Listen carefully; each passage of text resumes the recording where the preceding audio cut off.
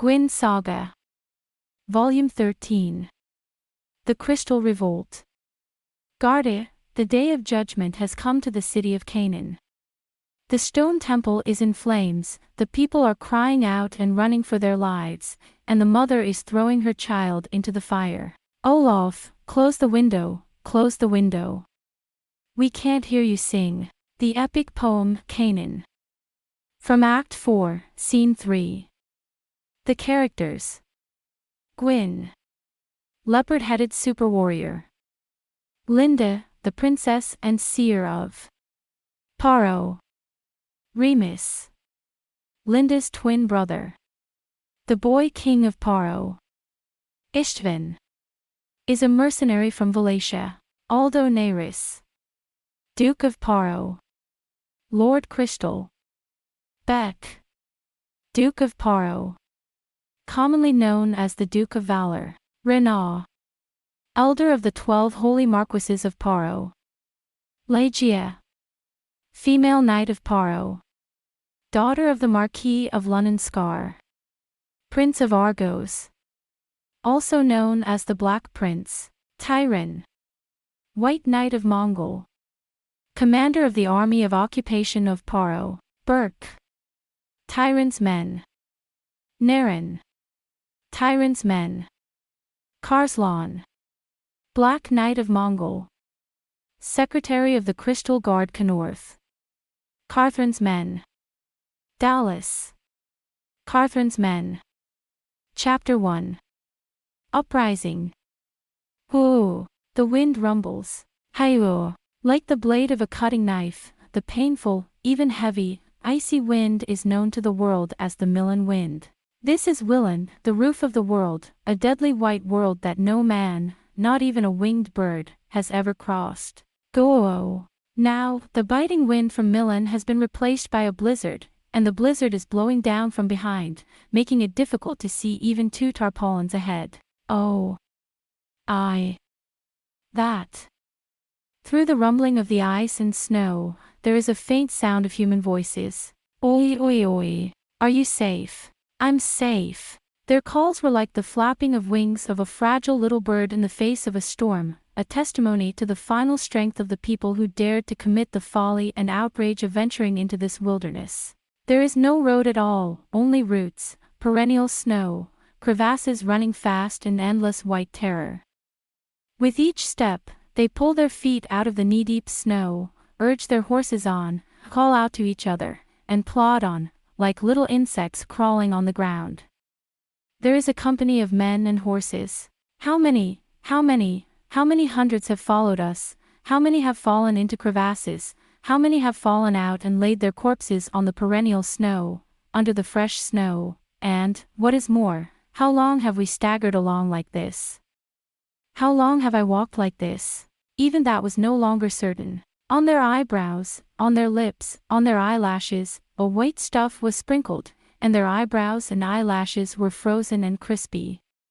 The bare parts of their faces became reddish-black from the snowburn, and most of them wrapped their faces round with cloth, leaving only their eyes exposed, but the cloth was also covered with snow and froze. They look like snow dolls, and yet they continue to move forward. Tien Shan Willen felt as if this unprecedented desecration, which was now about to take place, did not add up. And the silvery sky blows, and the snowflakes fall with a mighty crash. One of the riders, second from the front, who stood out even in the snow and wind, and who was dressed all in black, stopped in his tracks. Message. A black muffler covers his mouth, and a piercing voice emanates from it. Hi! Stop all troops. We can't go any further. We have no choice but to camp here and wait for the blizzard to stop or at least weaken. Yes, sir. Wait. Tezuto. Ha. Add this to the message. Stay close together in groups of 10 to keep warm. And make sure you have a sentry to keep everyone awake. And if you're passing under an ice wall, be sure to go through it before you camp, for fear of avalanches. That's what I mean. You understand. Okay. Watching the messenger bravely make his way back through the snowstorm.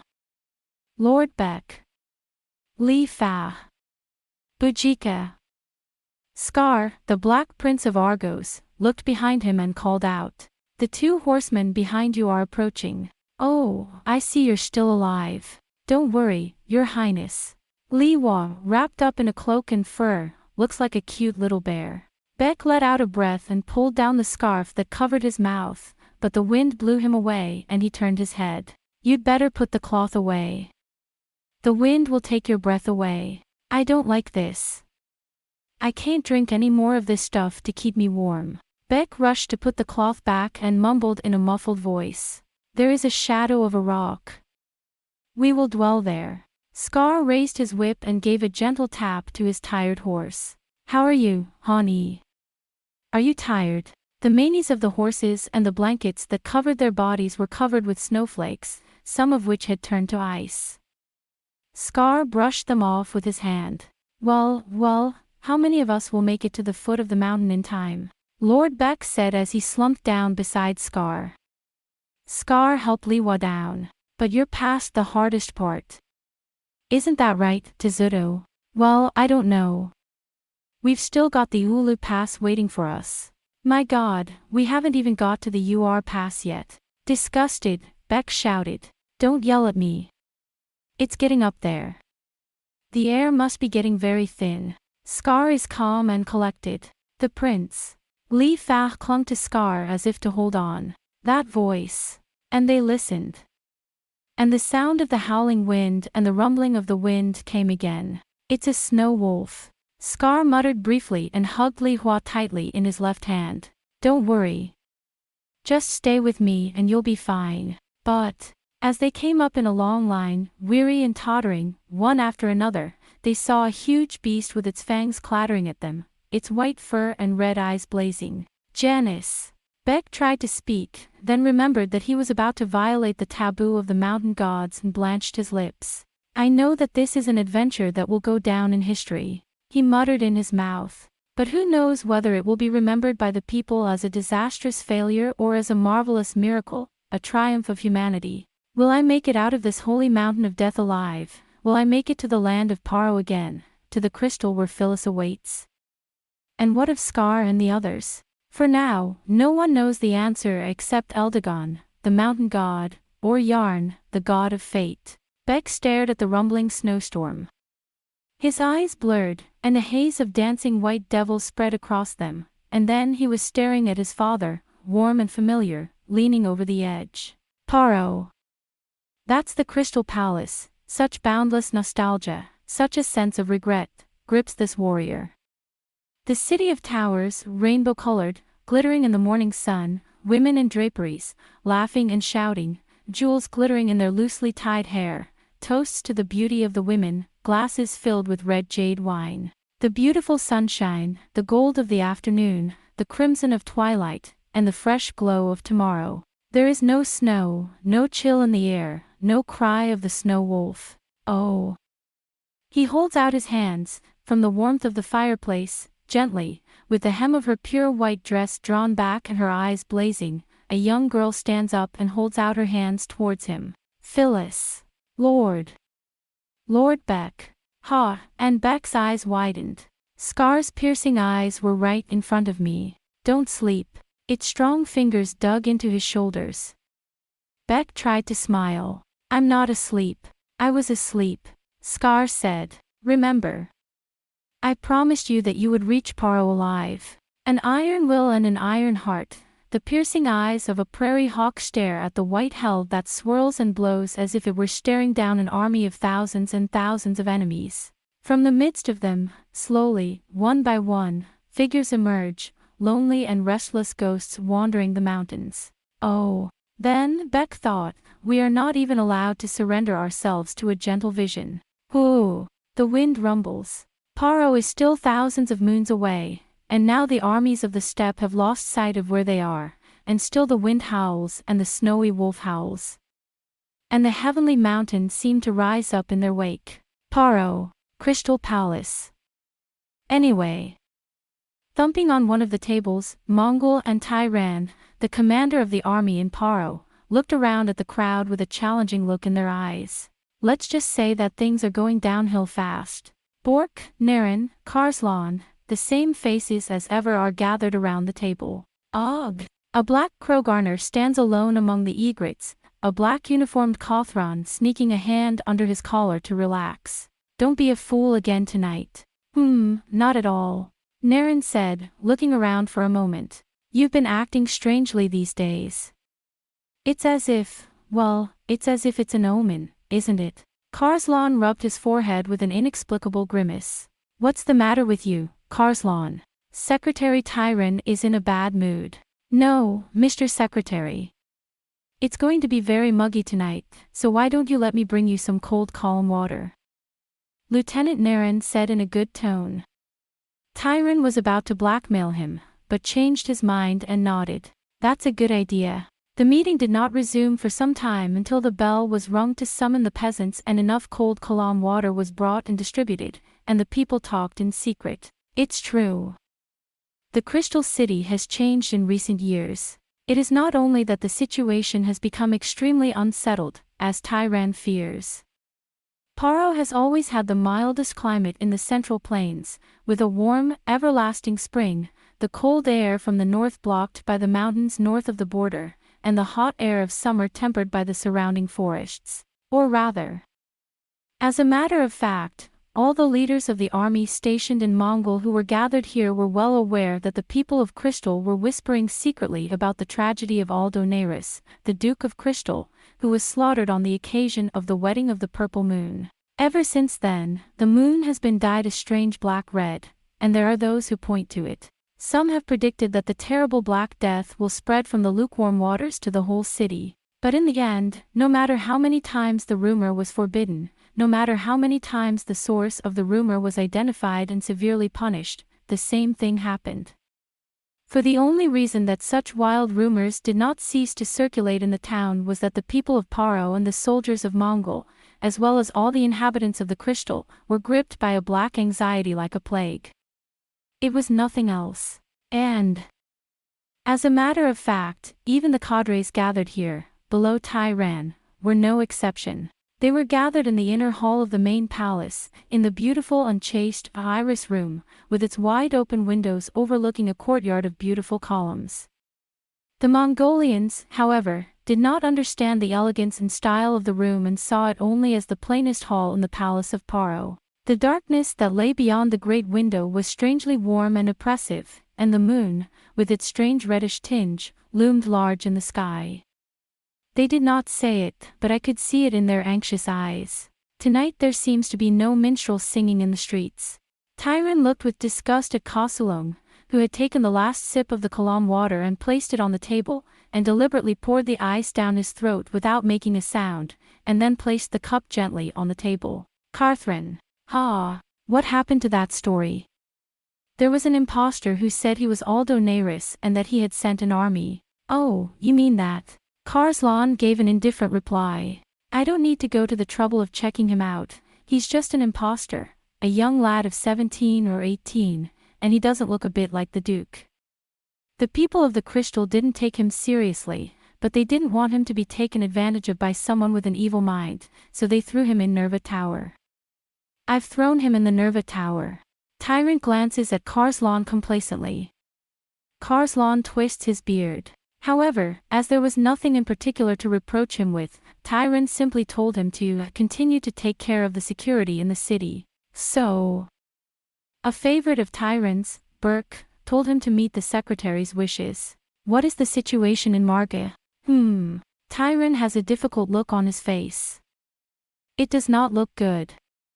According to reports received this morning, the Patriots, mainly young men from the Marga area, have gathered one after another under the leadership of the Marquis of Lunnon, who has declared his intention to take Paro, and there are now more than 3,000 of them, and in Salem, more than 5,000 under Durkin and Darvars.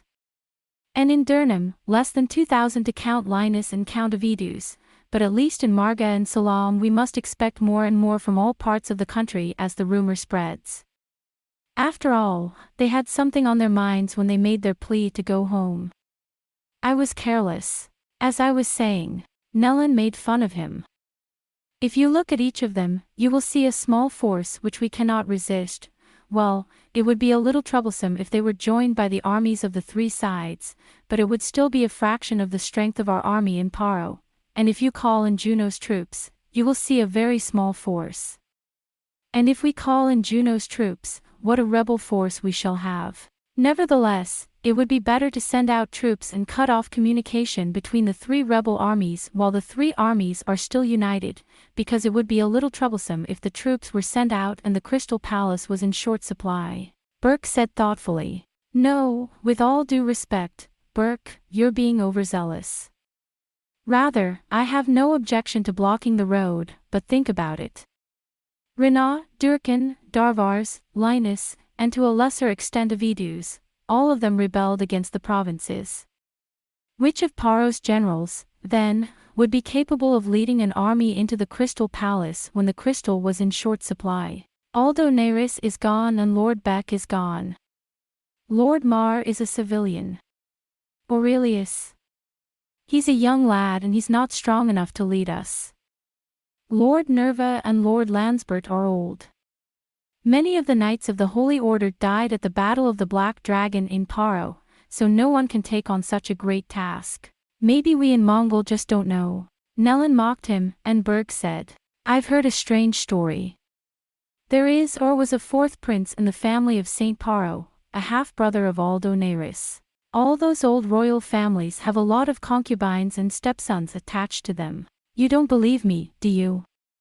But then, if Durkan or Darvars were to sneak back into the city, and yet here we are, with Karslan the security chief, holding all the gates firmly in place. Nellen's voice was tinged with bitterness, for he knew well that his commissioner had no sympathy for this provincial soldier, and he knew that Tyron would be secretly pleased if he tormented Karslan.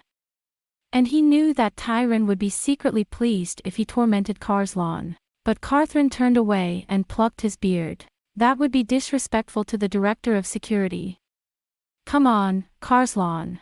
Be that as it may, I don't really care much for the rebel uprising itself. Suddenly Tyron intervened. Naren is right. At the most, each of us will never reach 20,000, maybe even 10,000. Not only that, they're a bunch of untrained men.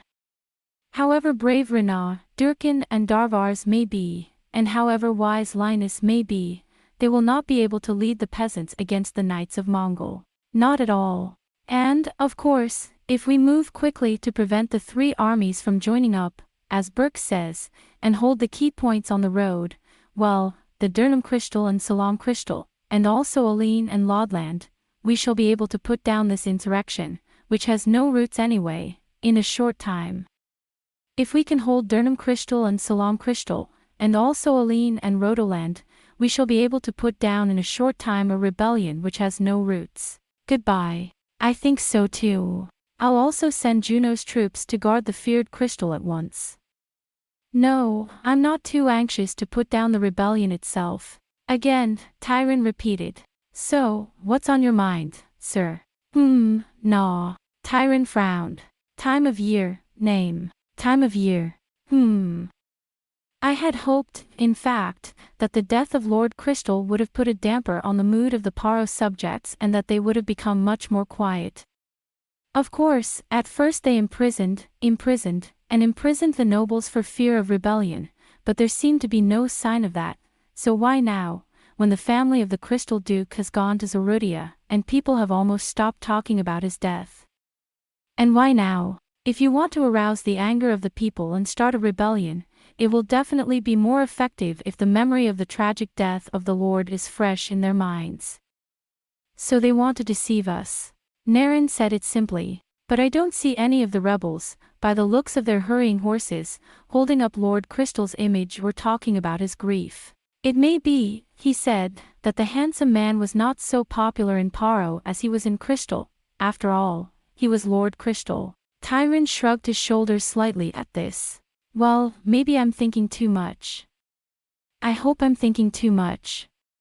By the way, putting the concern out of his mind, he looked around at the three of them in turn, as if he were a man wondering to whom he had assigned some unpleasant task. Bork and Nellen were unconcerned. They knew who was going to lose the lottery anyway. Tyron finally stopped his gaze on Karslan, as if to say, Carthrin. Bork and Nellen laugh inwardly. There you go. You're a good man, but you're a rebel, which means. Karslan looked at Tyron with a defiant look, which surprised Tyron. But you don't care much. How many battalions of Black Knights are there now? Bolin took 10,000 the other day, so I'll take 2 battalions of White Knights. Will you go with me? Let's get a map. No, thank you. Tyron choked. Burke and Naren were astonished to see Karslan's bushy beard and Tyron's pigeon pea face. Nah. I'm Crystal's head of security. Karslan's whiskers twitched. I don't think I'm up to the task. You can't do your job if you're away from the crystal. Besides, it's not right for me, the chief of the guard, to be ordered to put down a local rebellion. That's what Burke and Naren are for. Or do you think that only I, Burke and Naren, can put down the rebellion? I think that would be a bit rude to my colleagues. Tyron's face turned red and then blue. Seeing this from afar, Catherine now felt that he had shed all the bitterness he had felt since he had come to Paro as Tyron's subordinate. Look at him. Taurus, from a great family, who treats people like country folk all the time. Look at him, he's like a torque with his beard cut off when a cart can't push past him. Soon you will hear reports of the fires of rebellion here and there, but when that happens, be sure that you do not leave the crystal, for I am its chief guard. The crystal is the safest place. Although Neris's low voice rang in Karslan's ears, he knew what was coming. He's the one who arranged the rebellions in the 3 places and the seizure of the dwindling Crystal Palace. He knows everything. He knows everything. He knows Tyron's character. He knows he's going to make me do something I don't want to do. If I follow him, I'll be safe.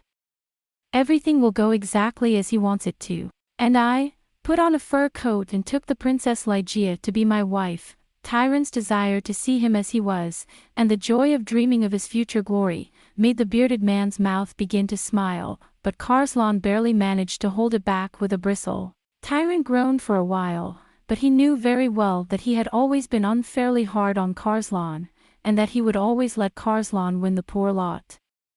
In this case, no matter how you look at it, Karslan has a point. That's why he glared at Karslan with regret.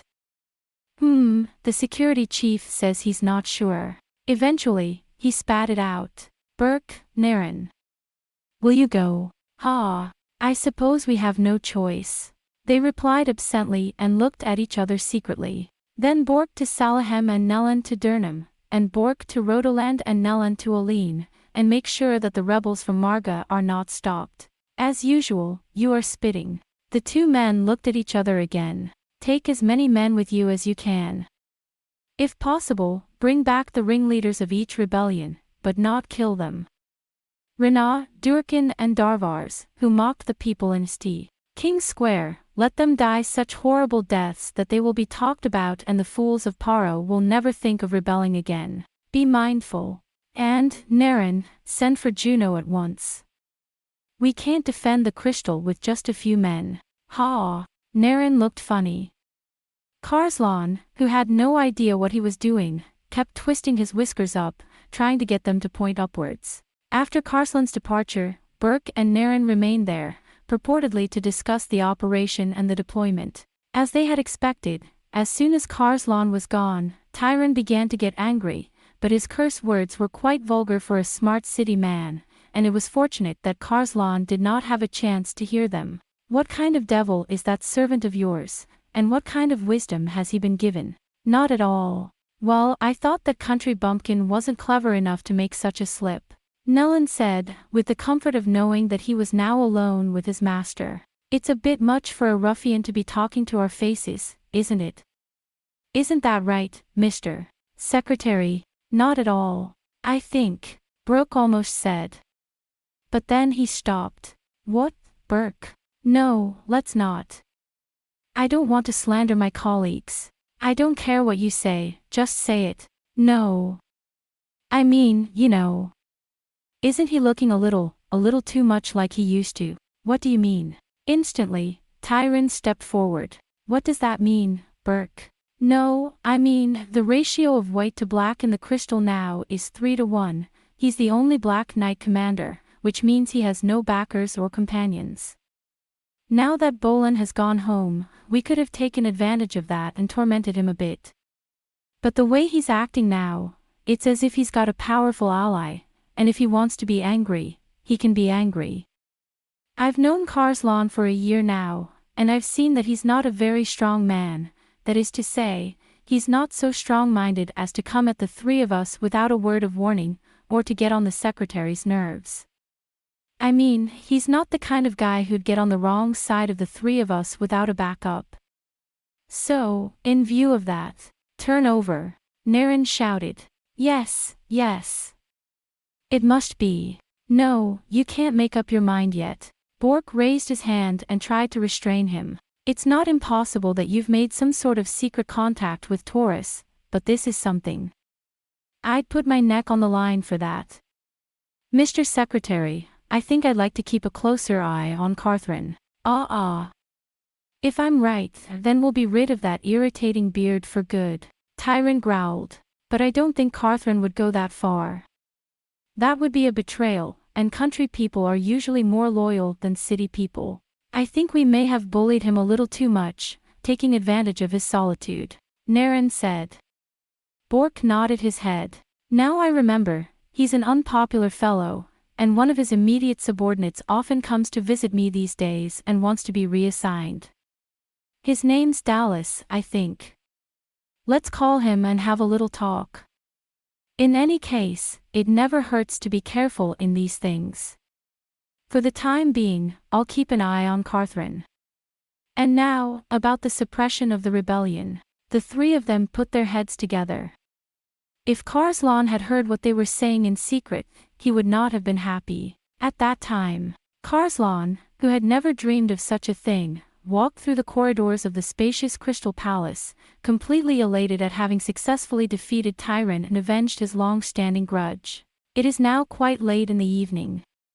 Nowadays, there are no soirees, and the number of noblemen who flock to the court without any business has dwindled to a few. Karslan, however, feels neither fear nor loneliness. He walks towards the side gate, beaming and giggling on his own. And Mr. Karslan. I heard a soft voice. Poof. Karslan looks around. No one is there. Who? Mr. Karslan. Turn left at the next corner, go down the stairs and enter the second small shop. Karslan was astonished, but suddenly he knew what to do and did as he was told. But still the voice seemed to come from the air. I pushed the door of the small room, which I was told to do, and it opened easily. Inside, there was a dimly lit antechamber for the ladies. Over the divan hung a beautiful courtesan, wearing a veil. Oh, it's you, isn't it? Carthrin shouted. Nerys smiled. You seem to be getting used to the city of magic, Carthrin. No, not exactly. Karslan pauses, looking around. Oh, what was that voice? It sounded as if it were coming out of thin air. It's called witchcraft digression, Carthrin. It's a very rudimentary form of magic, and I can use it. It's creepy. Karslan muttered secretly, but not loudly enough to be heard. The courtesan smiled as if she knew everything. In this way, from every angle, she looked like a tall, beautiful woman. Whenever he came face to face with this strange, mysterious prince, and exchanged a word with him, he was always seized again by that indescribable, uneasy, yet strangely feverish feeling which haunted him. Sometimes Karslan was seized with the suspicion that the prince was a much older sorcerer than he claimed, and that he had been unknowingly bewitched by him, so that his mind was no longer his own. It's been a very long meeting, hasn't it? Knowing or not knowing that he was in a state of turmoil, Nerys said softly, I'm sorry, but I can't help it. You're going to the countryside. Are you going to be killed? No, not at all. I wouldn't let them get away with it. I did what you told me to do and Tyran was dumbfounded. Nerys listened with amusement to Karslan's excited words. Right, so how do we put down the insurgents? Burke and Naren. Burke will bring Salam and Laudland, Nellen will bring Darnham and Elaine, and probably 2 battalions of White Knights. And Juno's troops to guard the crystal. So you'll send for Juno? Yes, at once, to bring back the troops. The beautiful face of the courtesan showed a hint of contemplation. But soon. How long have I been in Juno now? I asked casually as if it was nothing. 5,000 for the White Knight, 5,000 for the Black Knight. 10,000. Neris shrugged his shoulders slightly and said to himself, I don't know if it was Tyrant's idea or not, but Mongol is not to be trifled with. At first, I intended to concentrate the rebel forces at Juno. Juno is the gateway between Mongol and the crystal, and without holding it, we would stand unprotected against Mongol reinforcements. It is like pouring water from one side and scooping it out from the other. However, when I had the matter investigated, I found out that Juno's security was so tight that it would be impossible for us to face Juno's Mongol army with the strength of the rebels we had gathered for the time being. I was therefore reluctantly obliged to send a third army to Durnham. This would mean that all three armies would be heading for the crystal from the south and west. This would have the effect of the division into three armies. Nevertheless, Catherine. If we wait, it will be too late. Besides, I know that sooner or later the Mongols will be overturned by the news of the Primorsky cry. Besides, the disadvantage of not having Juno will be compensated by having you as a strong ally. You are the key player in the battle for the crystal, Karslan. You are the first to make a difference. Karslan's cheeks darkened with joy as he was told this. But, Lord Neris. But he had his doubts. I'm concerned about one thing. The people of Paro are very noble. Would they accept a countryman from Mongol as a holy knight, even if he did great deeds? Wouldn't they accept him? Karslan is already convinced that Paro will win. Neris gave a small laugh. You don't have to worry about that. You're not just going to be a holy knight. You'll have Princess Ligia, daughter of the Marquis of Rena, and you'll have my back. The people of Paro will love you. Oh, well, then, the Lord will take care of the rest. Karslan shouted with delight. That's fine. I'm grateful that you have such faith in my abilities, Karslan. Neris chuckled. But then he tightened his face. By the way, now that it's come to that, I have to hurry up too. Sooner or later, I'll have to ask you to work as hard as you can. You're not going to change your mind, are you, Karslan? When the time comes, won't you still be loyal to your country? What do you mean? Karslan was indignant. What allegiance is there to a country founded by an upstart? Wasn't it Lord Neris who said that? And it's true, a country is a country, no matter what, and if you betray it, there's no reason in the world why you should believe a man who turns. I am well aware of that. But even so, there are things in the world, and especially in men, that cannot be held back. Do you know what that proud tyrant has done to me just because I'm not of Taurus, my loyalty to Mongol? No, Lord Neris, I swear to you, when Paro's army regains the crystal in time, you will see that it is no one but Karslan who will take his head. I've been bullied and ridiculed for so long, and I've grown so bitter that I've decided to abandon my homeland just so I can give it to Tyron. No, thank you. With a smoky gaze, Neris murmured, but not aloud. I know exactly how you feel, Karslan. If I catch Tyron alive, I'll leave it to you to deal with him. I know how annoying it is to have to do the bidding of a man you don't like. Will you be able to get along with me, Carthrin? That's it. Karslan said with a smile, as if it had never occurred to him that he had once mocked and flogged Neris and tortured him in the basement of Lansvale Tower. After all, Mongol is a country that deserves to be called uncivilized and barbaric. The man of Paro is different. Mr. Neris treats people like me with respect. I was never treated fairly in Mongol. Yes, Neris said softly and stood up from the divan. If we go on too long, we may end up spoiling things. I'm going to tell you briefly about the procedure. I'm going to get the crystal back. After all, the crystal is the heart of Paro. Burke and Naren are leaving the crystal with a large number of soldiers each to put down the rebellion on three sides. At the same time, I will try to stop Juno's troops somehow. Then there will be no more than a few thousand troops left at the Crystal. At that moment, I will announce the survival of Lord Crystal and enter the Crystal Palace at once. This is when I want you to work, Catherine. I'll let you know more about the arrangements when I've made them, but if I'm on my own, I can come and go as I please, but if I want to start a rebellion, I'll have to come through the front gates with my name and banner flying. Yes. I'd like to avoid bloodshed in the Crystal Palace if possible. In my opinion, we must capture Tyron and bring him to the head of the army, so that the Mongol army, without Bork and Naren, will fall apart and surrender. On the other hand, the rebels are a bunch of ruffians. Yes, they won't be able to hold the White Guard, but they won't have to hang on for long. Before long, Remus with his army of Argos will come rushing up from the steppes and join the rebels. Then the mighty White Knights and, moreover, Juno's army, which, as I said, will be greatly affected by the developments in the Primorsky Krai. I believe that if the Primorsky Krai navy is mobilized and war is declared, Archduke Vlad will not think of sending more troops to Juno, or even of sending Juno's army to Taurus, depending on the situation. What matters to the Grand Duke is Taurus after all. Besides, if Paro is blockaded, the road to Mongol's homeland will be cut off, a tragedy for a mountainous country that cannot feed itself. So you see, Kursin, if we can hold out through all these battles, we will surely make it to Botka, the king of Paro, in the end. I believe that.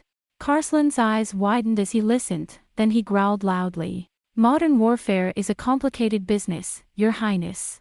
He twisted his beard and said with pride, I'm a smart, sophisticated Paro warlord, just like I used to be. And then Sooner or later, there will be a command. As if to signal the end of the audience, Nerys softly gathered up the hem of his garment and put back on his veil. But Catherine did not notice. From Princess Lygia. Yeah, probably. We must have the main ones among our men on our side. I'll leave that to you, Catherine. I have a man named Kanos, who is also a good man, and I have told him in secret that I will not take Dallas. If it comes to it, I'll kill him. Lord Nerys, would you mind if I asked you to take Kanos back to Paro with me? I'll think about it.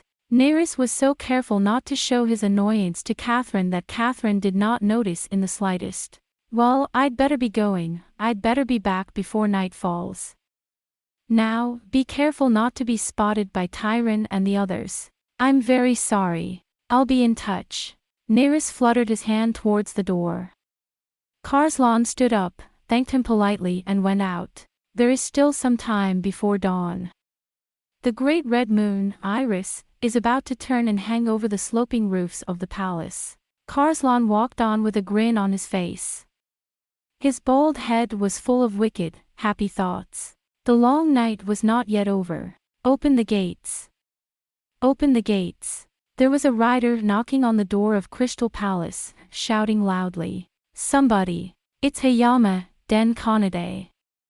Den Kanade. I'm home. In the knight's hand he saw the white banner of the highwayman's horse, and the gatekeeper opened the gate in panic. The heavy gates of the city are not yet open. Mr. Tyron.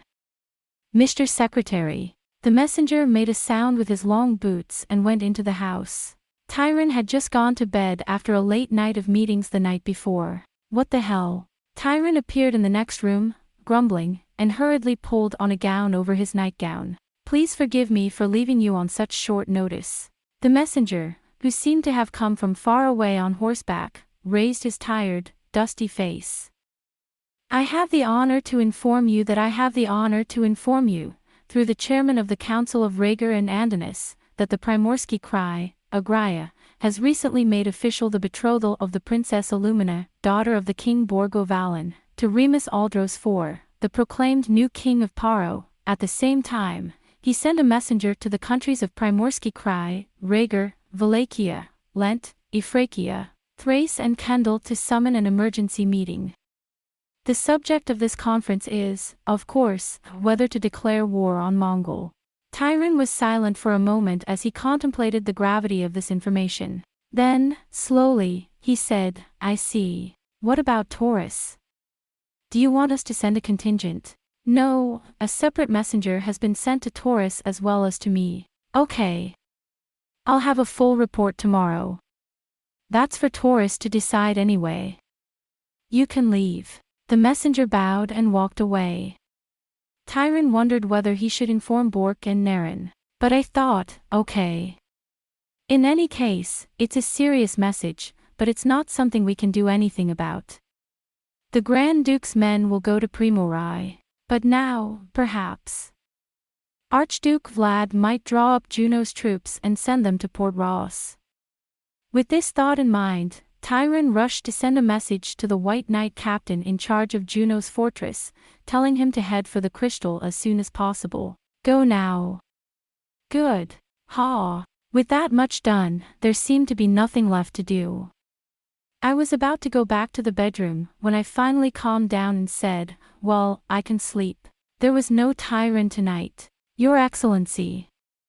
Mr. Bolan has something urgent to tell you. Let me through, he said in a shouting voice, but when he heard the report of Bolan, the White Knight, who had hurried in, he finally lost his sleep. Mr. Secretary. Just now, in Ambula, some 2,000 people, mostly students, rioted and set fire to a Mongol military camp. What? At any moment, I thought, something would happen, something that had been simmering ever since the death of Lord Crystal, and that thought had finally been lit. How far is it going to spread? Well, not yet. It seems that the students, having held a meeting to denounce the tyranny of Mongol, have gone out in a fit of excitement. Call Carthrin. Tyron ordered his servants. If you use too much force, you'll only make things worse. What about ordinary people? At the moment, many are asleep, but there are some who have opened their doors, run out and joined the mob, and the fear is that after the night is over, the whole city will be. I'll have it under control by then. Tyron said with anger and bite. Who is your leader? I thought they were Ambula students. Casualties on our side. One of the guards at the camp was injured. At any rate, the platoon at the camp would have made things worse, so I had them pull back and cover the Janus Bridge and the Ilhas and Lansvale rivers to prevent them from going to the palace. What about the city guard? At the moment, I'm keeping my hands to myself and letting him watch from a distance, so I'm sure he'll keep me posted. Boom. Tyron thought. Wait a minute. And tell the lad to bring in some hot column water. As I hurriedly retired to my bedroom to get dressed, I began to clear my head a little. When I pull open the curtains, it is almost dawn. There is a feeling of heat, the same as in the past few days, lurking in the early morning freshness. The moon, which is setting, is an unpleasant shade of red. It's a bad omen. Unknowingly, Tyron was muttering. I opened the window on the other side of the building, where I could see the direction of Ambula. The sky is still dark. Underneath, the sky around Ambula seemed to be reddening. It could be a long day. Tyron put on his full torso and put up his sword. It was a weight of armor that he had long since forgotten. The fact that this was an occupied country, and that the occupiers were still fighting, a fact that I had not given much thought to recently, suddenly weighed heavily on my mind. Besides Bolan, there was another White Knight waiting for him. And now for a report. The rioters have burnt down the Ambula camp, and have taken over the whole of Ambula, and are sitting on the main street, raising their spirits. What about the palace? For now, there's no sign of any threat. So we're keeping our eyes open. Have they multiplied? Are they armed? There's been a slight increase. But the armed men are not so bad. Let's go over there, Volant, Nye. Tyron went into the crystal room that was always reserved for the headquarters. He had been summoned and Karslan was waiting for him there. Tyron told him of Bolan and Nye's report. Send out the whole of the city guard at once. But don't provoke them and cause a big uproar. Karslan wondered if it would be better to refuse. However, although Neris told me not to leave the crystal, he didn't tell me what to do in the city. And since he had refused to go to the rebels in Salam and Durnham with the pretense of being the city's security chief, he had no reason to refuse to suppress the city. Karslan licked his lips. We will be there immediately, he replied. If possible, try to avoid bloodshed, do not provoke. I know it by heart. Even Tyron, in his hour of need, has no time to torment Carthrin. Where are Burke and Naren yet? Tyron shouted. Carslan, who was about to leave, stopped and turned round when he heard this. What? Let's go. Now that this has happened, may it not be necessary to send the burghers to Salam and Marga? No, we must close the 4 gates and forbid them to enter the city of Crystal. No. What happened to Tyron? Cancel it. We won't stop. As soon as this happens, we'll send out a suppression force. The uprising in Crystal will only make the rebels on the 3 sides stronger. Let's get out there before the city gets even more chaotic. The city is your responsibility, Carslan. Until Juno's troops arrive. Yes, sir. Carslan was ridiculously quiet and left without showing any sign of annoyance. He had something on his mind. Instead, Burke and Naren came in. A riot, sir. Another bad time. Mr. Secretary, the early horse. At the same time, a farmer came in. From where? From Marga. The messenger was gasping for breath. I have a report for you. At Marga, the rebel army led by the Marquis of Lunnon, which has swelled to 4,000, has begun its march towards the Crystal, increasing its numbers at every turn. Oh my God! Without thinking, Tyron shouted. What a day it is today! You heard him, Burke, Naren. Send out the troops immediately. It's more than a mob. I have also been informed by Durham that Linus and Avidus of Durham do not dare to go to the Crystal, but are building up their forces there, probably with the intention of waiting to join up with Lunnon's army. Intercept! Tyron shouted. Hit them before they get any bigger, crush them. Nellen, for now, hold up the rendezvous of the 2 armies between Durham and Marga. We'll block the Darnham road. What's the situation in Salam?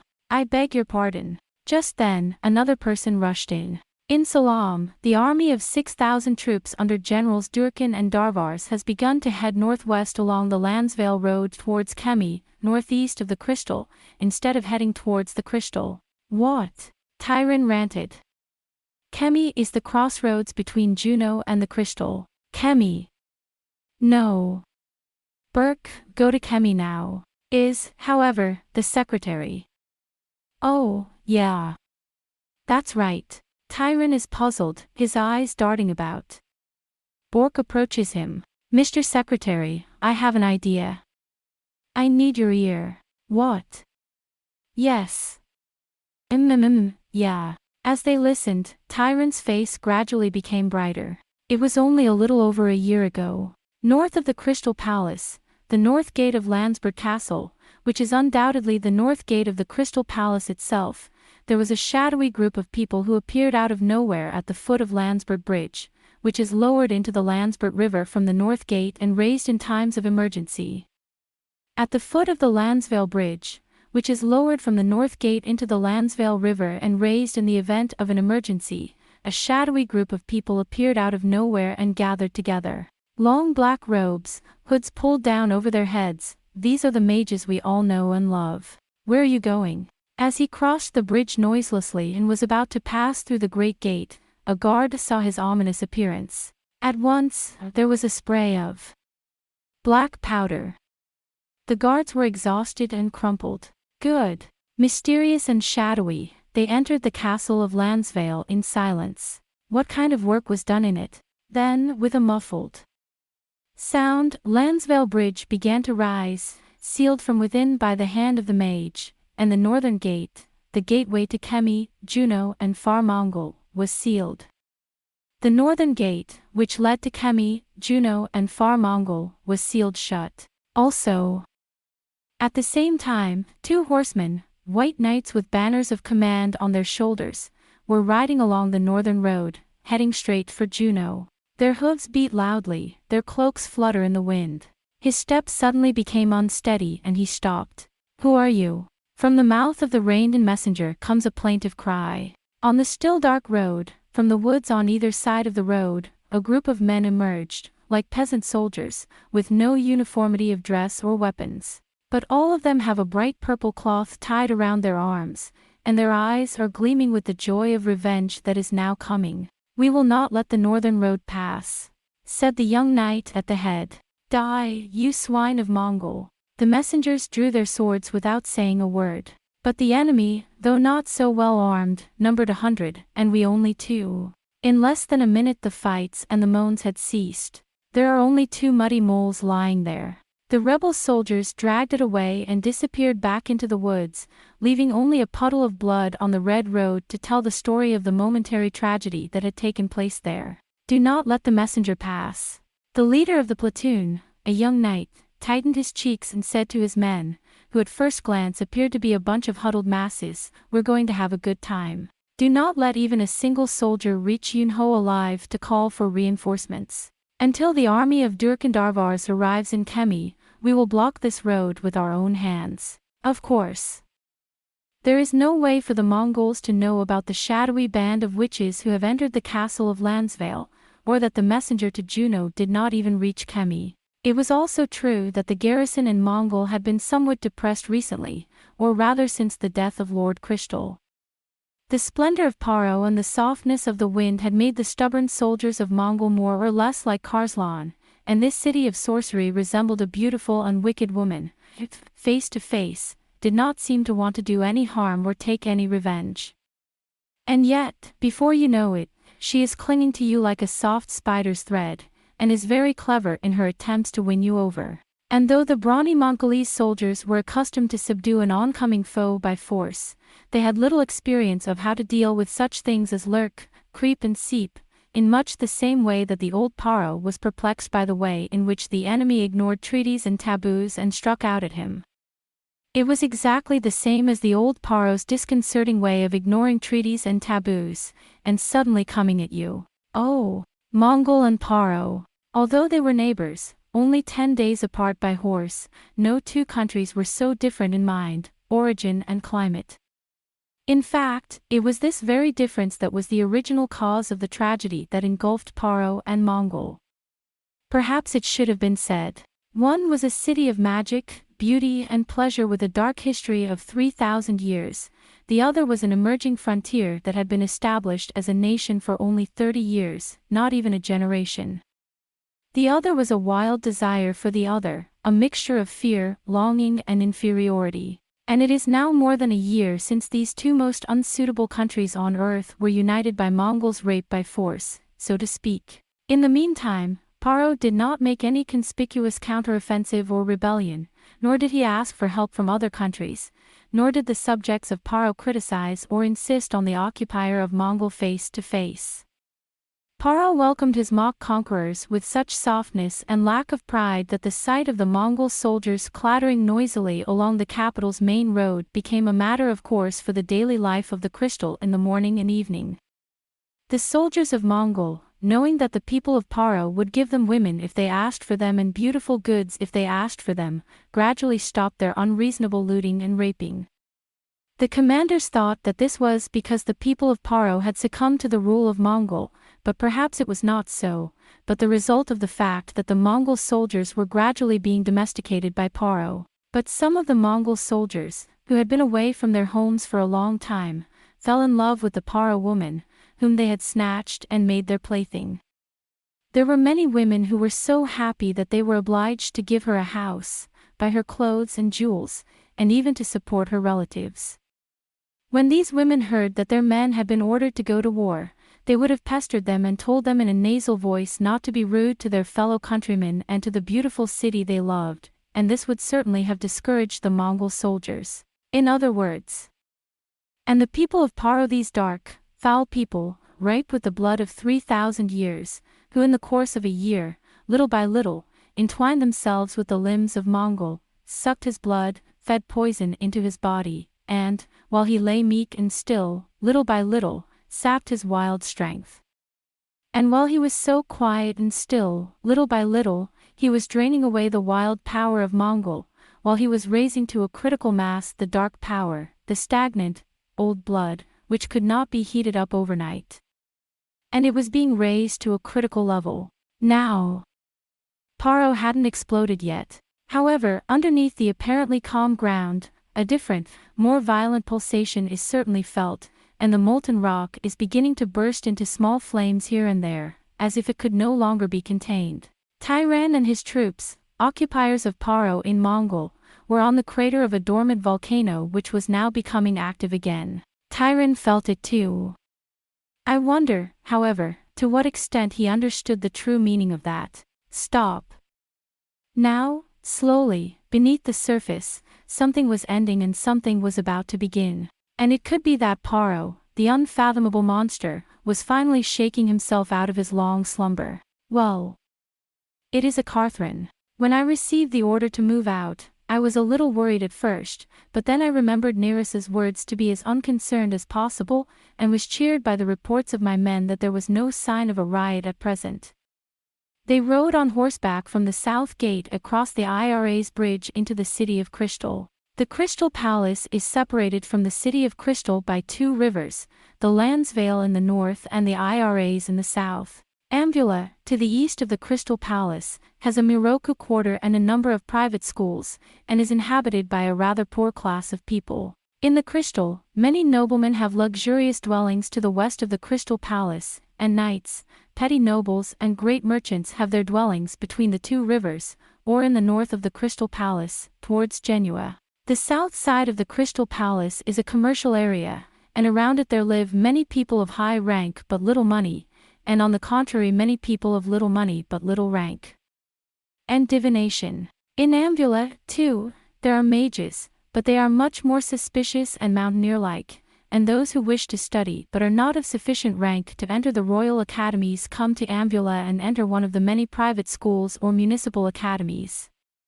Even in the private schools, the passion for learning was always satisfied, as some of them were very famous, such as Pythagoras, Charon, O Tan Fei, Anxenasius. There are also countless more obscure cram schools, for children, for those wishing to receive a rudimentary education, and for women only. In Paro, or at least in Crystal, learning is an inalienable right that is wide open to everyone, even to freed slaves. Therefore, Ambula was also a constant source of headache for the occupying forces in Mongol. The students were bloody-minded and articulate. Besides, most of them were very patriotic. How many times, during the seemingly untroubled reign of the occupying power in Paro, have the students of Ambula been the only ones to cause trouble, with riots, assassinations of occupation officials and all sorts of dubious schemes? It makes no difference in any age that students are prone to extremism. Whenever we were troubled by the students of Ambula, there were several suggestions on the part of Mongol that we should carry out a major raid on Ambula in order to cut off the source of this trouble and cut off the breeding ground for such disputes, but it was impossible to eliminate all the numerous private schools, large and small. However, it was impossible to eliminate all the numerous private schools, large and small, and the area of Ambra itself was such an insurmountable place that it would be impossible to do so without burning down the whole area, including hundreds of thousands of citizens, and each time the idea of exterminating the students was dropped. As Karslan drove his horse along the Via Saria, he wondered how it had happened. As we were passing through that area, close to the temple of Saria, when the dawn was finally breaking, we could never have known that such a disturbance was taking place in Ambula. In this area, where the biggest and best shops in the Crystal are located, the shops always close their doors tightly and not a single light comes out.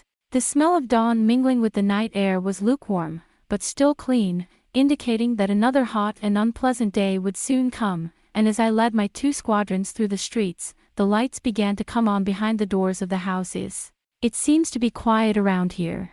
Carthran spoke to Knorth, who followed him with his horse. Goodbye. Well, wealthy merchants are notorious for their profit and loss. They are not likely to join a riot of youths so easily. Goodbye. The ominous part of the city, black and still, with the night still thick in it, is the Aryan Way, the place of the mages. To the left. Carthran instructed them to leave the street which led straight to the Temple of Saria, commonly known as the South Street of Saria, and to enter the wider street of Saria. Beyond this is the Janus Bridge, which cuts a wide swathe between the city and the Crystal Palace. Captain. Canoes, suddenly, leaned towards her and made an uneasy sound. What? It seems to me that it smells. Kineish. Karslan twitched his nose. Then he looked up at the eastern sky with a furrowed brow. Look, red sky in the east. It was not the redness of the lure that came up. It may have been further widened by it. But what lies beneath is a different kind of redness, a more sinister, poisonous redness. Indeed, Kanos was right, there was a smell of something festering in the air. They're probably having a grand bonfire and making a lot of noise, Karslan said without conviction. But, Captain, well, we have no barracks or quarters around here. No matter what the crazy students make of it, as long as they make their own things in their own country. The air was thick with anxiety and a sense of impending doom. The 200 men of the Mongols followed the commanders quietly on horseback and on foot. The sound of their footsteps on the cobblestones, thudding, thudding, thudding, was united and frightening. Their cheeks were tightened and even somewhat pale. By this time, it was clear to me that Ambula was awake. There seemed to be some kind of disturbance, a disturbance of a different kind, enveloping the whole area like a haze. Normally, in these early mornings, before the sun has even risen, the houses are already lit up and many people are out in the streets. But this morning, when the streets were deserted, not a single person passed by, not a morning light could be seen in the downtown area, and the sky was unnecessarily red. It made me think that something unusual was happening. Captain Karslan. When we reached the south of the Janus Bridge, a group of white knights saluted us quickly. What's the situation? It's the same as ever. The white knight, who called himself San of Baran, looked back at Ambula. After the burning of the camp, the students gathered in the square in front of the temple of Miroku, and at first they shouted in high spirits, "Down with Mongol." At first they were shouting, "Down with Mongol," and "Hang Tyran," but when they saw that we had gone out and covered the Aryan Bridge and the Janus Bridge, they did not dare to break through them, but only began to light a huge bonfire in the square. People are throwing into the fire bills of the Mongols, dolls in the shape of Mongols, and various other things, but so far there is no sign of any further action. Sun said with concern. Well, said he, it would be unwise for me to say anything of the kind, but, on the contrary, since it is so far settled, it is not likely that your lordship will come before them. Well, after all, we all know that His Excellency Lord Karslan, as Commissioner of Security of the City of Crystal, has dealt with the agitators very severely, and if he were to provoke them any further, he would not be able to do so. If we give them any more provocation. Boom! Karslan growled. He didn't want to come out, and if he could, he would have told the students that he was on their side. However, this is not the case at the moment. But we can't rely on you to stay quiet like that forever. That's quite true. Well, I can't see that bonfire from here. Karslan leapt into the crucible. We are in front of the temple of Miroku. How far can we go from here? You're right, but I can't just leave you to go back to the palace, since I'm also the security chief. I'd like to have a look at the inside of Ambula. Well, I think you'd better stop that. What? Why? Well, this whole district of Ambra is like a labyrinth, and we have no idea what is going on in it, or where anything might be hidden. I am sure that all the students are gathered in the temple of Miroku, but there are probably some scouts around who would like to see what is going on. San pointed to the riverbank, with its many small houses and narrow streets, below the huge bridge. But that's as far as it goes. Karslan was stubborn. Captain, sir. Nothing like that. There's no need to risk it. Also attracts Kanos. No, not so fast. We can't go back to the palace and tell Secretary Tyran that we've left the Janus Bridge without seeing any of them, Karslan said stubbornly. He was suddenly very interested in these people who were just lighting bonfires without doing anything. If you go that far and come right back, there's nothing to be afraid of. Sun shrugged his shoulders. He seemed to be saying that whatever had happened was not his fault. Kanos. Take a platoon and follow me. Me? Kanorth looked unhappy, but was forced to obey the order. Karslan's party broke away from the main body of men and went down the Janus Bridge to the bank where the two rivers meet. The little houses that lined the street were so tightly shut that it was almost as if they were unoccupied. But the soldiers entering the houses were so tense that they could almost hear the panting breaths of the people behind the doors. The area around the Crystal Palace, the Holy See's estate, and the Janus Bridge, though separated from it only by a few squares and battlements, had a different feel, almost as if it were a different country. The palace and the noblemen's dwellings that followed it were spacious, full of trees and flowers, with cobbled streets stretching in all directions in a beautiful mosaic in the midst of a vast expanse of land, with groups of white columns and graceful towers rising between the trees and above the roofs, in a beauty and harmony, a refinement beyond compare, as if in the kingdom of God. The houses and palaces were spacious and spacious. The houses and palaces, with their spacious courtyards and their high roofs, were built with the utmost luxury, with the greatest technical skill and with the greatest attention to detail. However, the style of the building as a whole is unified, so that the building as a whole can be said to be one great building without any sense of incongruity. But here, in Ambula, we saw another side of Paro. However, the country of Paro itself was rich and boasted the highest standards of living and education in the world, and even though it was a small town, it was also a center of education where students gathered. The ruler of Crystal City, who loved beauty and elegance, would not tolerate the existence of horrible dens and dungeons in the beautiful Queen of Magic.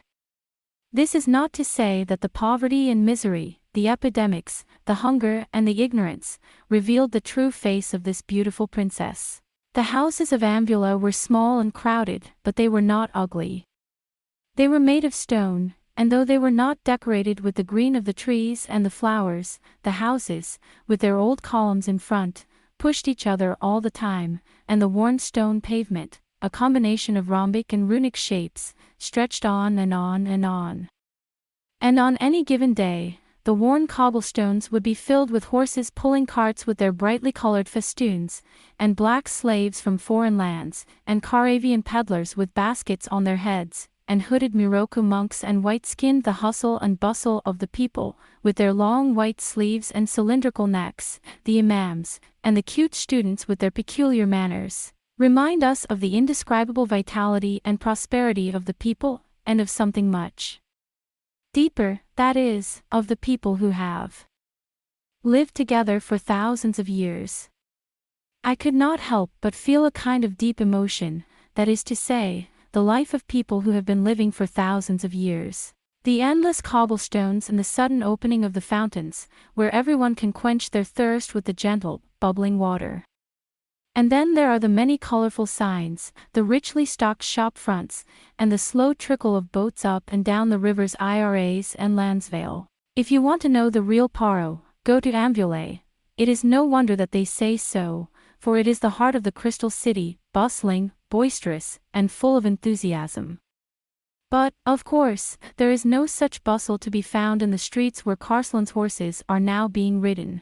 The worn cobblestones and the old stone squares of the houses did not tell this invader anything. They will walk as though they were walking in the city of death, their hoofs fluttering, and they will go towards the temple of Miroku with caution. You seem to be quiet. Carslan, wriggling his beard, was about to say. It was a moment in time. Something flew from the roof of one of the square houses and crashed under the feet of Catherine's horse. The horse was so frightened that it tried to stand on its haunches, but Carslan desperately stopped it. Daudu! Daudu! This is like a stale vacha fruit. Canos, who had jumped down to investigate, shouted. Needless to say, vacha is a speciality of Mongol. You're harassing me. The tips of Carslan's whiskers trembled faintly as he said this. Captain, I think it's time for you to go back to the bridge. What? I see. I see. He was about to scold him when Carslan thought better of it. If we go to the temple of Miroku, we may never return. All right, we'll go back. No end to what you say. Mongol, get out of Paro. Bring back the king's family. Return Paro to the people of Paro. Cries from within the houses, from above, and from the alleys. Things were falling in pieces. Stones, rotten vacha fruit, eggs, rotten vegetables, lumps of ash. Whoopee! The ashes were thrown into the breast of his armor, and Catherine coughed. This is not good. All the men, back. Hurry up. Without being told, they had already turned right and started running back towards the Janus Bridge at full speed, as if life itself were a matter of course. Naturally, Karslan, who had been at the head of the group, was shamefully left behind. You're leaving your captain behind. So you're Mongol soldiers. Here, discipline, orders. Catherine raged and raved, but when he received another blow from Vasha, he realized that this was not the time to be talking like that, and gave horse a whip in a hurry. The horse was frightened and tried to run away. Just as he does so, a crush of ashes hits him on the bridge of his nose, and he cannot resist. The horse screamed loudly and stood on its haunches, and this time Karslan could not resist being thrown from the saddle. Wow! Kothrand, crawling on the cobblestones in a manner not to be seen by his men, stood up in a rage, but was immediately thrown back. The horse is gone, dazed and blind. Wow! Catherine felt as if his whole body was being drained of its strength. He had been left alone in Ambula, without a horse. And he, the chief of security, the man who had been the object of all the people's hatred. Was it reckless to think of going into the Ambula? For the first time, the thought crossed Karslan's mind. Damn you, doll. As he talked with Aldo Naris, he was under the illusion that he had left Mongol behind and had been accepted by Paro. Would the proud and vindictive people of Paro accept him, the man who had captured, imprisoned and tormented them in such a way, and who would be a traitor himself, so easily? For the first time, this question also struck him in his euphoric heart. Am I wrong? I thought I would curse myself for my misfortune, and reproach the Khanats for running away without their captain. But there was more to it than that. Nowadays, human figures peek out from the rooftops of houses. At length, in the direction of the temple of Miroku, there came a sound like the voice of time, like a tidal wave. At last the air was filled with the smell of burning things, and with smoke that heightened the disturbing murmur. And then Karslan's arm was suddenly grabbed by someone who came out of the alley. Karslan rushes to find his sword. It's me. He took down the veil which he had been wearing and revealed a white face. The face of a young woman, elegant and graceful, was revealed. Oh, you're Lygia. What are you doing here? Quickly, to the side streets. It's not safe here. In a panic, Karslan followed her into an alley. Lygia was dressed in an unfamiliar way. A short, colored tunic, a tightly twisted cotton skirt, a long apron and a loose woolen veil. These are the everyday clothes of the women who toil in the shops and homes of the Ambula district. As he did so, the white hagiography spilled out of her skirt, which was quite sexy, and at this moment, Karslan had a foolish thought. Sir, you must return to the palace now. Lygia, for his part, cares nothing for Katherine's degradation. I can take you to the Janus Bridge in no time. I'll leave a few men to guard the bridge and we'll be on our way to the Crystal Palace in no time. What's the matter? Why are you acting like that? You're in danger here. What, to the Crystal Palace? Yes. Naren and Burke have left the palace with the army. The time is now. Karslan's slow-witted brain is finally beginning to grasp the situation. Oh. You're here under orders from. Yes, it is. Lygia tries not to show her annoyance. Now, there are only 5,000 men in the palace. Don't let Bork or Naren find out. Go back to the palace as soon as you can and, listen to me, do as I say. Gosh, Karslan spat. Suddenly, even though we were in the midst of this uprising, the whole world fell silent, and even time ceased to move. And Karslan felt as if the world was listening to him. Cancer. And blood is hitting his temples. The time has come. The time has not yet come to take the hand of Dole, king of torment and treachery. Now Katherine, captain of the Black Guard of Mongol, will be a traitor to his country. I'll only say it once. Listen carefully. Lygia took Katherine's hand and held it. Katherine was not even aware of it. He did not know where the voice came from. It did not come from the vermilion lips of the woman he loved, but from all the world, or as the voice of a great heaven, all seemed to be listening to it. In fact, Lygia's voice was like a whisper. Soon our men will have them pinned to the Janus Bridge. So the next report won't come. Go back to the palace, declare martial law and send a white knight to the south gate immediately. Don't let the east gate be closed and, remember, the knight's gate will be guarded by you and your men. The south and east gates are ours to attack and Lambert's gate is already occupied by the mages. Tyron will surely send his men to defend the gate and try to fall through the knight's gate to Juno. He'll make sure we're forced to do it. So you swore to defeat Tyron with your own hands. Yes. Suddenly Karslan stopped trembling. His eyes were fixed. As for Tyron, I'll stop him with my sword. Do not let him escape.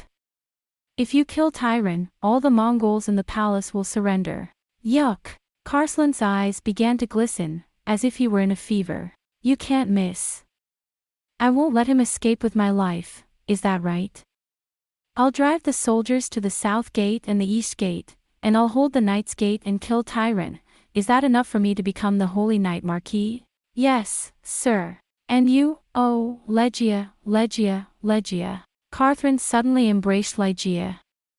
It was as if Lygia's body was the only thing that could save him from the surging waves of fear.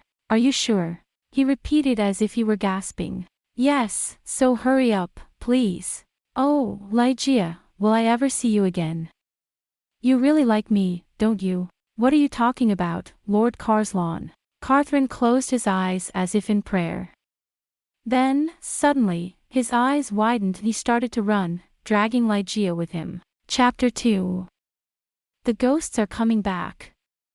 The whole of Ambula is filled with a sense of uneasy tension, and something akin to anticipation. What's about to happen? What are we waiting for to happen? Some 2,000 people were huddled together, staring at the bonfire. There was no way to penetrate the depths of this forbidden zone, not for Karslan and his men, not even for those in Mongol. It was not always the students of private schools and apprentice mages who gathered in the cobbled square in front of the temple of Miroku, sitting on the corners of pillars and shop fronts with clubs, sickles and machetes cradled in their lap. There are young women in men's clothes, with their hair in a bun, and housewives with children on their chests. Peddlers, shopkeepers, strong, dark-skinned emancipated slaves, and so on. Among the miscellaneous races that can be seen in the Ambula on a daily basis, with the exception of the Miroku, the old and sick, and the small children, people of almost every class and occupation have gathered there for no apparent reason, and are huddled together in anxiety and anticipation of what is about to happen. That's what it looks like. And there, gazing at them, in front of the temple, with a huge bonfire burning as if it would scorch the heavens, were the young students of the private school, recognizable at a glance by their peculiar dress, their close-fitting round caps, their long, bushy belts, and their large, plucked scarves bearing the symbol of Cassis, the god of learning. They were young students of a private school, easily recognizable by the tight-fitting hats, long belts and scarves with the symbol of Cassis on their backs and chests. A few of them proudly wear a round cap with a purple line, a purple jacket and a scarf combining blackcurrant and Janus, the sign of the Royal Academy. Some of them dreamed of entering the Tower of the Magi as mages, others of teaching in the Royal Academies, others of opening their own private schools, and still others of returning home to teach their countrymen. However, none of them were inferior to the others in their absolute loyalty and devotion to their country and to the Holy Family, the symbol of learning, culture and faith. They were solemnly putting into the fire the physiognomies which had been distributed by the Mongols, the banners forbidding opposition, and the notices of the crimes of the patriots, which they had gathered together. Their young faces were glowing red with the fire, and the bonfires were blown up so high that hardly anyone noticed that it was almost dawn. A drunken excitement seized them. One after another the people crowded round the temple of Miroku, and their number increased. But they were strangely quiet. In fact, not one of them shouted a word of reproach against Mongol or of loyalty to Paro. Like the people who had once filled the square of Arcandros before the sham wedding of Lord Crystal, ruler of Crystal, to Amneris, princess of Mongol, they did not push or shove each other, but sat or stood still, watching the students around the bonfire. They were sitting or standing around the bonfire, watching the students. It was clear that there was something different about him from the Ambula of yesterday. It was as if they themselves knew that something was different. They were waiting. But perhaps, when asked what they were waiting for, they were unable to speak clearly. So they kept all their eyes fixed on the students, as if they expected them to reveal something. But, of course, even the students who caused the uproar were not so sure. Lawn. One of the students was standing by the bonfire with his arms folded, and the other one came hurrying through the crowd and called out to him. What, Nunus? A student called Lawn, who, somewhat arrogantly, turned his face towards you.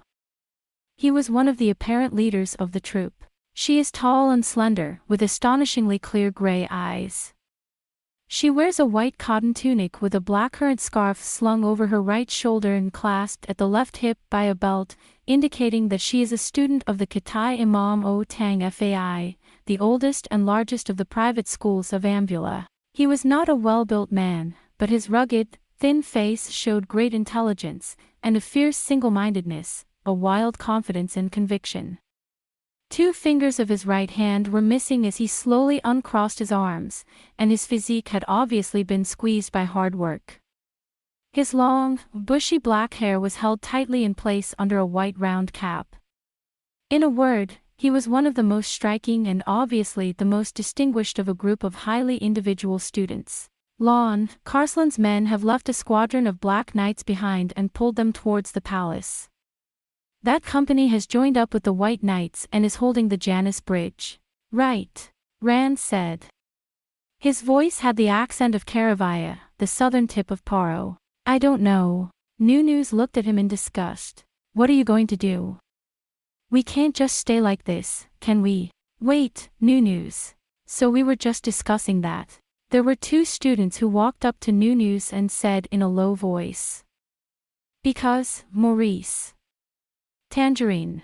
Maurice, as he was called by the Nunus, was a slender, small, somewhat stooped man in the uniform of the Royal Academy, with eyes like fire that stared straight at him, beautiful hands of an astonishing delicacy, and a cheerful voice that rang well in spite of his physique. Tangerinus was a stout, dark-skinned young man, with the stubbornness and earnestness of a country boy, who would not shrink from a step as long as he believed. He, like Lon, was a student of O Tan Fei. Because it's almost daylight, and we didn't expect such a big crowd. Nunus was about to say. Maurice and Tangerinus were about to reply when Lon slowly raised his right hand, which had only 3 fingers. Wait, he said in a slow, forceful tone. Well, don't be hasty. But go back to Apis and see if the people on the bridge are coming in, and if they have their crossbows out in front of them, so that they can use force if necessary. Nunus looked as if he wanted to say something, but the innate dignity of the orchid compelled him to go on again. Leave it at that. Maurice. Tangerinus, and Bewith, come here. Lon said. The 3 who had been told to do so followed Lon into the side of the Temple of Miroku, a little way from the bonfire. Soon the others took over the guard of the bonfire. Rand did not cease to go in until he was out of sight of the people. The Miroku priests were so disturbed by the noise that they closed the temple doors tightly and refused to come out. When he had reached the point where no one could hear him, he turned slowly and folded his arms again. What do we do? He didn't say anything before he said it, he just said it bluntly. Boom. I don't need Nunus to tell me that. When we were raving about setting up bonfires and burning down chambers, we didn't think it would be such a big deal. Usually, it's just the students. Bewith, a brilliant student of Pythagoras, said. I didn't expect such a large crowd of people from the town. I'm sure the pigs of Mongol are horrified. Maurice says pleasantly. Suck on it. Come on, when the noise gets this big, you can't just sit there and be weird about it. Bewith shouted. We can still manage now. If we, the instigators of the disturbances, put out the bonfires and disappear, the crowd will disperse. Or will we finally do it today? The people are waiting for us, and when we shout, they will probably start waving their sticks and rushing towards the Janus Bridge. Well, that would be a riot. Tangerinus shouted. Yes, the ringleaders of the riots will be put to death, just like ILS and the 20 members of the Black Hats 6 months ago. I don't care if we're put to death, Tangerinus said excitedly. We've been waiting a long time for this. The day of the uprising has come, but that would be too reckless. Bewith shouted. What can we do? Tell the people to go against the demons of Mongol, armed with clubs, stones and machetes, armored with headgear and battering rams. It's the same as telling them to go to their deaths. It is better that the body should die and the soul should be free than that the soul should be killed and the body should be a slave under the yoke of the devil. Shoo, don't shout too much. Maurice chided him. The Miroku monks are not to be trusted, and I think they both have a point. Bewith is right. How can we, students, merchants and women, stand against the armed Mongols? Nevertheless, it would be too sobering to let a force of so many people disband without incident. At the very least, with so many of us, we can break through those guarding the Janus Bridge, and we might even attract people from other districts when they hear what we're doing. Even so, while we kill one armed soldier, one soldier can easily kill or wound 20 of us, and they have no blood or tears. Have you forgotten the time of the Black Dragon War? I'll never forget. That's why I swore that one day I'd get my revenge. If only we had the backing of a squadron of the Holy Order, we'd be 100 times braver. We'd run right into the middle of the Knights of Mongol. The problem is spiritual support. It doesn't have to be a holy knight, just a parochial knighthood. No. For the first time, the Orchid of Karavi opened its mouth, and the 3 men were surprised. We don't necessarily need a company. People are tired of waiting for the day they can stand up. They are willing to die now for their beloved Paro, if only they had the voice of an orderly to tell them to stand up. Oh, no. It's so easy, Tangerinus shouted. I'd go back and shout it right now if I had to. No, that's not good enough. Lon waved his hand. That's not good enough. If I'm not good enough for you, you tell me. Calavian orchids are well known in these parts. He's well liked, and students and non-students alike call him a genius who'll make it big. If you shout, people will soon follow you. No, Rand said firmly. It's no good. Not even me, not even Master O Tang Fei, not even Maurice, the brilliant student of the Royal Academy. What? Why? Yes, Lon. Why not? Don't you get it? Rand shook his head in pity. If this is a cry for people to stand up and save a patriot who is about to be captured and executed, or a plea for a reduction in taxes, then, of course, it is I can do that. They'll follow me. But the people who are gathered there now have no such definite purpose. No, they have waited a long time. Perhaps today is the day when Paro will come out from under the yoke of Mongol. This is the day when Paro will rise from under the yoke of Mongol, when Paro will come back to the people of Paro. I know. The faces of those who are waiting there is something in them that is clearly different from yesterday. Today, once they stand up, they probably won't want to stay until they've got Paro back or until they've killed us all. That is why I, the one who cries, stand up, the time is not yet, cannot be a rank-and-file orchid from the Karavian countryside, a Chitain Master O, or a mere patriot. I must not be. What they are waiting for is not just a cry. They are waiting for something that will unite them again in the name of the people of Paro, something that will bring all hearts together and unite them. Something purple and precious. But you can't do that. That's right. What the hell are we supposed to do then? Tangerinus and Bewith shouted. Rand's thick eyebrows furrowed into a straight line. So now I'm thinking. Or rather, I'm praying to Janus. If it is in your heart to do so, show me the sign at once. If indeed the time has come, reveal it to me by a miracle. And the tone of Rand's voice was full of anguish. And Tangerinus, and Biwis, and Maurice, being devoutly religious men of Paro, would not have thought of laughing at Land's words, or of saying that they were but a vain way of passing the time. Soon, the sun will rise. The night is coming. Looking up at the sky, Rand murmured. Then the enthusiasm of the people will be gone, They will have to go home and open their shops and put their goods on the street. They will have to feed their children and begin to prepare for the morning meal. That's what they'll begin to think. Last night, at midnight, I thought I had indeed found Janus' divine will.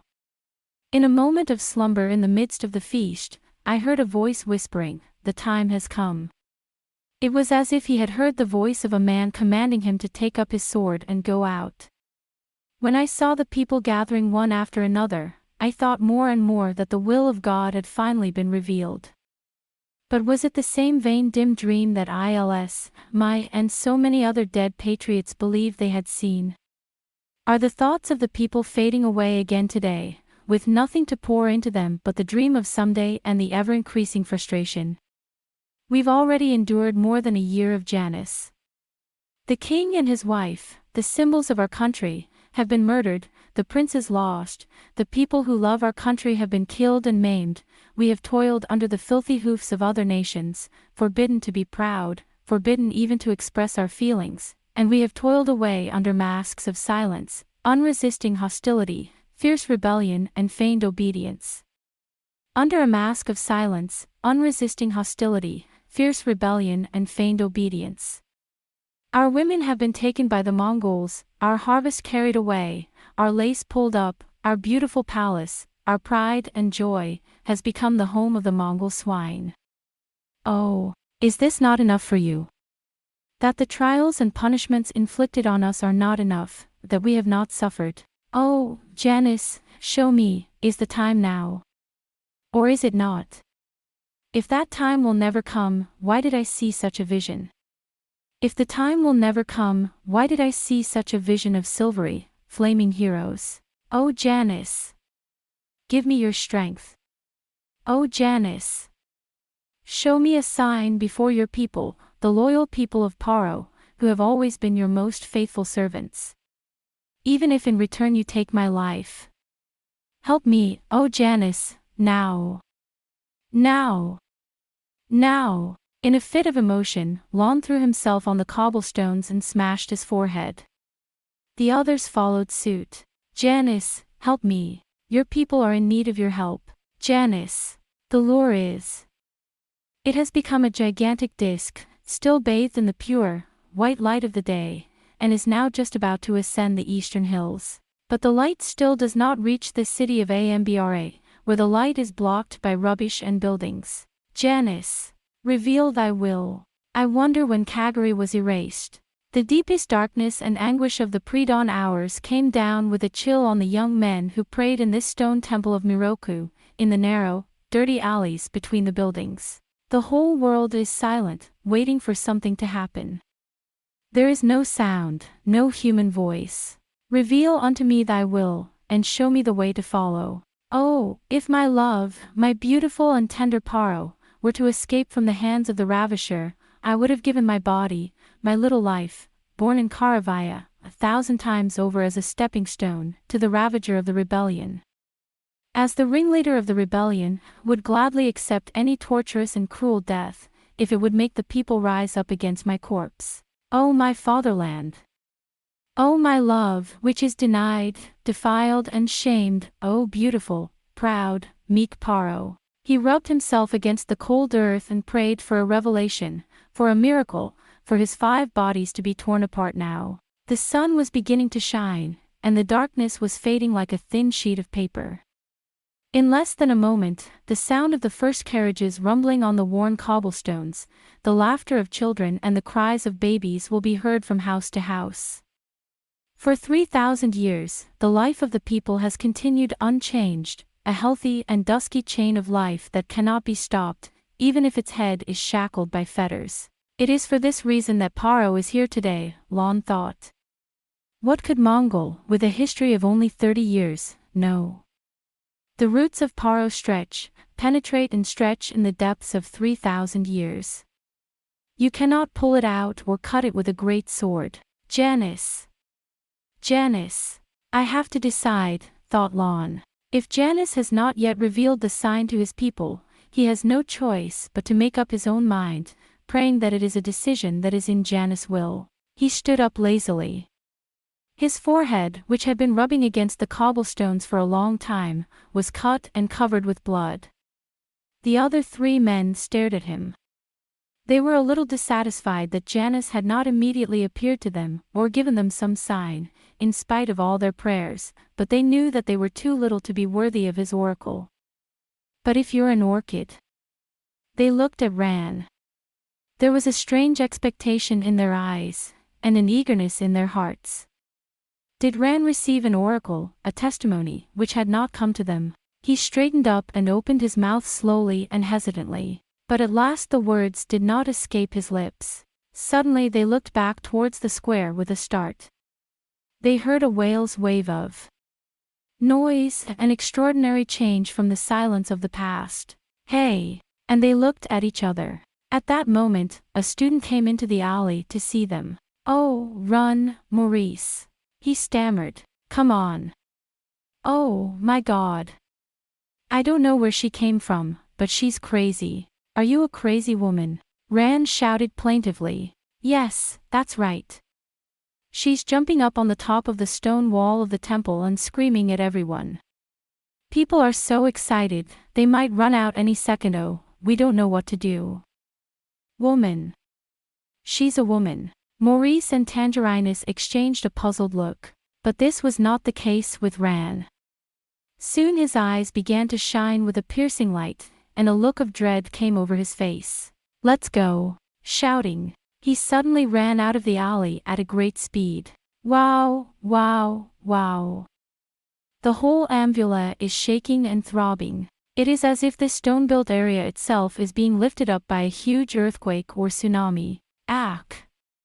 The run of Calavian gasped as it came out of the water. The appearance of the square had changed dramatically. All the people are on their feet. They are twice as many as before, no, 4 times as many. And they are pouring in, one after the other, like a cloud.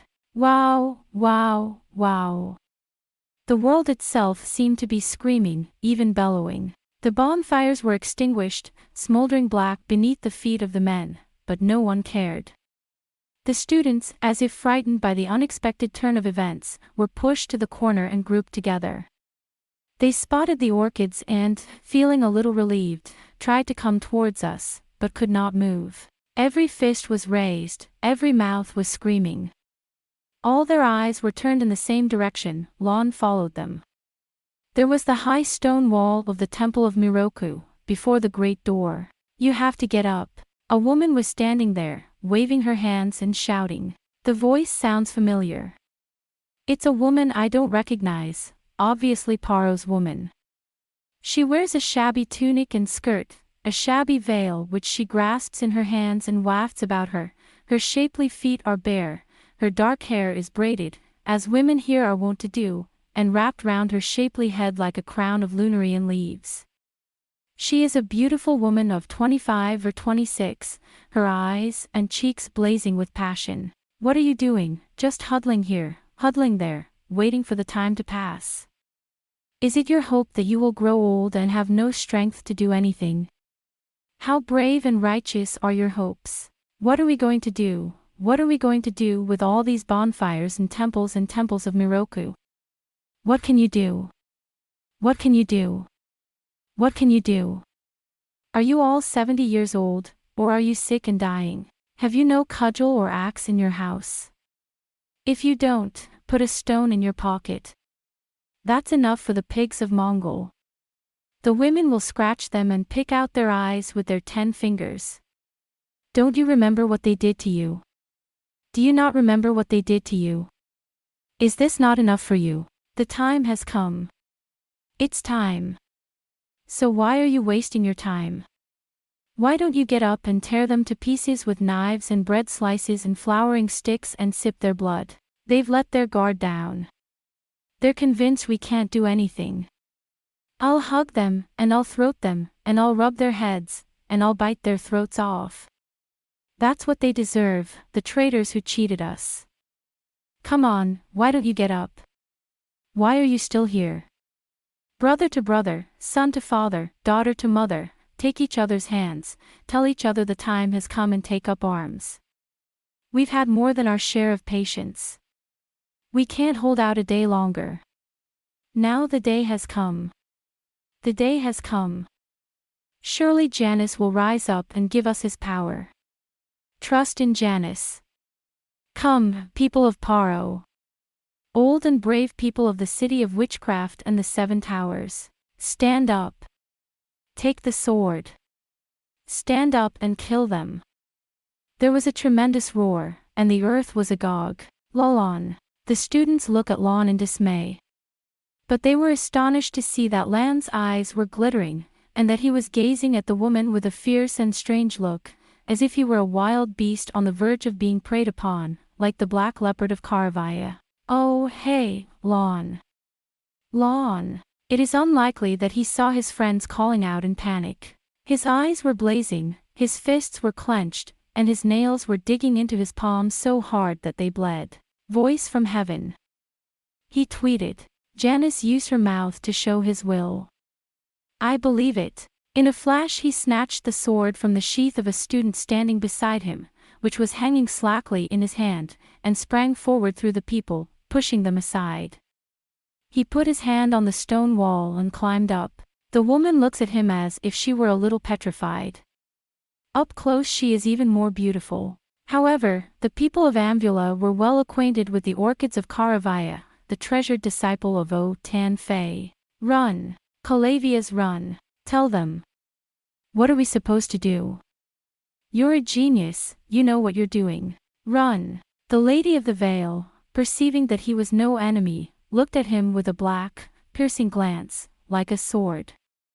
Rand clapped her on the shoulder and drew his sword from its sheath. I've been waiting for a revelation. I had a dream last night. He began to shout in a loud voice to the people, now numbering nearly 10,000, who listened in a little silence to see what Ran of Caravaya would say. It was a sign that the time had come and something would happen to Paro. That's why I spent all night with my companions at the bonfire, waiting for something, for Janus will to be revealed in some sign. But nothing happened for a night, people, and you certainly felt something. I waited for a sign and prayed to God. As dawn broke, I wondered if Janus had forsaken us. And then this woman came along. He put his hand on the woman's shoulder. Gentlemen. This is the revelation. And this is the voice of Janus, the mind of Janus. The time has come to follow our Ilana. She's right. Stand up, take up arms, the day of liberation is here and we're going to the Crystal Palace.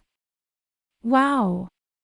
A tremendous whale wave shook the earth. In the midst of them stood a young man of Caravaya, holding his sword aloft to the sky. Our strength is weak, we have no armor, no yoke, no horse. But the time is upon us and the heaven is upon us. If we are right, the heavens will surely show us the miracle of a sign. Come on, get up, take up arms. Grab your machetes, your clubs, your paddles, scissors for the seamstress, knives for the cook, poker for the baker. We're aiming for the Janus Bridge and to Crystal Palace. To Crystal Palace. To the palace. To the palace. It was answered by a deafening shout. The Ran of Caravia raised his sword again. The people raised their weapons, and those who did not have them raised their fists to the sky and shouted Hail Paro. Ran turned to the woman. She clutched her veil to her breast, and stood still, as if startled, even somewhat frightened, by the unpredictability of the disturbance caused by her words, but her eyes shone like stars in the dawn.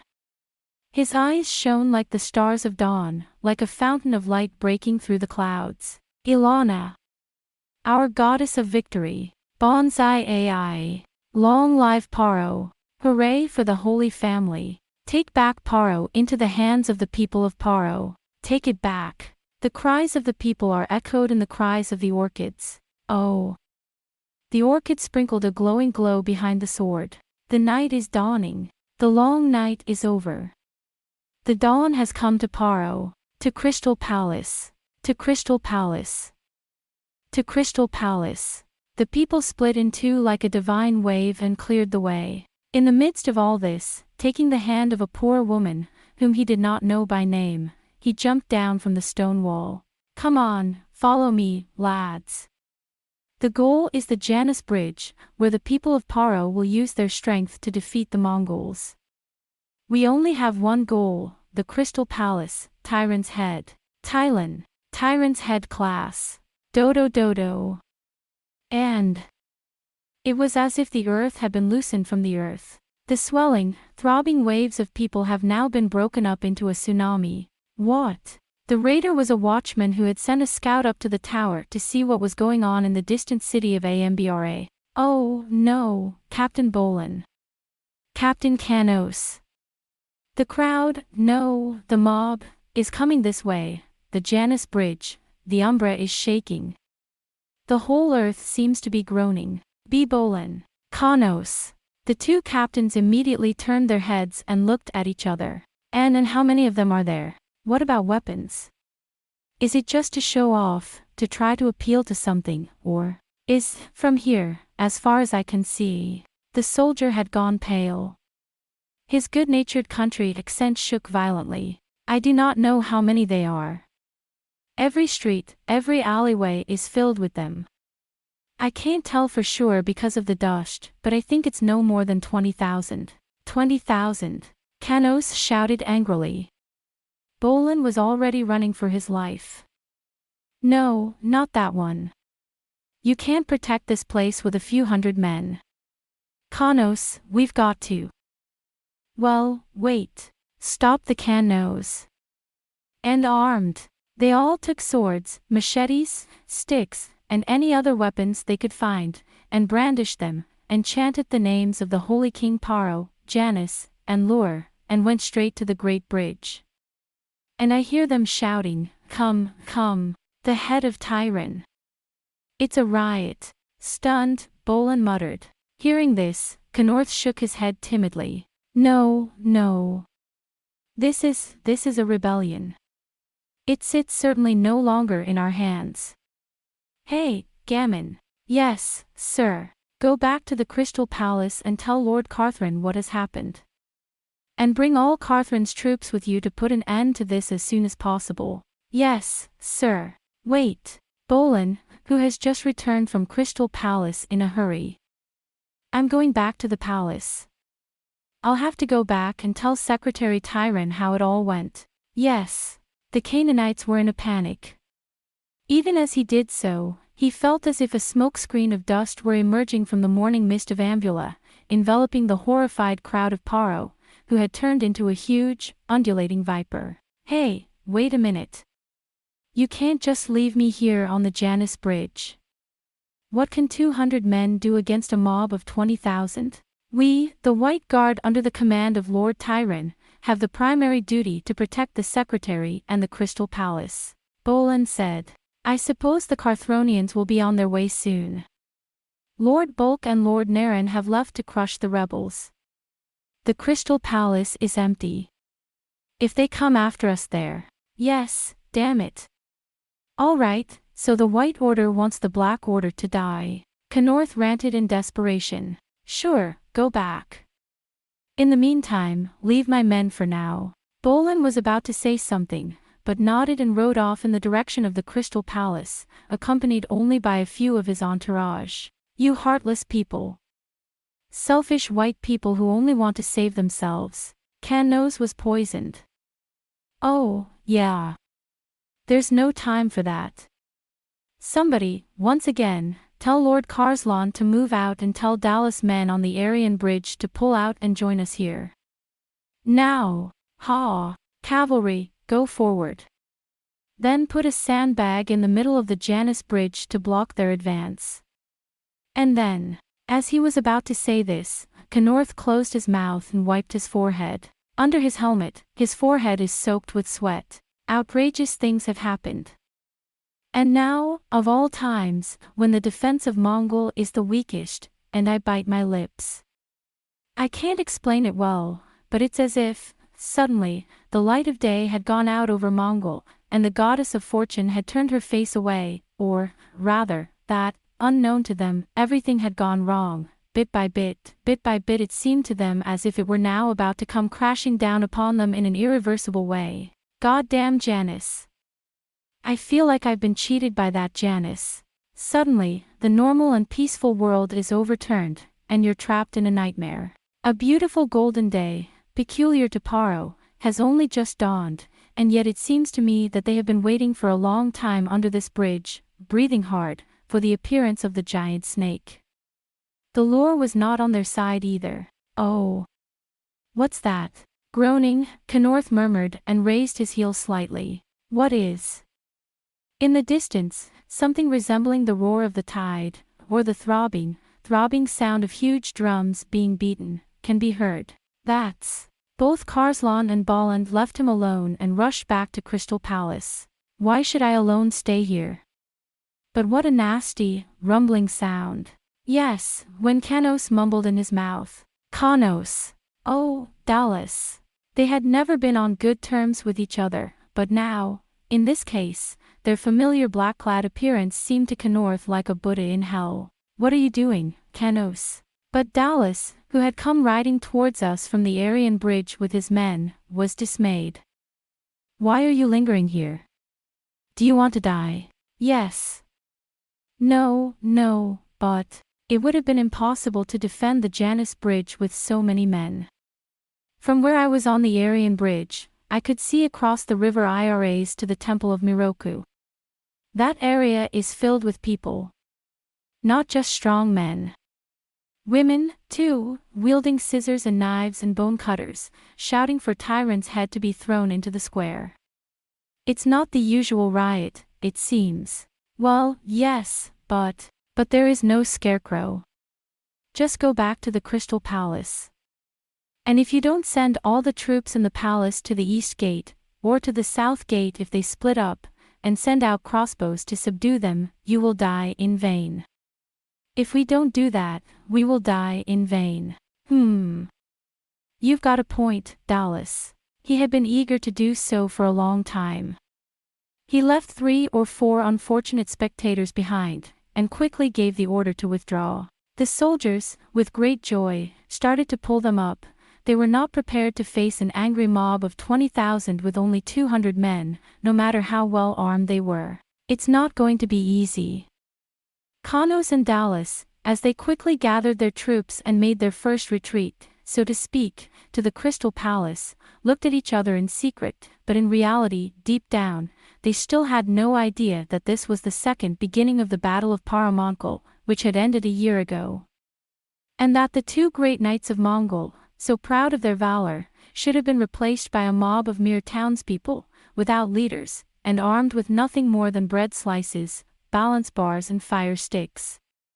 They had never imagined that the 2 great knights of Mongol, so proud of their valor, might fall behind to a mob of mere townspeople, unarmed and leaderless, whose weapons were nothing more than bread cutters, balance sticks and fire sticks. But now that things have grown so large, it will not be enough to execute some of the ringleaders of the rebellion, as has been done in the past. The thought that this might lead to a return to the state of affairs in the early days of the occupation, when the whole of the Crystal City was again subjected to a bloody and oppressive regime of fear and severe punishment, and when the soldiers of Mongols were not allowed to walk alone in the streets, and eggs were thrown at them in the shops, was more than a little distressing. I was a little nervous. Anyway. The Black Knights and the White Knights, led by Kanos and Dallas, rushed to get rid of the Janus bridge. The sandbags, which Knorth had instructed to be lifted onto the bridge, were too urgent to be removed. So, when the rebels of Ambula came to the foot of the Janus bridge, with shouts and shouts of rage, they saw there a deserted bridge, still and silent. Only the earthen mound has been picked up and left in a silent and vague emptiness. Lawn. In a panic, the students rushed to their leader. What's this all about? I don't know. Either they're hiding and watching, or they've set some kind of trap. Ran ordered the people to stand still and some of them to go and reconnoiter. Soon they came back with an astonishing report. Ran. I think they're gone. It's not a trick. There's no one on the other side of the bridge. Maurice. What do you think? They've run over to Crystal Palace. The woman suddenly interrupted her. When they saw that we couldn't be met by that many men, they moved the collision to Arcandro Square. By now, the Black Knights are forming a line there. She's right, she said, her dark hair sticking out from under her hat and her scarf flapping in the strong wind that blew over the bridge. I see this as another Janus revelation and we can move on. Run. Nunu's called me. We've also pulled them off the Aryan bridge. Good. Ran nodded. He looked around at his fellow students. Let's split into 2 groups. From the Aurra bridge, go around the South District and call out to the merchants and the children of the lower nobility as you go towards Namdimun. Even though they are thin, they are still strong. If they gather all their forces at the East Gate alone, even with this many men, they will be at a disadvantage with their crossbows and horses. Maurice, you're from the South District. Take command.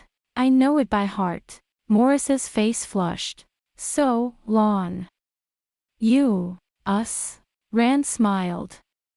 Then he held up his sword and shouted to the waiting people. To Arcandros Square. To Arcandros Square. To Arcandros Square.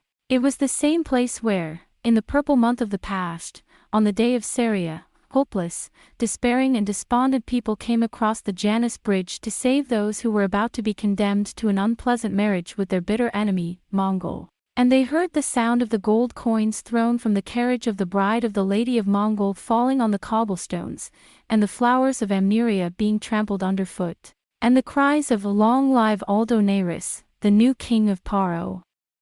The cries of "Long live Aldo Nairis, the new king of Paro," echoed through the rain-soaked streets of Crystal City, until they were drowned out by the screams and sobs of the dead. And now, in that same Arcandros Square, people are surging forward.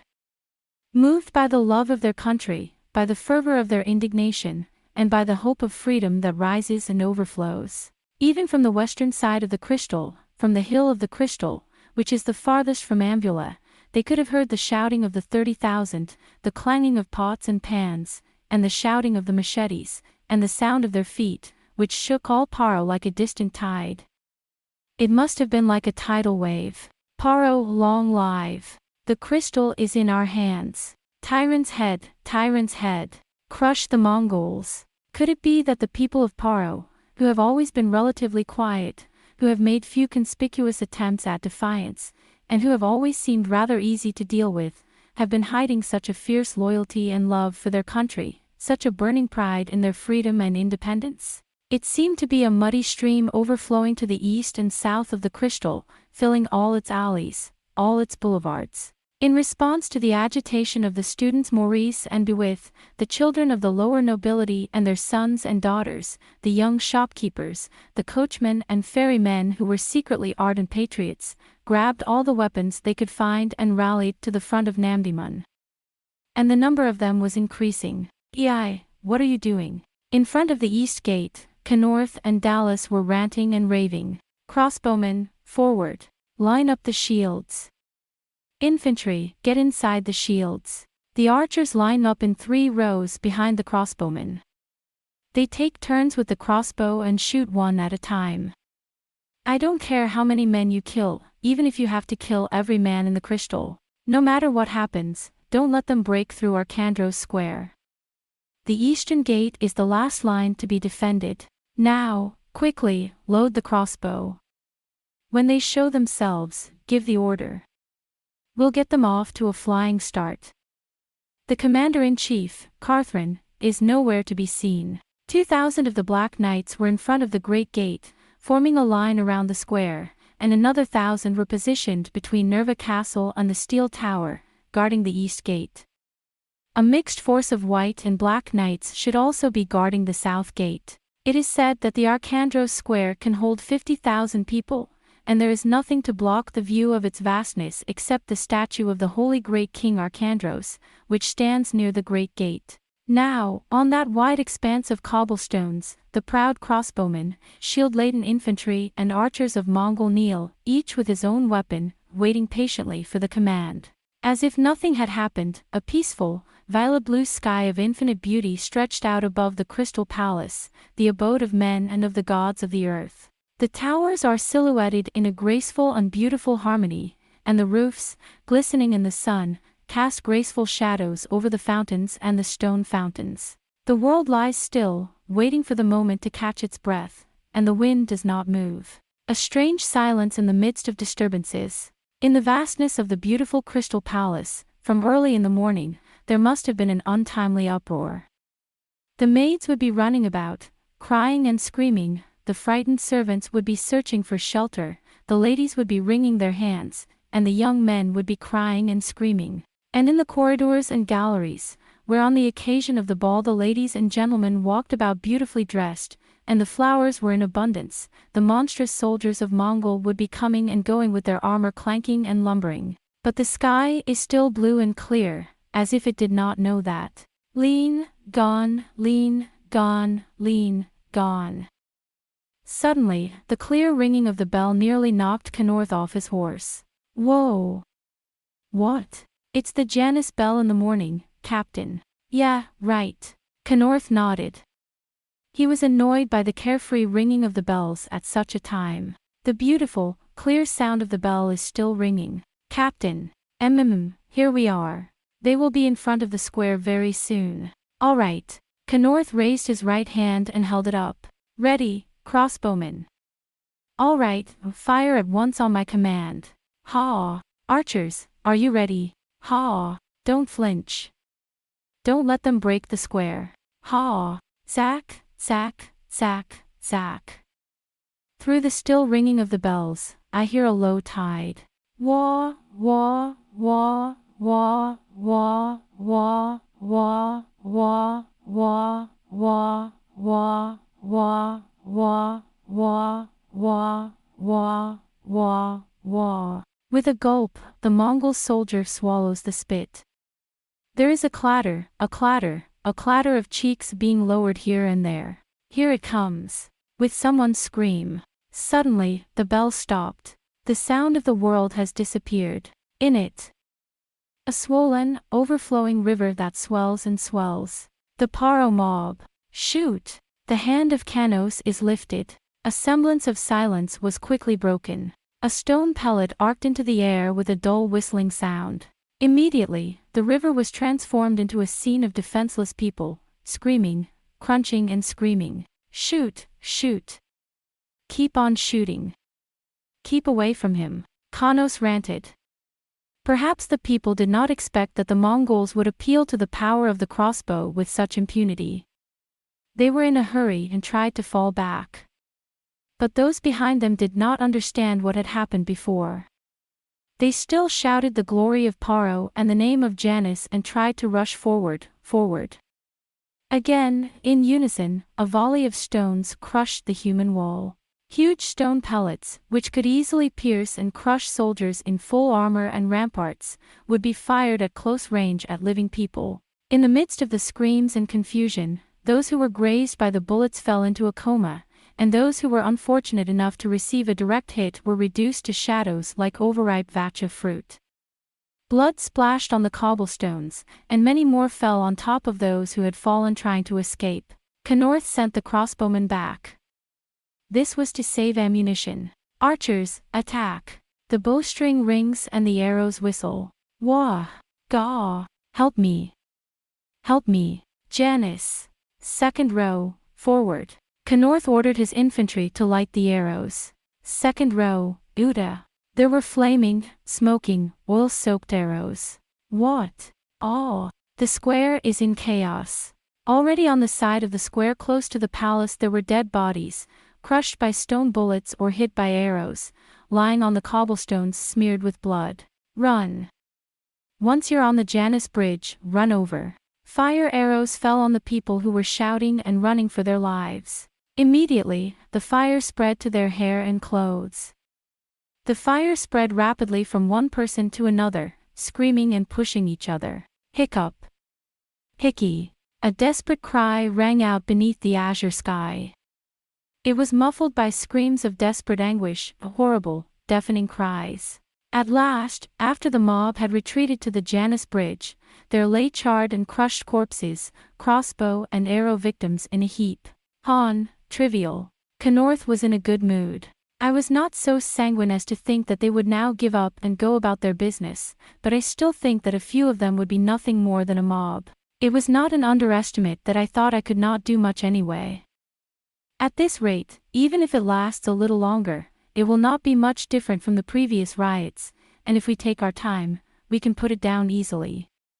After that, the people will be quiet again for the time being.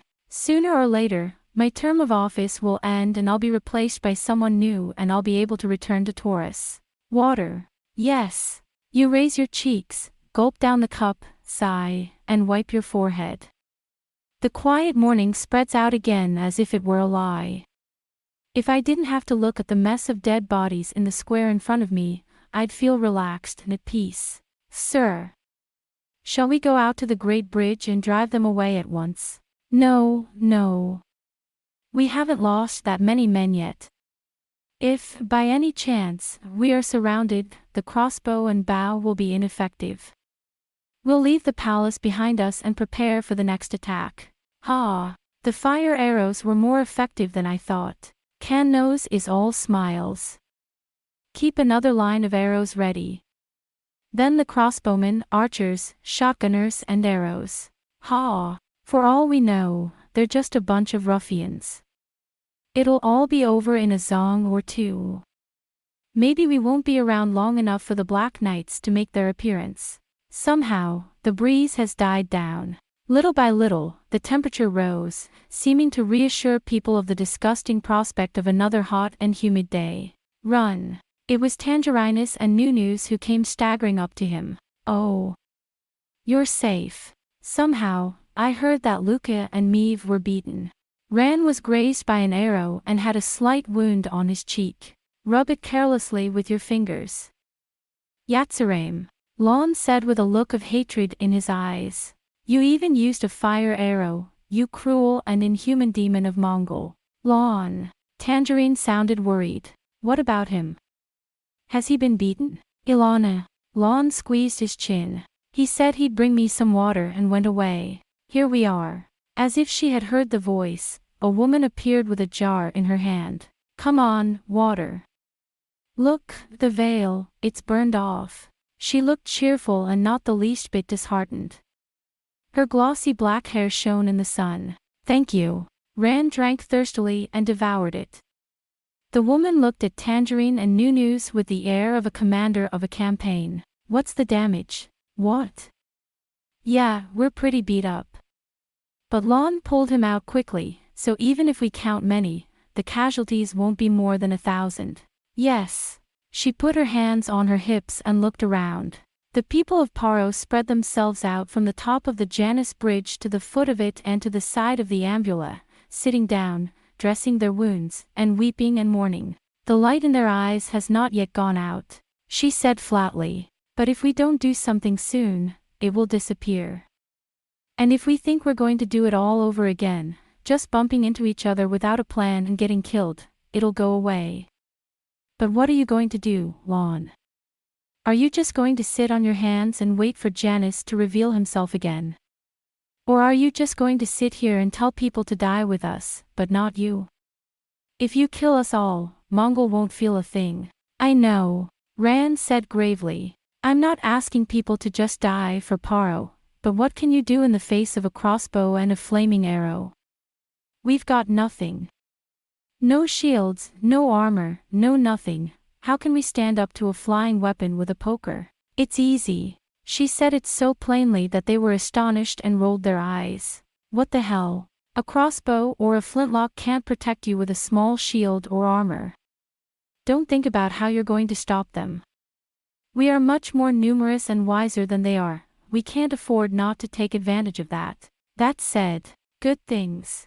The woman turned her head away from him and began to teach him like an old teacher at a school. Send a large number of people to Ambula. There are dozens of big liquor and oil stores in Ambula. They bring out the biggest wine and oil barrels for Paro. The wine barrel is empty and the oil barrel is filled with oil. And then they'd get a death squad and put some men in each of the barrels and hide. First, roll the oil dowel and the wine dowel and bring them to the square. Then, light the oil dowel and roll it at them as hard as you can. The oil dowel will not be hit by crossbow or arrow, and we can wreak havoc on them. especially to smash the shield lines. We'll roll oil dal after oil dal, and then we'll roll liquor dal in it. They'll think there's oil in it and won't shoot, they'll roll around and won't hit you. So you must jump out of the dal and kill them. All you need is a crossbow and a bow. The crossbow and bow will be useless if they jump into your hands. If the crossbow and the bow fail, then the people on the far side can run into them. Now, do you understand the procedure? Oh, I see. That might work, Rand said, panting. Hey, come on, guys, get as many tars as you can. Wow, okay. The students and the one who had been listening to the conversation rushed into the ambula area. Rand looked at her with strange eyes. You're a woman, why would you do that? Oh, it's not my idea of a good time. She's so nonchalant. This is just a straightforward application of the tactics found in the famous Alexandrian Book of Warfare. Yes, and that's why, Rand said with an even stranger look in his eyes. You're a woman and you've got access to Alexander. Who are you? Who the hell are you? I'm Ilana. That's what you told me, she said firmly. Her eyes looked back at Ambula and then beyond the palace and around the square, as if she were searching for something. Trust your instincts, Rand of Calabria. Janus will show you the miracle. If you're a Paro man, pray to him to show you miracles and signs in the midst of war, and swear that you'll fight on until then. Janus is not a god who sits and waits to save his people. Janus saves only those who fight to do his will. I am Ilana, the woman whispered with conviction. Like a priestess with black hair and dark eyes.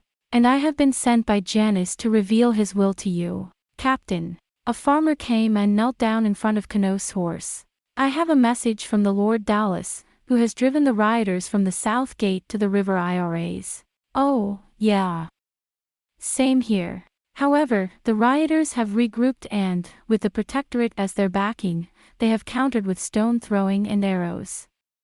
Therefore, as Namdimun is a little short, if possible, send as many people as possible to Namdimun to keep them away from the Kanos. What? Kanortha's smile gradually faded. Is that the message from Dallas? Of course not. We're bracing ourselves for a second wave, even though it's finally settling down. First of all, there are more of them coming our way. Tell him I'd rather have him. Where's Lord Carthrin? Yes, sir. Captain Carslan has been sent to guard the other gates. The other gate. Do they come from elsewhere? Kanorth said with a wry smile, but then regained his composure. Tell Dallas to obey Lord Carslan's orders. I'm not sending a single man. I like that. But, strangely, again, it's so long for them to pause. Pretending to be a black knight on the side. Well, goodbye. After that attack, I think I've lost my nerve. I think it's a bit early for that, given the enthusiasm. If you're asking me to look at something, I'd say, Kanorth turned his wandering eyes in the direction of the Janus Bridge. There is no sign of the mob that has been coming from that direction to distract the Mongol soldiers who have been waiting in a strange tension and silence for some time. Gradually the sun rises high in the sky, and the shadows rising from the surface of the river shimmer over the bodies that lie there. What do you think you're doing? Kanorth said in a tone of voice similar to that of Carthrin. Right, so let's have a look at. No, wait. Suddenly, Kanos rose up into the saddle. What the hell is that? No one, of course, can answer. What's that? What's that noise? Kanorth shouted, squinting his eyes and trying to see the glittering junction of the Lansvale and Iras rivers. It's as if dozens of carriages were coming towards us. No one could say a word yet. Suddenly, at the entrance to the square, on the slope coming up from the Janus Bridge, there appeared a strange object. Round, brown, smoking cask. Before the astonished eyes of Kanorth and below could even think of ordering the crossbowmen to do anything, it came rolling towards the ranks of the Mongols, rumbling and rattling like a wagon wheel. Wow! Someone was shouting. Whoa! Whoopee! For a long time Canus did not know what had happened, what had come upon him, what had come upon him. His horse suddenly stood up on its haunches and began to roar and roar, and all he could do was to squeeze the reins, cling to its neck and try to keep it from falling. For a while I did not know what was going on, for I was filled with dust, a huge brown smoke-spewing creature, and a blood-colored miasma, with the legs of horses, the cries of men, and black headgear. Then, again, with a sound like a thunderbolt, a huge brown ball came crashing down. Crossbowman. Canos was dragged by his men to the rear of the column, and when he was safe for the moment he began to rant angrily. Archers! What are you doing? Shoot! Shoot! Captain, Captain! His men rushed to stop him. Now, if we shoot the arrows, that barrel seems to be full of oil, we are in danger of hitting it and having it burst into flames and come this way. What, a barrel?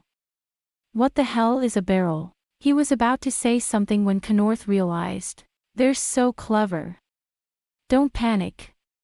Get back in line. Don't break ranks. Double the shields, hold them fast. Don't you dare. When I looked around, I saw that things were in a state of confusion. The shields, which had been arranged in a line, sprang up, and the soldiers were pacing to and fro, trying to get back into line. Because of the smoke and confusion, they could not launch their crossbows or shoot their bows. The horses leaped up in fright, knights were thrown down, and the captains were half in a frenzy, shouting orders, but all were shouting in anger and the horses were roaring, so that they could not hear the orders at all. Then, 3 times, the barrels rushed forward and came upon them. Out of the barrels sprang gallant young men, grasping swords and machetes. They did not yet understand what had happened, and they were suddenly overtaken by the crossbowmen and archers, who were wandering about with their crossbows and arrows. Screams, cries and blood added to the confusion. Canorth, not knowing what to make of it, was cutting and slashing at it, when he heard a shrill trumpet call from far away. Come on! Not yet. Not yet. There was smoke here and there. Crowds of rioters were pouring in, shouting the name of Janus. The crossbow and the bow were no longer of any use to them when they were so far inside. But in the midst of this confusion of hands, feet, machetes and cords, of screaming horses and sword fights, of screams and blood splashes, it was impossible to tell who was friend and who was foe, or even where their friends were. I couldn't even tell which were my friends and which were my enemies. All they could do was to brush aside the swords and iron bars that suddenly appeared before them, to cut off the hands that tried to stab them in the throat, to dance a blind dance against the grey, human walls that surrounded them, and to flail their arms and legs about blindly. Whenever he slipped and fell, he was instantly trampled down and crushed, never to rise again. It was like struggling in a sea of mud, it was not even a battle. Everything was so jumbled up in front of them that the knights, who were standing just behind the shields and the infantry, could not even jump into the confusion. Here and there, in the grey mud, black rocks poked their heads out. And it would have only served to increase the confusion to let the wild and excited horse dart into the midst of it. All the while, on the other side of the fence, 1,000 infantrymen and knights of the Black Guard, standing in an orderly line, were watching the scene with some astonishment and gnashing of teeth. They had not been ordered to move. The Mongol soldiers on the other side of the fence were in a state of confusion, and the mob, like a swarm of insects, seemed to come from nowhere, no matter what they did. Gradually, slowly, the mob began to move towards the fence, to push their men towards it, and to attack it incessantly, something that perhaps no one had really believed before. In the midst of the melee, the thought that the enemy was coming was slowly beginning to gnaw at everyone's heart. For the soldiers of Mongol, it was a nightmare, and for the people of Paro, it was nothing less than the miracle that Janus had shown them. Maybe we can. The Mongol soldiers may succumb to the Paro mob. They may be fully armed, but we are 10 times their number. A fierce, sweet hope, an unbelievable fear for the soldiers of Mongol, seized all those who struggled in the mud, who, like insects, swept away their swords, clung to the legs of the horses, and with open mouths clinging to the legs of the horse and screaming with their mouths open. That's when the fence started to open. The captain of the guard also realized that the situation was unbelievably unfavorable to the Mongols and that the ragtag group of men wielding firecrackers, machetes and butcher knives was about to overwhelm the well-trained and armed soldiers who numbered only a tenth of them. There was no longer any reprieve. The fence began to be pulled slowly to both sides, making a creaking sound. Those who were nearer to those who filled the square noticed this, of course. But there was nothing they could do about it. After the iron fence of Dong Demon Gate was opened with a piercing sound, a group of black-armed and sinister men stood astride a towering horse, like messengers of death. Assault! The captain's hand was lifted. At the same time, a line of knights with their faces down and their swords still unspoiled by blood, led by a group of infantrymen holding shields and in a tight scrum, thudded into the square. The line of knights, their faces down, their swords still unstained by blood, plunged into the square with a thud. Whoa! Whoa! Reinforcements! Here come the reinforcements. The storm is coming. There was a horrible scream and a shriek. The infantry, armed in 5 lines, surrounded the knights, bowed their heads, held up their shields, and plunged headlong into the wall of humanity, where those on either side swung their swords like water wheels and hurled themselves at each other. There were horrible cries and those who could not dodge were flung off, cut down and crushed. This was a method of warfare that was usually very effective even in a clash between infantry, a method of warfare that was nicknamed the human hammer of Mongol. The shields they used had a sharp edge, and now they were aimed at a man in the flesh without a single piece of armor to protect him, not even a chain or a pair of gloves. Here and there blood splashed, and the screams ceased no longer. They were a fearsome band, and they did not care what lay before them. Even the black armor of the same Mongol could not stop their rush, even if it were to be seen in the midst of the masses. The Black Knights came in like a black whirlwind of death after the hammer had chased people away in a horrible way. Oh, this was the same black hand of death that had crippled the defenses of the Holy Order of the Crystal on the day of the Black Dragon War. The black-armored horse foamed and bared its teeth as it danced over the damage caused by the hammer. The black monster turned into a demigod, a man and a horse in one, and from his horse he swung with a mighty step, cutting down people one after another. Their eyes widened in horror, and they looked up at him, unable to dodge, as he fell in a bloody heap, cut in 2 from the head up. In Arcandros Square, death and destruction, bloodshed and hell were unleashed, the 4 hounds of Dole. It was the nightmare of the Black Dragon War all over again. No, at that time, it was the knights and silver-helmeted warriors who were hunted by the Black Hound of Death. But now it was the helpless men of the crystal who were caught in its jaws and cast into its claws. There were women, young men, students, and merchants' apprentices, who were more like boys, were all trampled, cut down, and killed by the black-clad band. Oh! Lon didn't realize he was shouting, "Janice, Janice, Janice, Janice. I know. No. Is the power of the people nothing against the power of the armed forces? Are our thoughts and our patience of no avail? Is not Janice above us?" Ran and the woman were still safe. They were still safe and sound, for the students had kept them at arm's length, lest they should become a ragtag group in the true sense of the word. They watched this, wringing their hands and gasping. They saw that the 2,000 men of Mongol, who had once seemed to be in a state of restlessness, had, with this reinforcement, regained their original calm and vigor.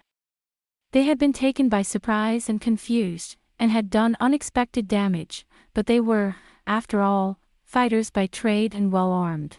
At the cry of their captains, they threw away their crossbows and bows, weapons useless in close combat, drew their swords, and were rebuilding their ranks. They were upset at being taken by surprise, but apart from that the damage they had done was far from being fatal. They were humiliated and more cruel than they should have been. As soon as they had formed their ranks, they rushed to the assistance of their friends, and everywhere they began to slaughter the young men with a zeal for revenge and to cleanse themselves of shame. "We're screwed." Ran of Caravia heard someone cry out in despair.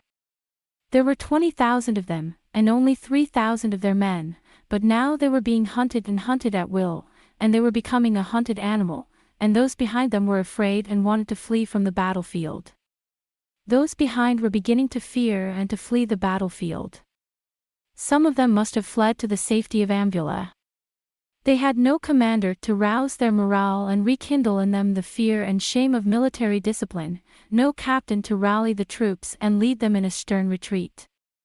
The fact that they did not immediately fall apart, but were still willing to face the men, was a sign of extraordinary courage and zeal. "Oh, they're dying. They're killing us." The Calavian orchid writhed in agony, grabbed his hair and tore off his hat. "Was I wrong? Did I only order them to die?" With frenzied eyes he sought the woman who seemed to be the incarnation of Ilana, and sought her judgment. But he was astonished. The woman had disappeared before he knew it. "Oh, you've been deceived. Or was it not Ilana, the pretended daughter of the doll, the devil incarnate, and they were about to die by her wiles?" It was as if all his power had been brought about only by that strange woman. "Ah, the orchid has fallen to the earth. Run. Lon, please do something about it. We don't know what to do anymore." The students clung to the run. All of them had tears streaming down their faces. Rand groaned.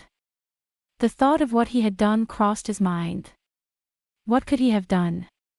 He had never led an army. He had no right to order men to die. In the horrible flood, with nothing to support him, he only looked to the sky and wept. "Janice." His voice is too tired to speak. He clutched at his throat and looked up into his tottering eyes, and saw the sun ring, the lure of Janus' sun, its glowing orb, divine and radiant, as if it had nothing to do with hell on earth. Rand thought that he would hate the brightness of the sun till his death. On earth, people are dying. They are trampled, thrashing and coughing up blood. The sky was too high. "No," he said in a hushed voice. "Ha! Run, tell me." "What?" "There is nothing. I can do nothing, I have no learning, no faith, no power, at least let us die with them. We won't let them die alone, they're our brothers. They are the children of Paro who nourished us, let us die with them, and let the earth of Paro suck our blood. Run." They hugged each other and cried aloud. Already the square was becoming less chaotic. How many people had fallen into the hooves of Mongol? "Let's die.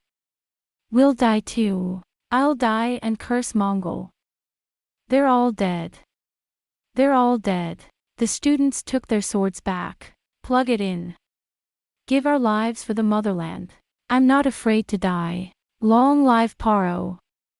Long live Paro." He staggered to his feet and tried to plunge headlong into the inferno. Suddenly, it froze. "What's that?"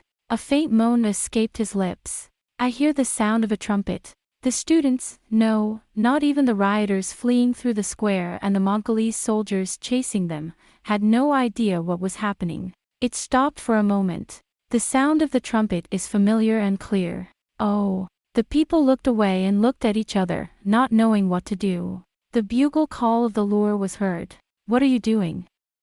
"Do it. Kill them all." When, somewhat reassured, the captains were about to shout. Not one of those who were there and could have survived would have been able to forget, or even to remember for a moment, the armies of the gods which, at that moment, cut the world in two and came into the midst of this living hell, cut off from the flow of time. Their light armor gleamed silver in the sun. They looked as if they had come down from the midst of the sun, through the clouds, on the wind. For a moment, people just stared at it blankly. No one understood what had happened. After a moment, the crowd erupted in cheers. "Oh, holy night! The holy order of Paro! Oh, oh, oh!" A hail of cheering and jubilation, all the people of Paro weeping, stretching out their hands, their faces crinkled with tears, as they rushed towards it. "Back up!" A piercing voice rebuked the people. "Get behind me. Get behind the holy knight and watch him fight. People of Paro, we've seen how you fight. We've taken over. Us or them." Oh! Cheers and exclamations. You rebel. At last, having recovered from the initial fright, the Black Knights of Mongol have taken up their swords again. Well, when it comes to the Holy Order, there's no shortage of them. Spread out. Infantry, behind you. Order, forward. Hooves pounded the cobblestones, and black armor, silver armor, jet black serpents and silver glittering dragons were about to meet in the uninhabited Arcandro Square. Lon. Run, this is. Oh. Lon unconsciously clasped his hands madly. A revelation. It's the mind of Janus. No, 1,500. Where the hell did it come from? Lon, is everything alright with the Holy Order? Of course. I'll take care of it, damn it. Rand smiled wryly, her face stained with tears.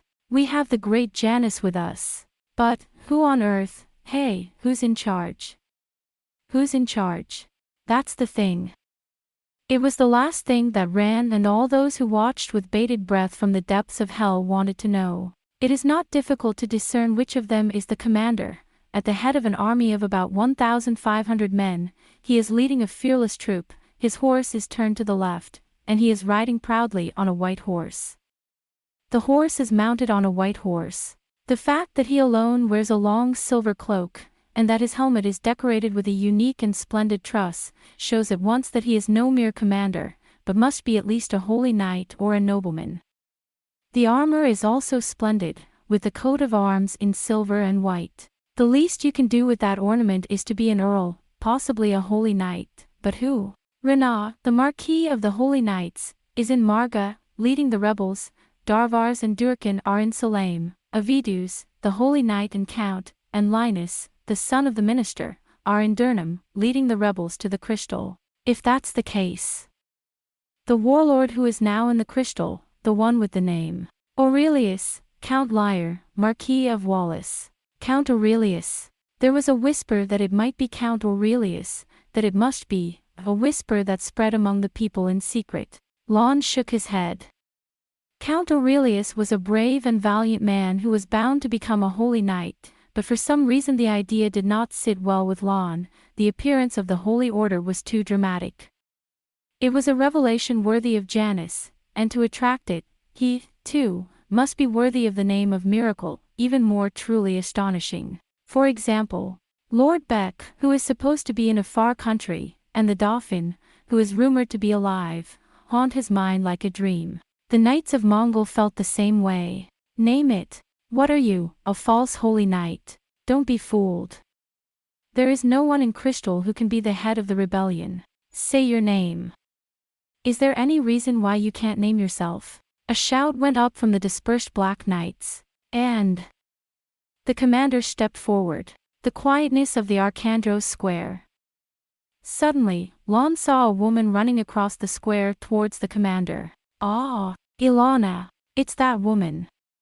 The commander reaches out his hand to her and puts her on the back of a horse.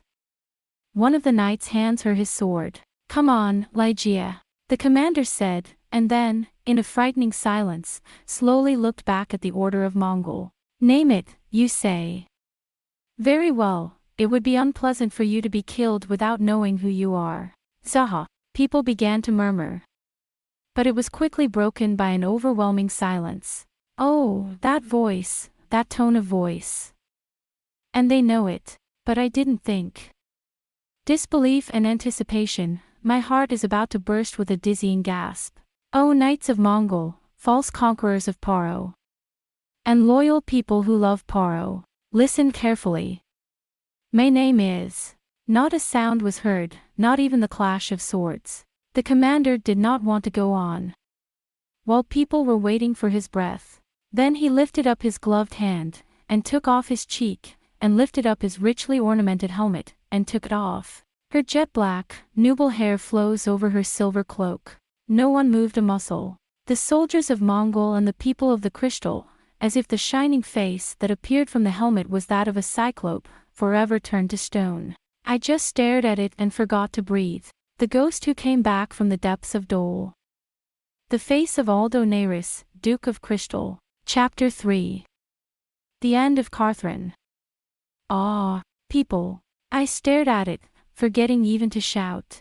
Gleaming in the sun, the hair shines with the color of night. Gently, Paro's smile as he nods to the people of the crystal is a fiery, fierce fight against his bitter enemy, Mongol. The fair, white face, which could be as still as a lake or as fierce as a flame, looked somewhat worn, but there was not the slightest difference between its appearance and the calm, cool demeanor with which the people of the crystal were familiar, loved and worshipped. Do. Something like a terrible tsunami is slowly coming from the deepest part of the world, as if it were a sign. Slowly, the shouts, and the loud cheers of the people, are taking shape. In the midst of all this, Aldo Neyris raised his hand and put on his helmet once more.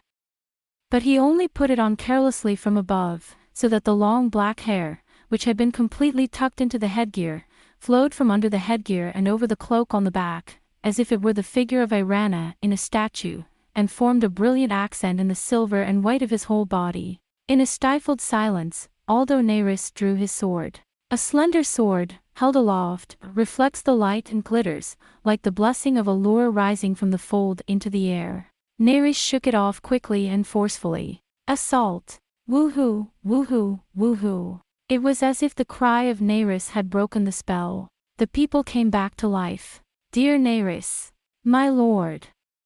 Oh, Lord Crystal! Hooray for Paro, hooray for Paro, hooray for Paro!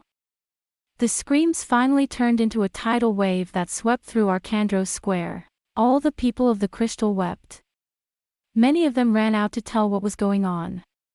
When they heard it, almost all of the 2 million citizens of the crystal, all who could move, would have rushed to the square. Now there was no one who did not praise the name of Janus, and no one who did not believe that, by the will of the great god, the miracle had at last come to pass. The long years of despair and patience were finally wiped out and liberated. Oh! A silver dragon plunges towards the black scorpion. The knights of Mongol regrouped and faced the new enemy. But they were already very tired of fighting the mob. Besides, for them, Lord Crystal was a dead man who had certainly been buried by the knights of Mongol. The dead have risen and the ghosts have appeared to judge the sins of Mongols. The people of Mongol were not religious, but for that reason they were not prepared for the absurdity of the rising of the dead and the manifestation of unbelievable miracles. They murmured spells to ward off the spirits of the dead, and they wished, as much as possible, not to come face to face with this army of ghosts. The captains, in their eagerness to rally the knights, shouted in their throats to hold off the cones of the Holy Order. Both wings, forward! Fear not, be not dismayed. Don't be afraid of ghosts. The enemy is small. Hold them back. Seize them and kill them. Don't let them into the castle. Take down Lord Crystal. Send the ghost back to Hades. Both wings, take it. The orchid suddenly jumped out of the water. What are you doing? He suddenly started shouting, brandishing his sword. Our holy knights are fighting. Join them. Get them out of the way. Help Lord Crystal. Ooh! We will fight too. Chased, hounded, killed, the mob, which had been the prey to be trampled upon, suddenly rallied with 100-fold courage. Do it. Protect the Lady Neyris. Kill the pigs of Mongol. With renewed vigor and courage, the people, led by the students, took up their weapons and rushed into the square in unison to attack the Black Knights, who had dispersed and were trying to catch up with the Neyris army. Ugh! Get out of the way! Get out of the way! What are you doing, you insects? I'm just a worm. The orchid rambled merrily. Insects have their own way of fighting. Hold on to their legs, boys. Slap their asses with a poker. Hold on to them like rabbits and gouge out their eyes. Confusion and screams, the roar of the horses. In the midst of all this, the silver whirlwind rushed through the air, and the Black Knights, thwarted in their attempts to seize it, were in a panic and in a hurry. Blood splattered on the cobblestones, silver armor and swords reflected the light. In the midst of the dazzling confusion, only the figure of a single horseman, his long silver cloak and long black hair fluttering in the wind, galloping back and forth, chastising his own troops, could be seen in the eyes of the people, enveloped in flames. Karslan came back from his visit to Ambula in a hurry. Hey, close the gate. Tell all available troops to divide themselves into 2 groups, one at the east gate and the other at the south gate, and wait for my orders from the inside. Fully armed. As soon as he rode his horse through the great gate and entered the Crystal Palace, he gave a loud command. Burke is. Has Naren gone out? Both of you have set out with 2 battalions of white knights each to put down the rebels. I believe they will be leaving Crystal City soon. Right. Find out how many battalions are in the Crystal Palace now, and what the breakdown is, and report back immediately. And the messenger. Here. Go to the 4 great gates of the Crystal City and order them to close the gates immediately after the passage of the White Knights, and from now on no one is to enter or leave the city. No one is to be allowed in or out after that. No matter what the reason, do not let them through. The messenger looks annoyed. And the horse from the army of suppression. In fact, it was precisely that which Karslan did not want to let pass. But that's not the case yet. He twisted up his goatee. Idiots.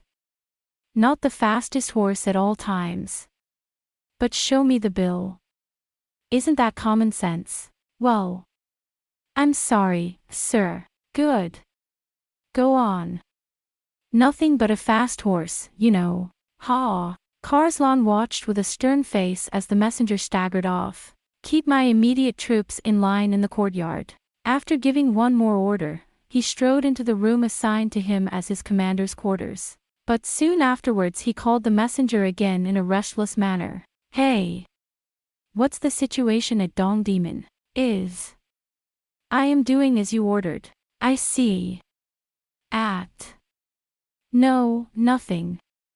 Go. He sat down on a big leather chair with a difficult look on his face, but got up again and began to walk around the room. Excuse me. Catherine jumped up and down when a peasant came into the room. It was the surname of Tyran. I have an order from Director Tyran. He would like you to come to his office and report to him when he returns. I know.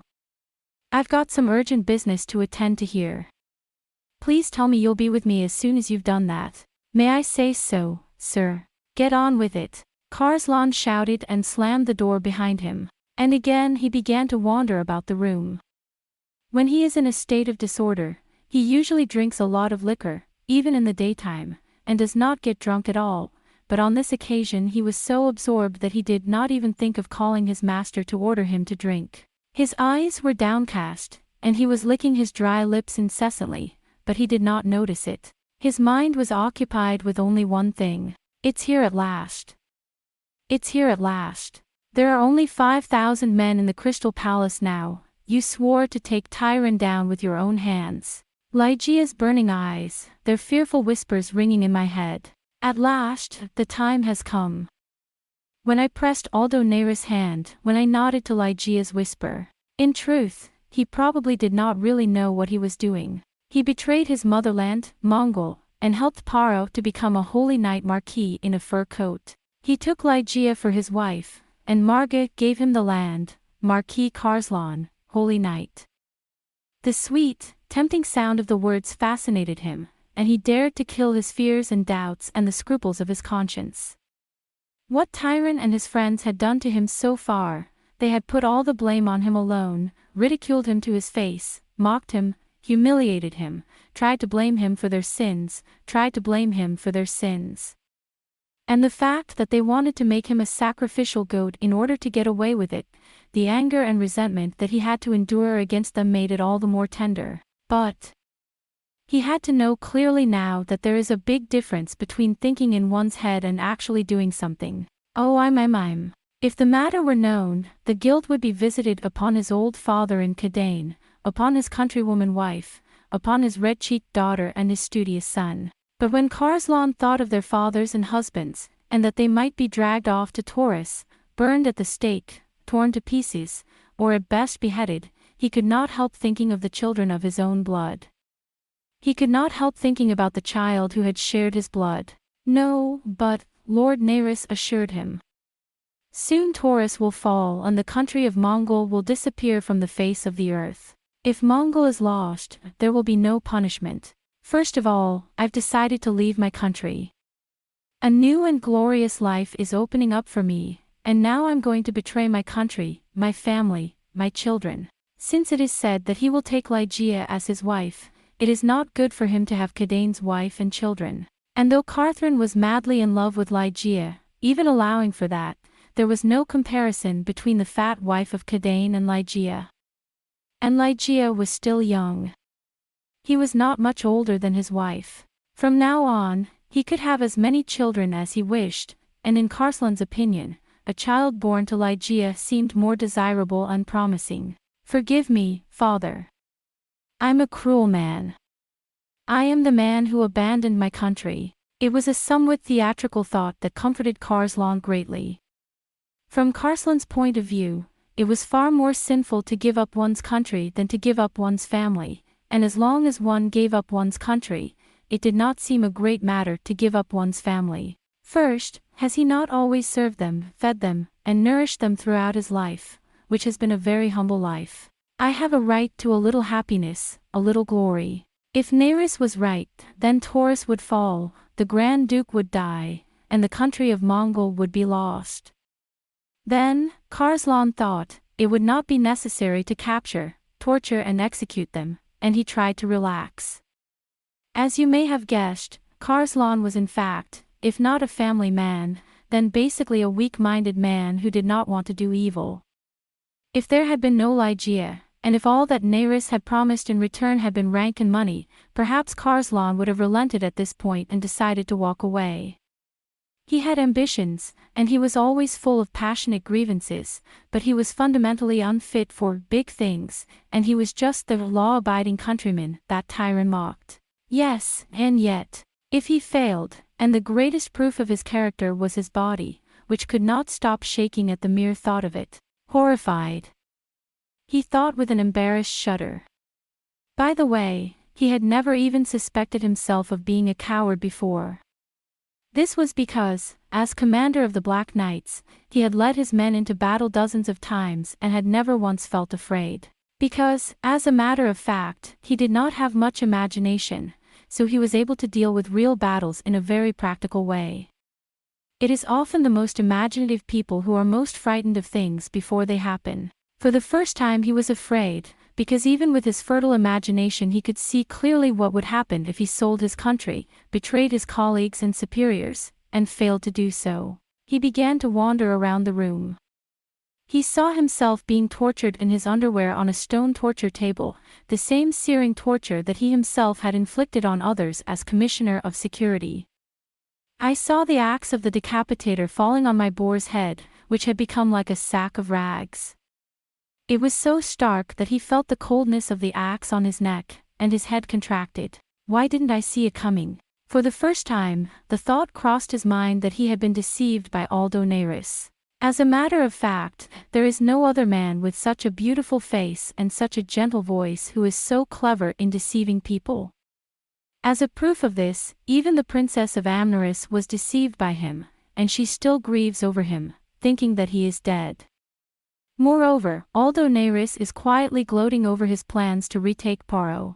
Will they use us well and kill us? The thought that perhaps I was about to do something terrible, that it was too late, that I had no choice but to go on. Carslan's mind was in turmoil. He had forgotten where he was, what he was doing, even what time it was. Yes, sir. The Black Knight rushed into the room without knocking, and Carslan almost fell to the ground in fear.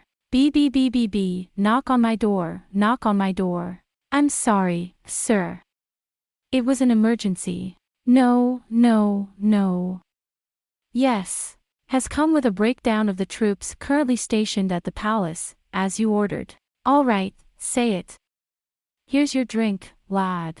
Finally, Carslan thought of something and said, we have 5,000 knights and 2,000 infantrymen in the Crystal Palace, of which 1,000 are White Knights and 4,000 Black Knights, 2 battalions of which have been sent to the palace immediately as ordered from all the camps in the city. Among the infantry, there are 500 crossbowmen and 1,000 archers, the remaining 500 are light infantry. That is all. Carslan gulped down the wine.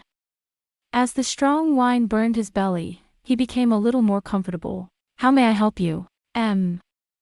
Karslan growled. 5,000 to 2,000. Well. Mr. Bork took 20,000 and Mr. Naren 20,000, so that's all we have left. Good. Karslan nodded. The message. Write it down. A battalion of Black Knights, plus crossbowmen, archers and 500 infantry to the East Gate. If Knorth or Dallas comes back, give them command and set up a line of defense at Arcandros Square. For squadrons of Black Knights and 1,000 infantrymen will form the second line of defense inside the gate, near the castle of Nerva. The eastern gate must not be barred. Only fence it so that the second line can leave at any time. Then send 5 companies of the White Guards and all the remaining infantry to the south gate, and 5 companies of the Black Guards to the rear, to be commanded by Dallas. All troops, with the exception of 1 company directly under me, are to be posted immediately. Is but to Secretary Tyron. What? Karslan said in a panic. But he was too upset to say anything else. This is not an insurrection but a riot, and it has taken place in Crystal. Therefore, the full authority of this matter rests with me, the Crystal City Guard. There is no need to refer it to Commissioner Tyron. Yes, sir. Sir, would it be all right if I didn't mention how many squadrons are directly under your command? I told you so. Who the hell are you talking to? Who's giving the orders? Karslan was angry. You don't know what you're talking about. This is an emergency. You'll be safe in the palace. You must send out every man you can to defend the palace. I'm sorry. All you need to know. Go. Ha. After the deployment, the command will be left to Kanos and Dallas respectively. Ha. Now I won't be able to help Kanos either, thought Karslan, glancing around. But when he realized it, he cringed. It was as if the betrayal had already taken place. I haven't decided yet. Karslan muttered, I don't know what to say. It is true that it was Lygia's order to divide the troops between the east and south gates, and not to close the east gate, but that is nothing, even if I had not thought of doing so, as I probably would have done. But still. It occurred to him that Lord Crystal had behaved so casually that Karslan had ordered him to do exactly what a Mongol commander would have done, rather than what seemed unnatural to a Mongol soldier. I felt something like a terrible shiver run through me. What's that man thinking? A mysterious blackness suddenly seemed to fill the room, to engulf him. His cadaverous brain could never have guessed the depths of Aldo Neris's thoughts, or even, at first sight, what he was aiming at. Mr. Secretary. As ordered by the Commissioner, my troops are lined up in the courtyard, awaiting your orders. Okay. I'll be right there. I was just about to say that when another one came in. Again, he was the son of a Tyran. Excuse me, sir. Commander-in-Chief Tyran has ordered Security Chief Karslan to come over right away. Okay. Karslan glared at him with an intense look. Hey. Tell the Carthrones to wait in line until I'm done. Before he left the room, he drained the rest of the wine from his cup with a gulp. You wanted to see me, sir.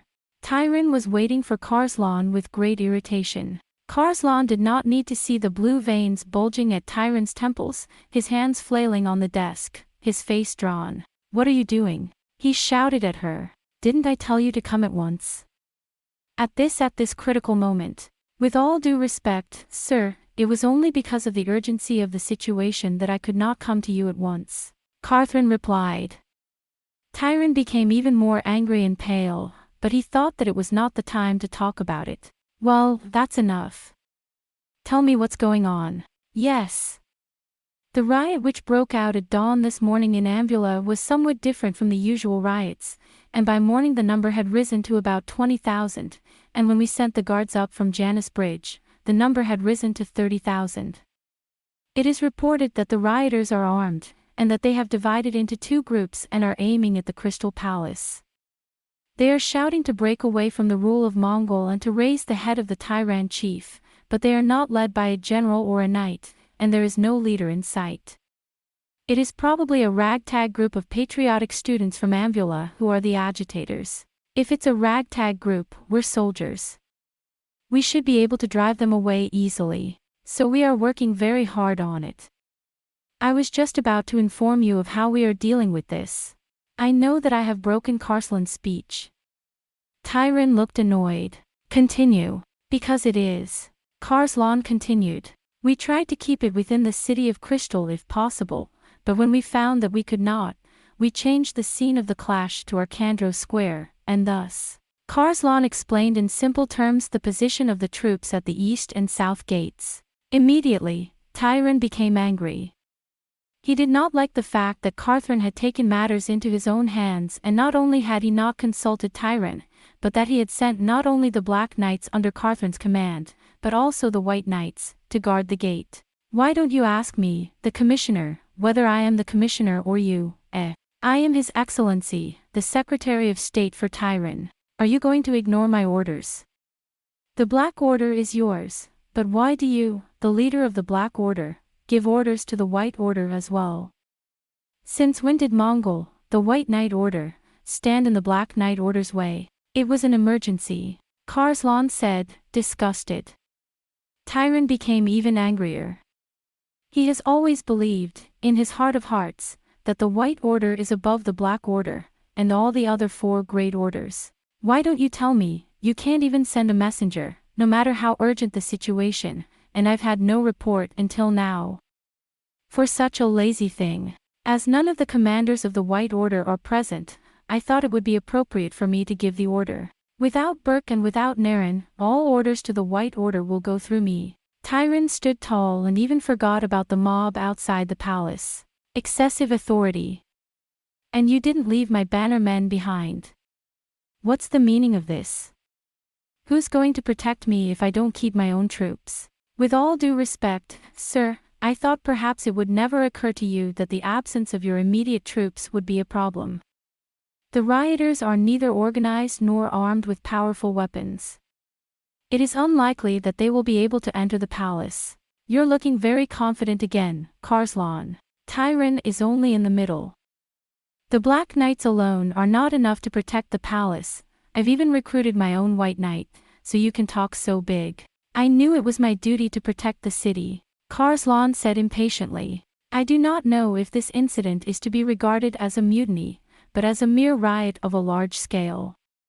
If it were a rebellion, I would have to ask for the Commander-in-Chief's orders as a matter of course, but if it is a riot, I am afraid that the commanding authority rests with me, as Commissioner of City Security, although, of course, I would have reported the situation to you every moment. Tyron kept quiet, but looked at Carslan with a vague, unpleasant look in his eyes. Eventually he said, Well, Carslan, I understand what you're saying. But I'm afraid I won't have any men under my command in the palace in case I have to send them back to Juneau. I'm going to order 2 squadrons of White Knights to pull out and set up a perimeter around the Crystal Palace. Do you have any objections? Ha! Carslan's nostrils are dented white. If the Commander-in-Chief himself were to reissue such an order after all the arrangements had been made under Carslan's full authority, Carslan's face would be ruined, not only because of his inner doubts, but also simply as the commander of Mongol. I can assure you, sir, that there is no need to be alarmed at the prospect of a mob entering the palace.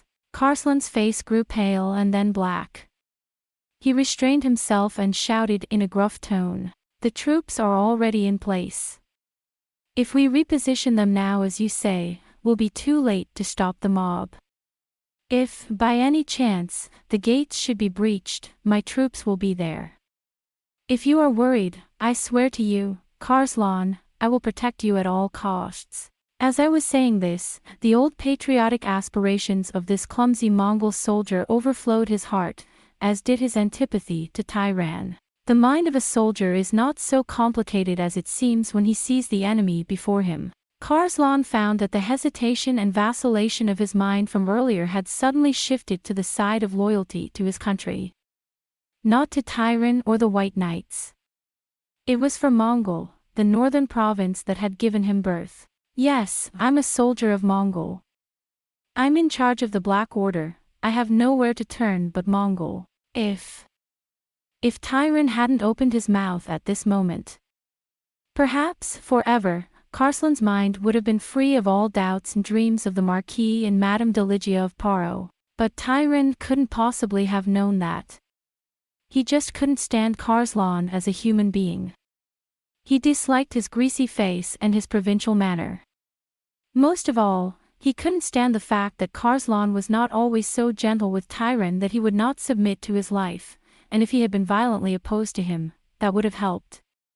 But Carthrin, though he spoke back to him face to face, obeyed his orders with a grievance that made Tyron's blood boil all the more when he felt what was in his heart. And in fact, for him, the fact that the Knights of the White Order, which should be at the top of the 5 great orders of the Mongols, received orders from the Black Order, even if it was a mere mockery, was like an insult to him.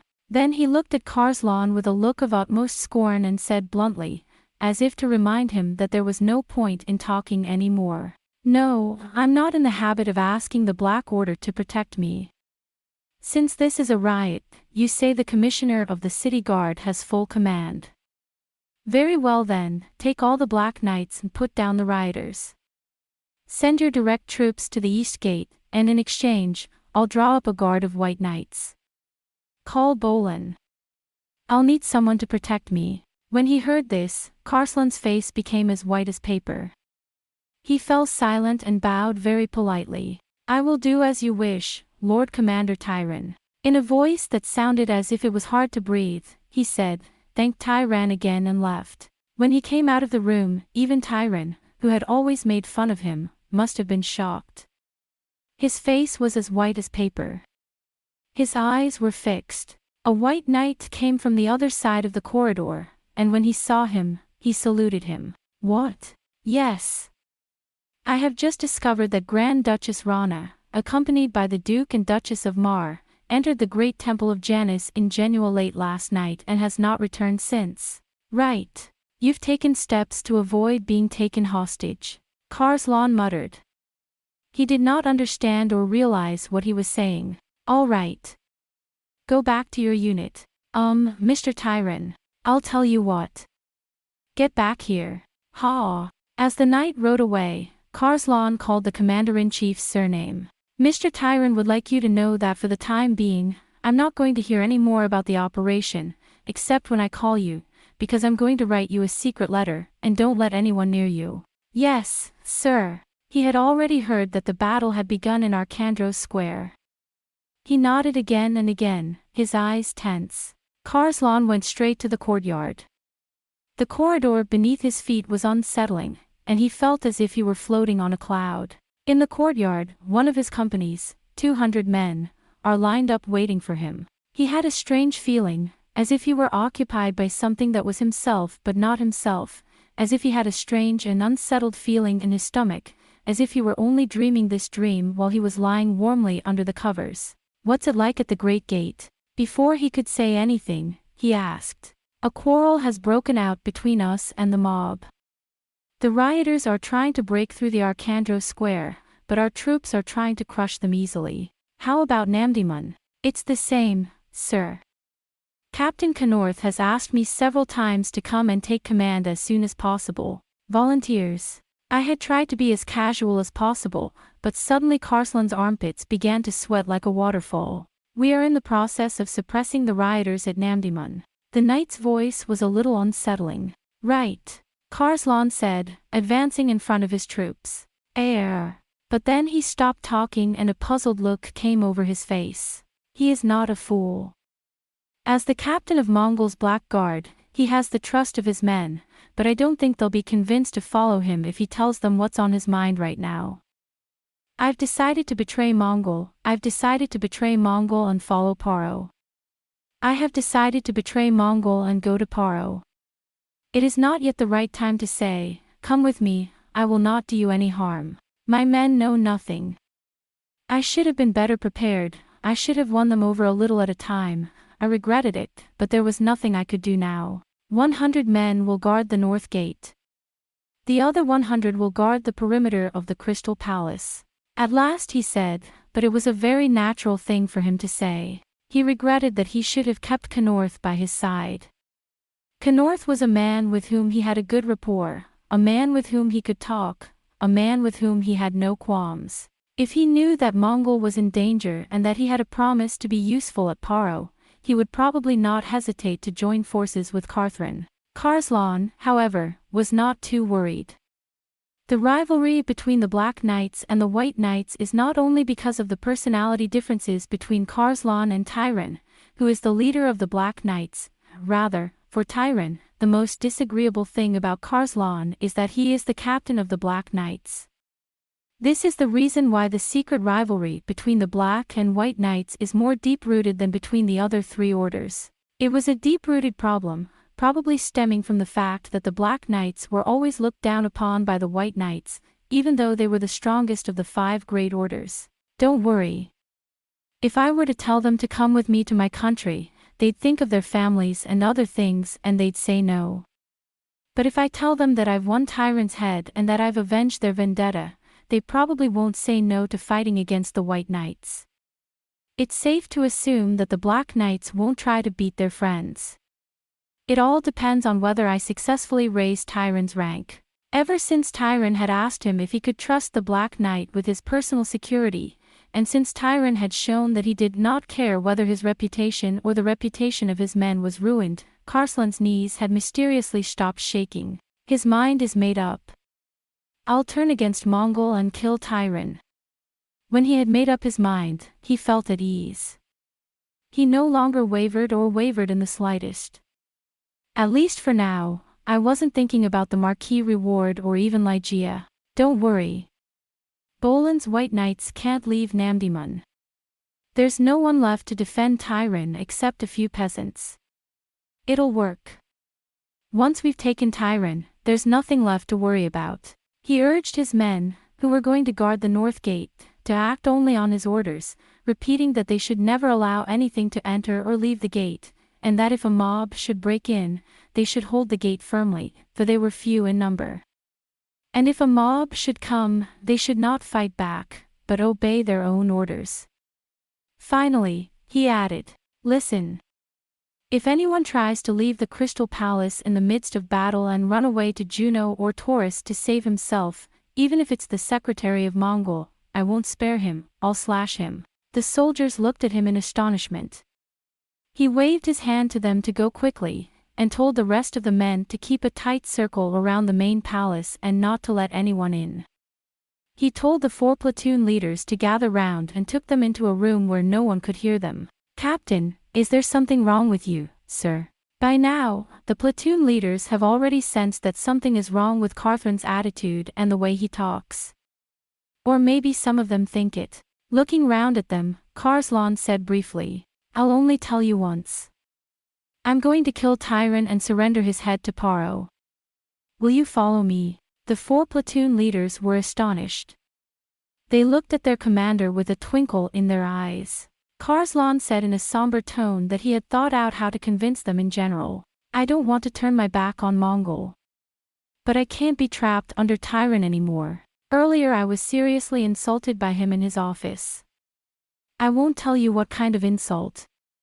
I won't tell you what kind of insult. A humiliation a warrior cannot bear. You know how many other things I've had to suffer at the hands of Tyron and his henchmen. And you know how their men have treated my order with contempt. But why should we have to endure that forever? In time of peace, I would have challenged him to a duel, but I'm not going to listen to his orders anymore.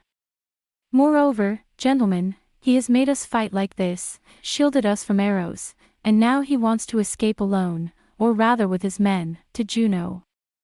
Instead of that, why don't you have this squadron of Karslan's fight for you?" The platoon leaders were agitated and agitated. Karslan continued, "When I heard that, I finally lost my patience. I'm going to cut him loose, and if you accuse me of having acted in this way out of personal vindictiveness, then so be it. A warrior has his own thoughts and feelings, and there are things that are truly irresistible to the pride of a warrior." He heard a strange and loud noise coming from the Arcandros square. He knew he had to hurry. He became more shrill, more violent, more feverish. "I've ordered Bolan's troops to pull out Tyron to escape to Juno, but instead I've sent my own troops to guard the north gate to Yuno and the Crystal Palace. I'm going to go and cut him up. A commander who leaves the battlefield and runs away to save himself is no longer a traitor. In a fit of excitement, one of the platoon leaders said in a loud voice, I, too, have always had a hard time with the White Knights and have rubbed my chest. The other one's gone too. Captain, let's do it. There's nothing treacherous about cutting off a traitor. Oh. Karslan knew well his character and his antagonism to the White Knight, and he knew well what he could say to rouse them, but still he was deeply moved and cried out. Will you follow me? Will you give life to Carthrin? Ha! Yes. He jumped out of his skin. Matisse, Fels, fortify the Crystal Palace and make sure that if Bolan's troops come back they won't get through. Take Paulus, Guy, and a dozen or so of your trusted men and come with me, and watch me slay that white caterpillar. When it's all over, Karslan will never forget your loyalty and the fact that you chose me instead of the Commander-in-Chief's authority. Now, hurry up. Yes. Enthusiasm is contagious. Karslan's glittering, stern eyes and feverish tone seemed to them as if they were now completely absorbed in him. Ready when you are, Captain. All right. Let's go. Now Karslan feels no fear. No longer hesitates. However, although everything seemed to be at the height of unreality and he seemed to be treading on air, in reality he was neither wobbling nor shaking. Tyran. And its Commander-in-Chief. What would Tyran's eyes be like if he suddenly swooped down, put his sword to his throat, and said, I'll have your head? Wouldn't that pretentious man crawl down on his knees and beg for mercy? At the thought, Karslan let out a laugh that already seemed to have gone mad. He walked slowly up the stairs of the Crystal Palace. It was the stairway on which a fancy dress ball had once been held to wed Aldo Nairis and Amneris in a strange marriage. And men and women in beautiful costumes went up the stairs, clasping the magic bells. But now there is no one to remind them of such things. Karslan and 12 or 3 of his men went in round the steps, where not a soul was to be seen, and there was a rustle and a line of black knights in armor and helmet at the foot of the steps. The tips of their spears gleamed, and from the far eastern gate came a roar like a wave of thunder. Listen. No one is to pass. And if anyone tries to get through, you can beat them to death. It's martial law. Hearing the platoon leader giving orders in a loud voice behind them, Carthrin's troop entered the palace. This is also the Crystal Palace where, in days gone by, during the Battle of the Black Dragon, it was trampled underfoot by Mongol soldiers and through which screaming maidens and noblemen fled. The Crystal Palace is the most magnificent and the most dignified building in the Crystal Palace, which itself is so large that it could almost be called a small town. The interior of the building, in which Paro has exercised all his skill and refinement, is made up of such elaborate and artistic objects that even a single carving on a pillar or a pattern on a polished marble floor will attract the attention of anyone with an appreciation of beauty, who cannot help but gaze at it with open mouth.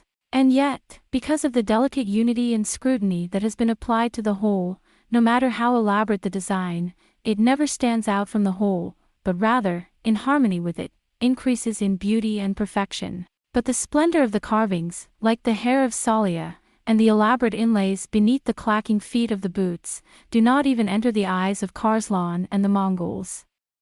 All they could see was the excitement, the gasping for breath, of their march through the wide, high-ceilinged, deserted palace. No longer did Karslan think about anything else. The wide swords on their hips clinked and clattered against the high ceiling. All along the walls of the cloisters, the somber eyes of the portraits of the 100 kings of Paro, their queens, princes and princesses, since the holy king Arcandros, gloomily watched the warriors who pass selfishly through the palace, through the capital of this kingdom which they have founded.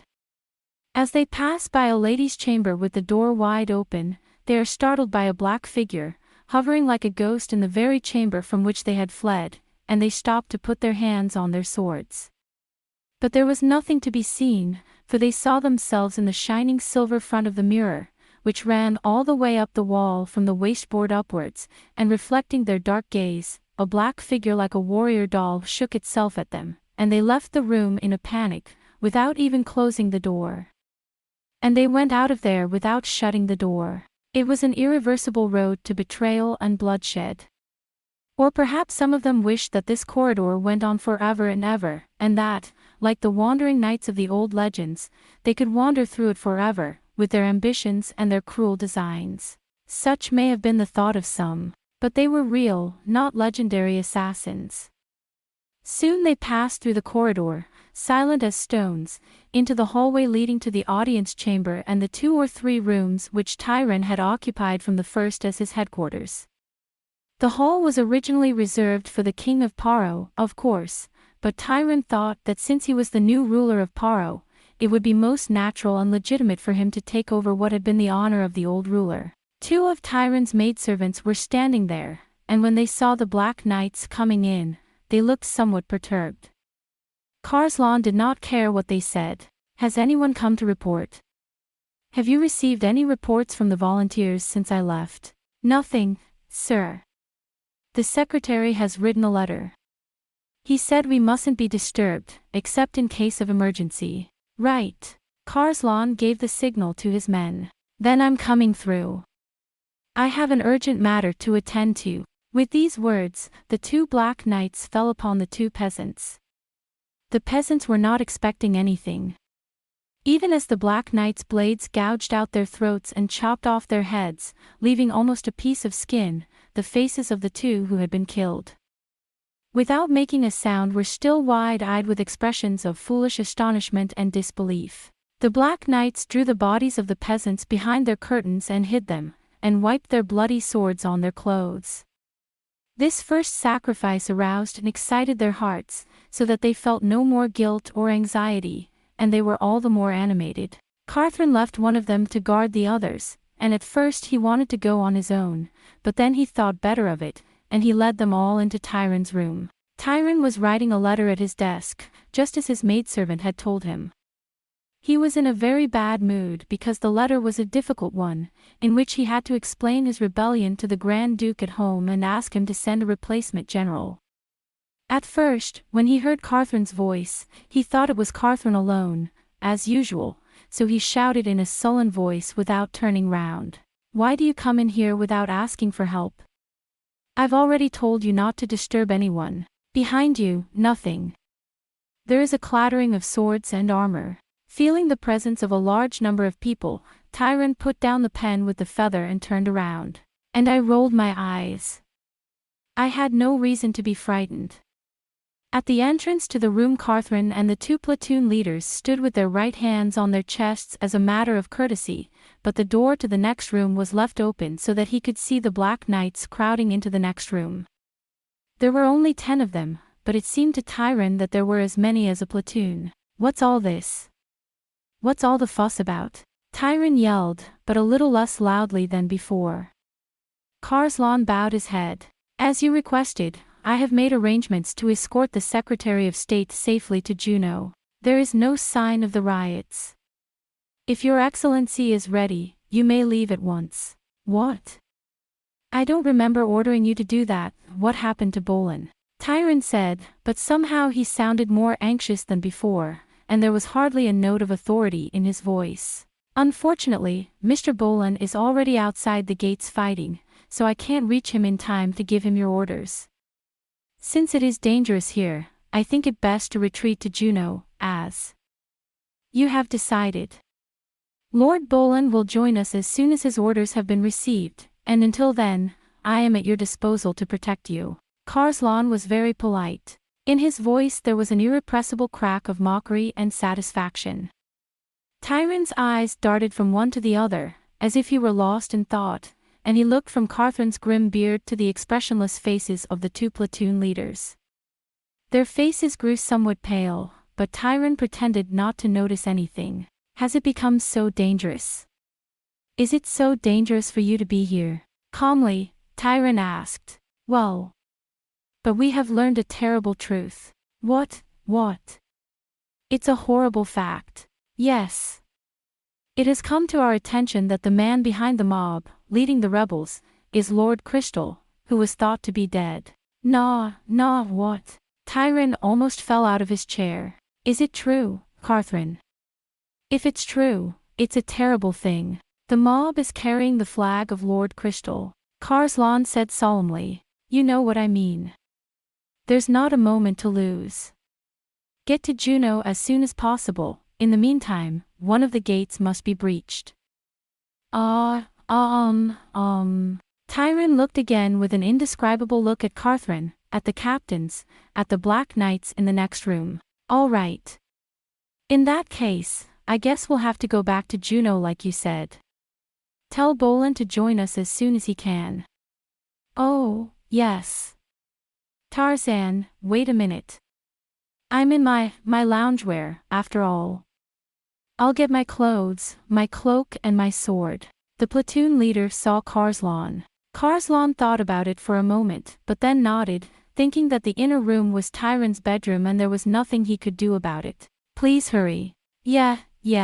Tyron nodded several times, trying to appear calm, and went deeper into the room. The platoon leaders approached Carthren with one hand. Captain. When will you do it? We must be quick. If Bolin and the others come back. I know. But there are still some maids in the Crystal Palace, and I don't want to upset them. Take them out, when they're on their way to knighthood. Carslan swung his right hand like he was going to slice it off. The above conversation was carried on in a very hurried and whispered manner. But when they had fallen into silence, and returned to their original posture, and for some time all their keen eyes were fixed on the entrance of the inner room, no sound came from within. They waited a little longer. Then, suddenly, Carslan jumped up with a start. Ah! As soon as he had shouted, he drew his sword at his waist and kicked open the door of the inner room, as if he had thought of something. Tyron, what are you trying to do? Come on, get out of here.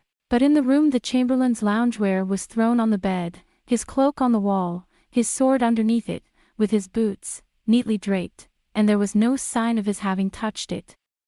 And there was not the slightest sign of a single person in the room, not even a hint of one. You, dull Powles. Paulus.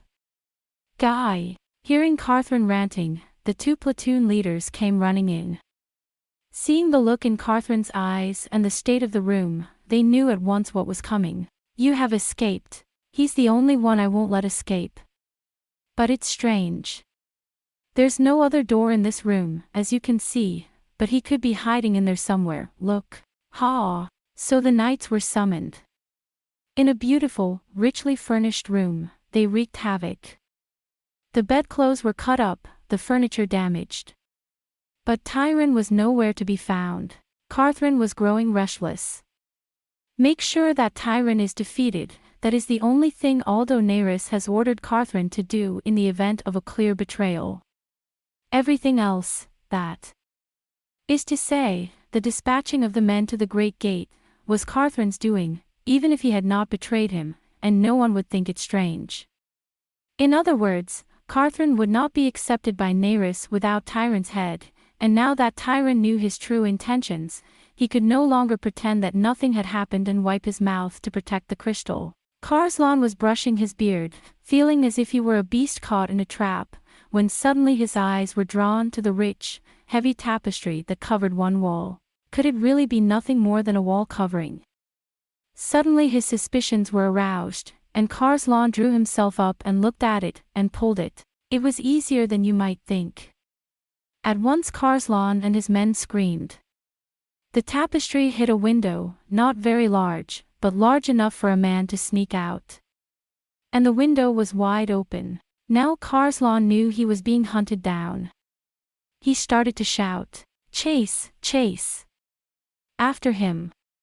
Whatever happens, don't let him get away, it's our ruin or his death." The knight, who had hurriedly run to the main and back entrances of the palace, returned with a report from the platoon commander, who had covered the place, that no one had entered or left. The only way for Tyron to escape, then, is through Lansvale Gate or the Knight's Gate, as the southern and eastern gates are blocked. But Carslan remembered Lygia's words that Lansvale Castle had been taken by the mages.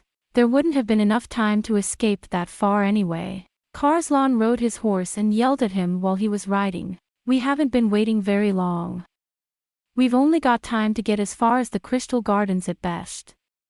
Find it, find it. The loungewear has been removed, but there is no evidence that the secretary's uniform has been worn in its place. Captain. There's something under the window. The Black Knight who was examining it brought with him the virgin gold of a woman's cloak. This is absurd. He's trying to escape by disguising himself as a woman. Then block the way between the inner palace and the Crown Prince's palace, to where Karslan is commanding. Captain. Some of us saw a strange figure going from behind the Crystal Garden to the Crystal Tower. When the report came, Karslan and the others were encouraged. All right, don't let him get away. We skipped along the road between the royal womb and the beautiful gardens known as the Crystal Gardens. There, statues of the kings and gods stand between the small palace of Kalani, the residence of the Lord Crystal, and the main palace. On your left you will see the wall of the Crystal Tower, one of the 5 beautiful and glittering towers. At this point, the vast Crystal Palace is at the edge of the city. Ouch! Someone shouted loudly. I looked in the direction to which he was pointing, and saw a strange-looking man, with a woman's cloak over his head and his legs sticking out from under his woman's dress, clinging to the back of a horse and trying to sneak towards the palace of Lord Beck, where there was no master. Tyron, wait! Karslan's heart leapt in his chest and he kicked the horse in the stomach with a great shout. How dare you, Tyron! How dare you, commander of the Paro garrison! Do you really want to live so badly?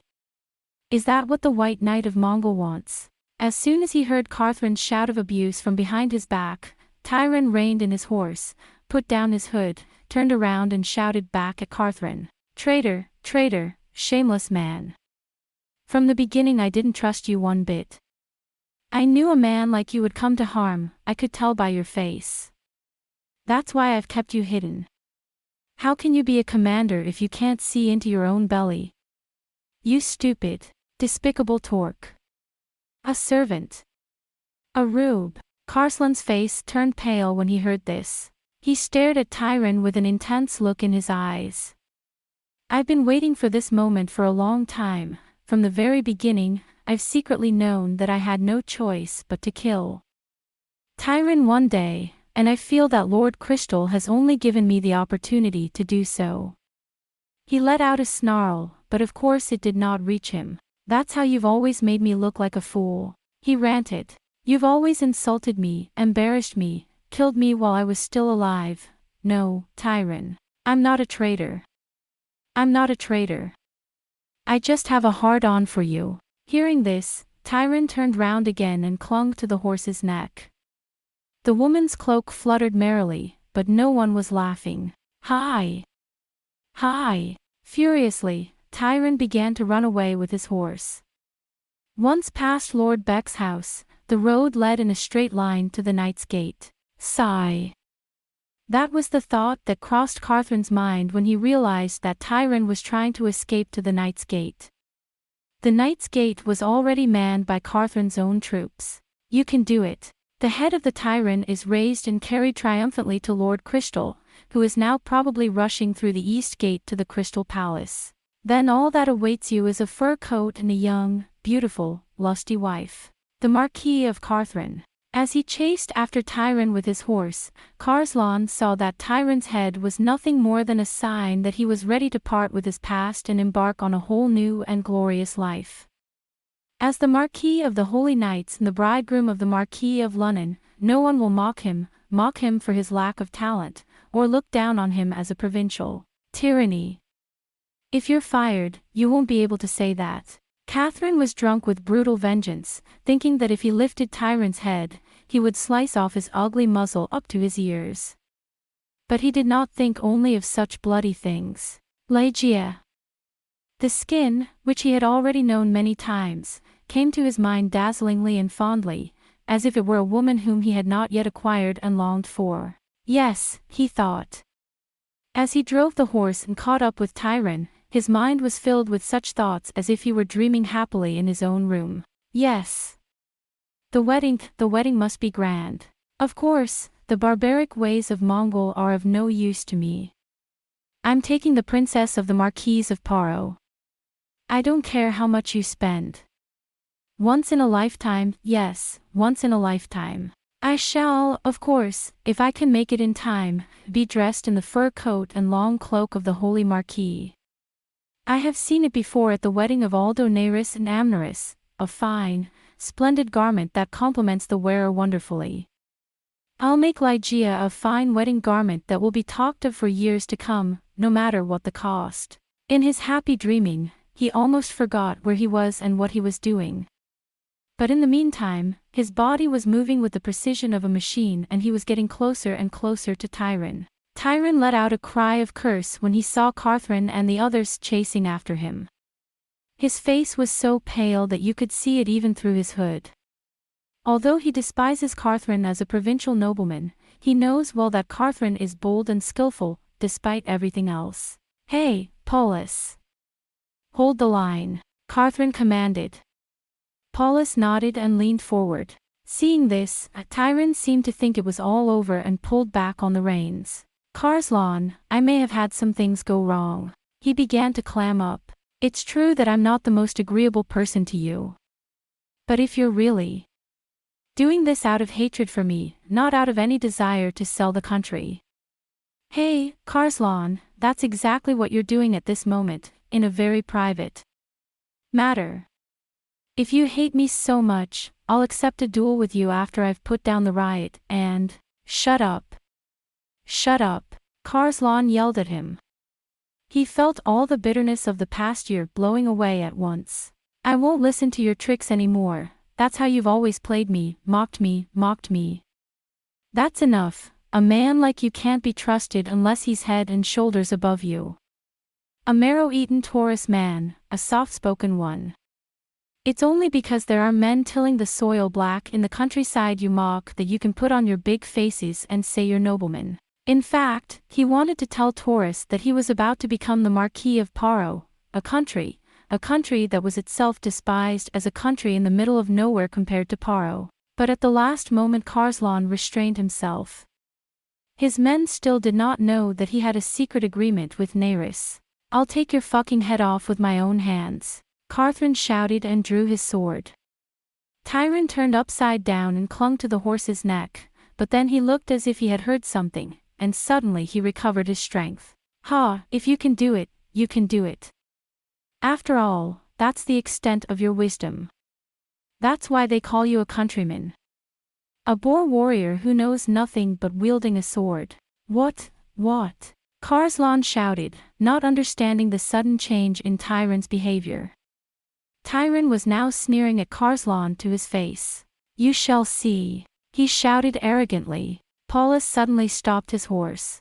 The stop was so sudden that I nearly fell out of the saddle with my body. Captain! A shaking cry signals that something is wrong. Carslan drew his horse closer to Paulus and opened his eyes wide. I can't believe what I'm seeing. At this moment even he must know that all his ambitions are gone, that his unseen dream has finally ended as a dream, that his ambition has crumbled with a crash. His ambition had crumbled with a crash. But still. He still didn't understand. What happened? What went wrong in your plan? Where did you get into such a discrepancy? Without understanding, he stood there, looking around with a stupid look in his eyes, his mouth open, his face like that of a cow or a horse. There is. A white wall stands between him and the city. Sternly, mercilessly, ruthlessly. There, Carslan would have posted 100 black knights of the immediate area to guard the gates, with strict orders that no one, not even the commissioner himself, should pass through. But now they are confronted by… There was no doubt about it, pure white headgear, white armor, white horses with white armor, white banners, a whole company of white knights that could not be mistaken. One of the horsemen, who seemed to be the commander at the head of the group, stepped forward and raised his cheek to reveal his face. Again, Carslan had no idea what was going on with his not-so-subtle brain. And there he was. It was none other than the face of Bork, who had left the Crystal early with an army of 10,000 men to crush the rebels of Salam. You.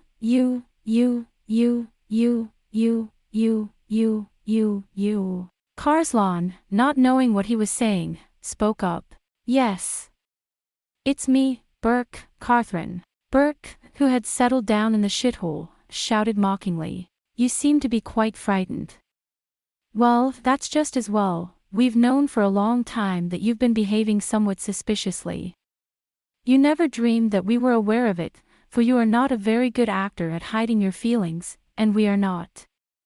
Especially a man like you, Mr. Tyron, who is so good at reading people's minds and knowing what's really in their hearts.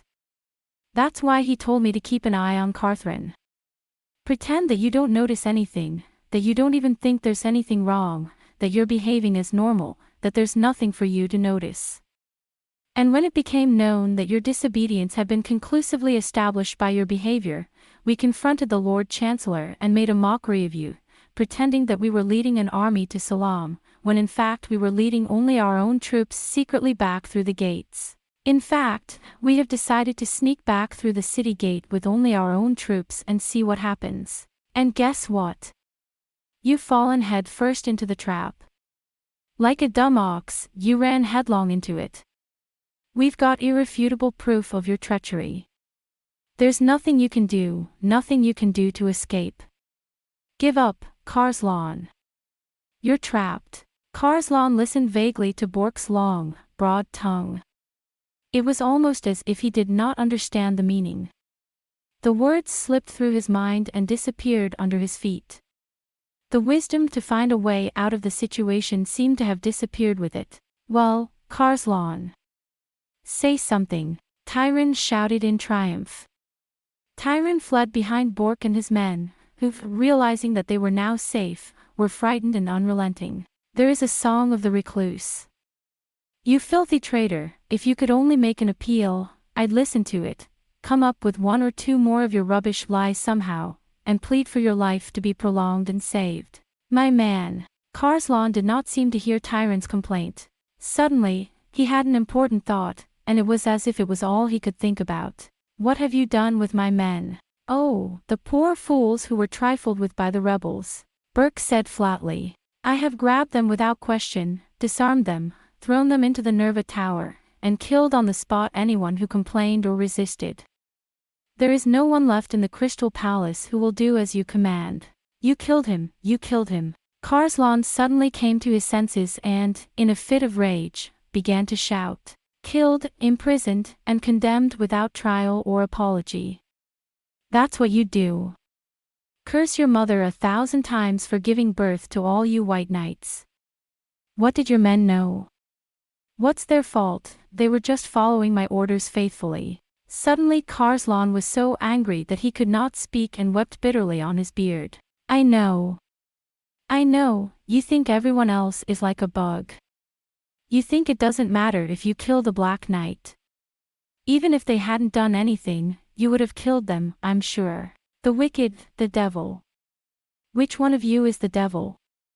My men, from Kadain and Audane, all good friends of mine. In the meantime, we must protect the purity of Mongol.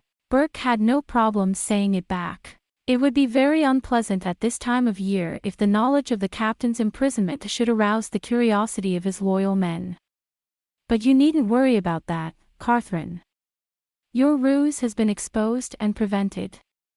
There's no need to pity your men, for sooner or later you'll catch up with them where they are, in the dungeon and in the Dal lands, and soon you'll be together.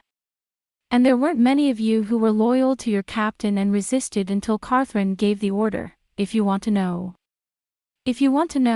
When they were surrounded and arrows were pointed at them, they put down their swords quite meekly, dismounted and walked to the Nerva Tower by themselves. Karslan glared at Burke.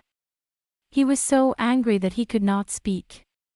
In his eyes, the Black Knights, surrounded by the Knights of Mongol, whom he believed to be his allies, were suddenly stripped of their swords, imprisoned, and stabbed to death like insects in protest. But underneath the fierce armor is the face of a simple young man who raises and harvests the vatches of Kadain and Audane, and the miserable figures of his men are visible. He plucked off his helmet and threw it on the ground, and ruffled his hair, and poured out all the curse he could on Mongol, and Tyron, and Bruck, and Naren, and the White Knights. Burke doesn't seem the least bit bothered by this.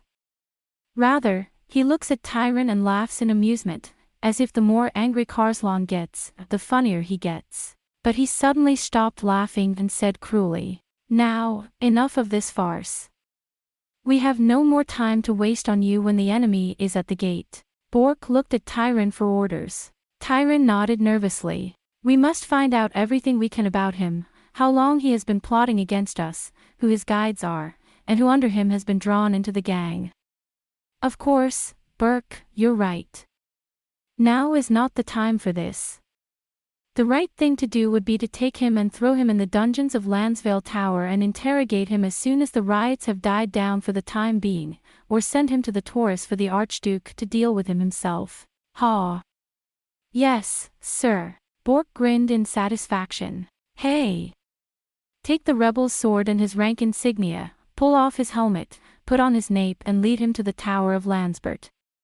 Throw him into the deepest and strongest dungeon and put 5 guards there. And the men behind him who foolishly followed him, throw them in the Nelva Tower as well. Quickly." When Bork made the signal with his chin, several white knights stepped out of the line with their cheeks lowered and in silence. "Come on, get off the horse, you traitor." A sharp, contemptuous voice poured out from beneath his cheeks. "Carthren says no more." The curse words and the slanderous words have vanished from his bearded lips. He saw the knights approaching without expression, and saw Tyron and Bruck standing arrogantly and triumphantly. A slow, maddening despair crept slowly up into his eyes. He pursed his pouty lips, as if he were about to laugh. Gradually the world began to spin around him, a whirlpool that was gaining speed. He felt that it was becoming so fast that he could hardly breathe. He could no longer see anything.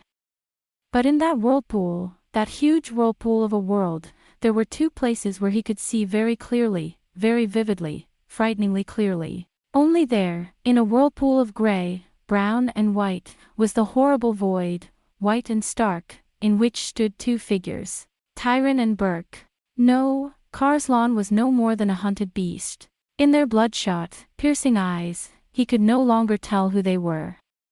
He could not understand why these 2 alone stood out so strangely from their surroundings and disturbed his mind so much that he could not calm down. But the unusually strong attraction, as if it were the figure of a woman in love, draws his eyes to it, seduces him, lures him, and tries to suck him in, no matter whether he looks away or not. Now, the sword.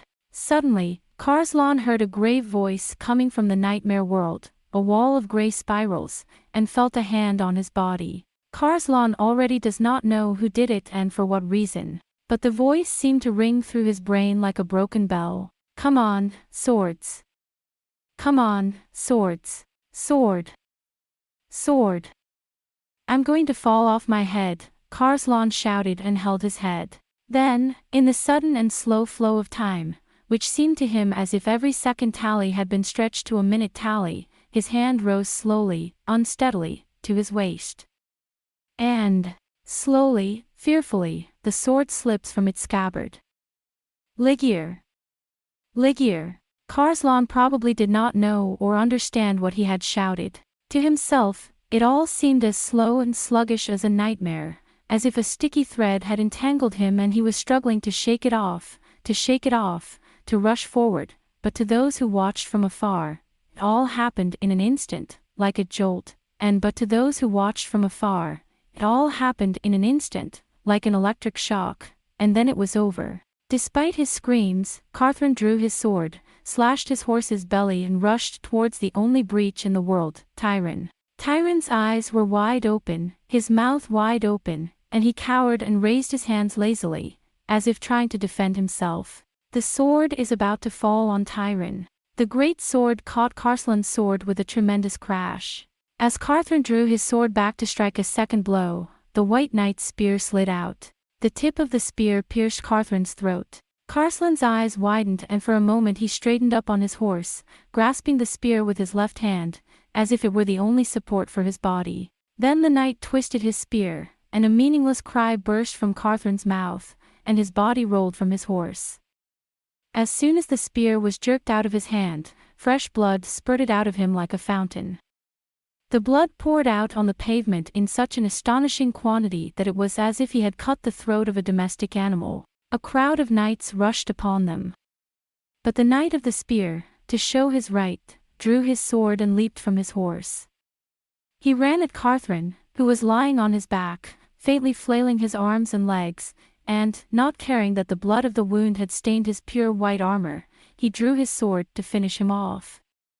Then, looking up at his two superiors as if to ask for instructions, he put his sword to the thick neck and cut off the head with a single stroke. Carslan's head is still white and his eyes are still open when they are lifted by the hair. His face is rather puzzled, as if he does not understand the sudden death that has befallen him. Was it the splendor of his wedding day or the sight of himself in the fur coat of the Marquis of St. Mary's that struck his wide-open eyes? For a while no one spoke to each other. They were disarmed and nuzzled in silence, as if they had never been there.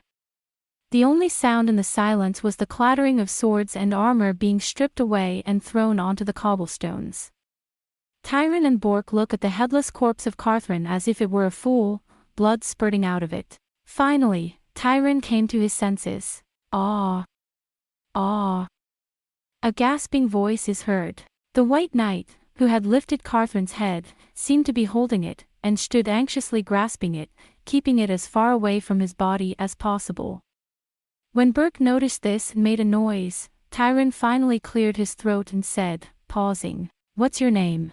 "Yes, Burgers, it's Johann, Mr. Commander-in-Chief." "Johann. You've done well. I'll remember that. Don't forget to offer me a reward when all is said and done." Johann's face lit up.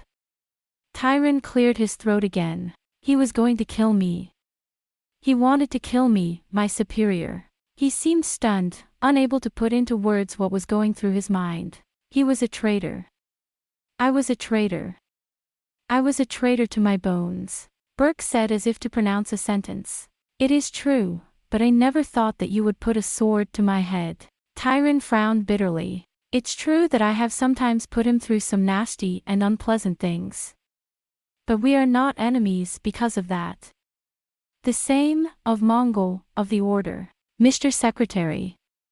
The center of the palace is now empty." Bork tried to get Tyrone's attention. "If you don't come back soon, and do something about it." "Oh, yes. That's it. We don't have time for this." Suddenly, Tyrone seemed to be pulled back from his strange and painful thoughts. "My God, Burke. He just told me that the supposedly dead Lord Crystal is alive, that he's the leader of the whole rebellion and that he's going to take back the palace. I hope he was talking out of his ass, but if he was, go to the gate and see what's going on." As soon as he heard it, he shouted. In a panic, two white knights run for the horse. If that were true, it would be a serious matter.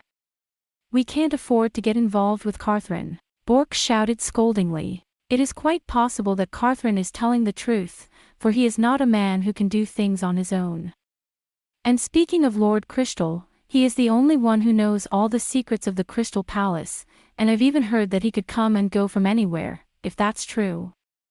If this is true, we have no choice but to open up the palace and let him fall into Juno, as the guards are in short supply here." That's what I was thinking. It's a pity to leave the palace open, but it can't be helped. If Lord Crystal is alive and well, the number of patriots in the area will quickly grow to tens of thousands of volunteers. I suggest you join up with Juno's troops and ask Taurus for reinforcements." "You think so too, Burke?" Then the White Knight who had scouted for him came running back, gasping for breath. "It is terrible. The rebels, led by the holy knights bearing the banner of the Duke of Crystal, have defeated the Kanos and are pouring into the palace.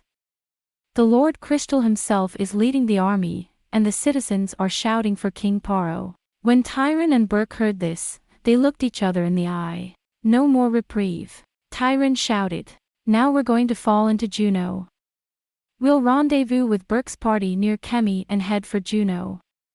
Quickly, we don't want them to know the Crystal Palace is empty." "But when it comes to this," Burke murmured mysteriously, "heaven help us all. If I hadn't come back from the Knight's Gate to guard Carthren, and if I hadn't trapped the Black Knights, if this gate had been locked too, we would have been trapped in the palace, and we would have been hunted to the torque. Not at all. Tyron shuddered. Come on, hurry up. We might be followed. If they catch up with us before we join up with Burke's army, we'll be in trouble. He looked down for a moment, with a strange look in his eyes, at the headless body lying on the cobblestones. A traitor who sells our country, must become like this. He doesn't know what he's doing. He added with a shake of his head. You idiot, you idiot. What were you lacking when you became the captain of the Black Knights? You could have gone back to Taurus at some point and become the Lord Commander of the Black Knights. What's the point of all this? I don't know. Come on, come on. The voice of time is coming from the Crystal Palace. Urged on, Tyron turned his head in a panic. No one looked back, and the group hurried through the Knight's Gate. As they went, Kemi and Juno whoosh, whoosh, whoosh, the groans of battle shook the Crystal Palace. Only the headless corpse lying on the cobblestones, its blood blackened by the flow of blood, stands in the slowly cooling silence. Chapter 4. Entry of Neris. Crystal Palace have fallen. For those who cannot forget the fierce and daring raids of the Knights of Mongol during the Battle of the Black Dragon, the outcome of the battle was so easy to believe. Against 5,000 knights, 1,500 holy knights, more than 50,000 citizens, it cannot be said that the greater number of people is necessarily the overwhelming advantage, considering the difference in temperament and armament between them. But Paro's army had an ally, sometimes stronger than anything else, the momentum of time. Moreover, it was a holy war for all the people of Paro to regain their sense of security. Even if more than a year had already passed since the occupation, the Mongol army could not help feeling that they were the invaders, the tyrannical invaders who had brought them down by treachery and surprise. And, above all, this mighty, fully armed army of Mongols fatally lacked the last and most important thing that makes an army invincible: a commander in command. A commander in command. Nellen and Burke were absent, and Karslan was also absent. No matter how loudly Knorth and Boland scolded them, they were at best mere knight-errant, second in command to a battalion commander or a company commander, and had no power to lead an army. As soon as the fact that Director Tyron had already fled alone to Juno was announced by the messenger, the iron unity of the Order of Mongol was broken with stupefying swiftness. For no one could have wished to die in vain in this far-off enemy country, following the flight of their commander. At last, I understand. Ligeia, who had changed into the dignified armor of a holy knight, and had flipped up her cloak to become the lady knight who followed Aldo Neris, said to him, with a faint smile on her lips, I am a holy knight. I wondered why Lord Neris wanted Carthrin to kill Tyron.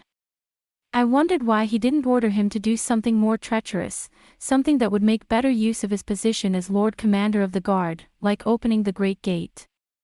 After Bork and Nellen were dispatched, the Order of Mongol would have no head to pull it off if Carthrin and Tyron were sent away. An army with no one to give orders will never be able to do more than a tenth of what it takes.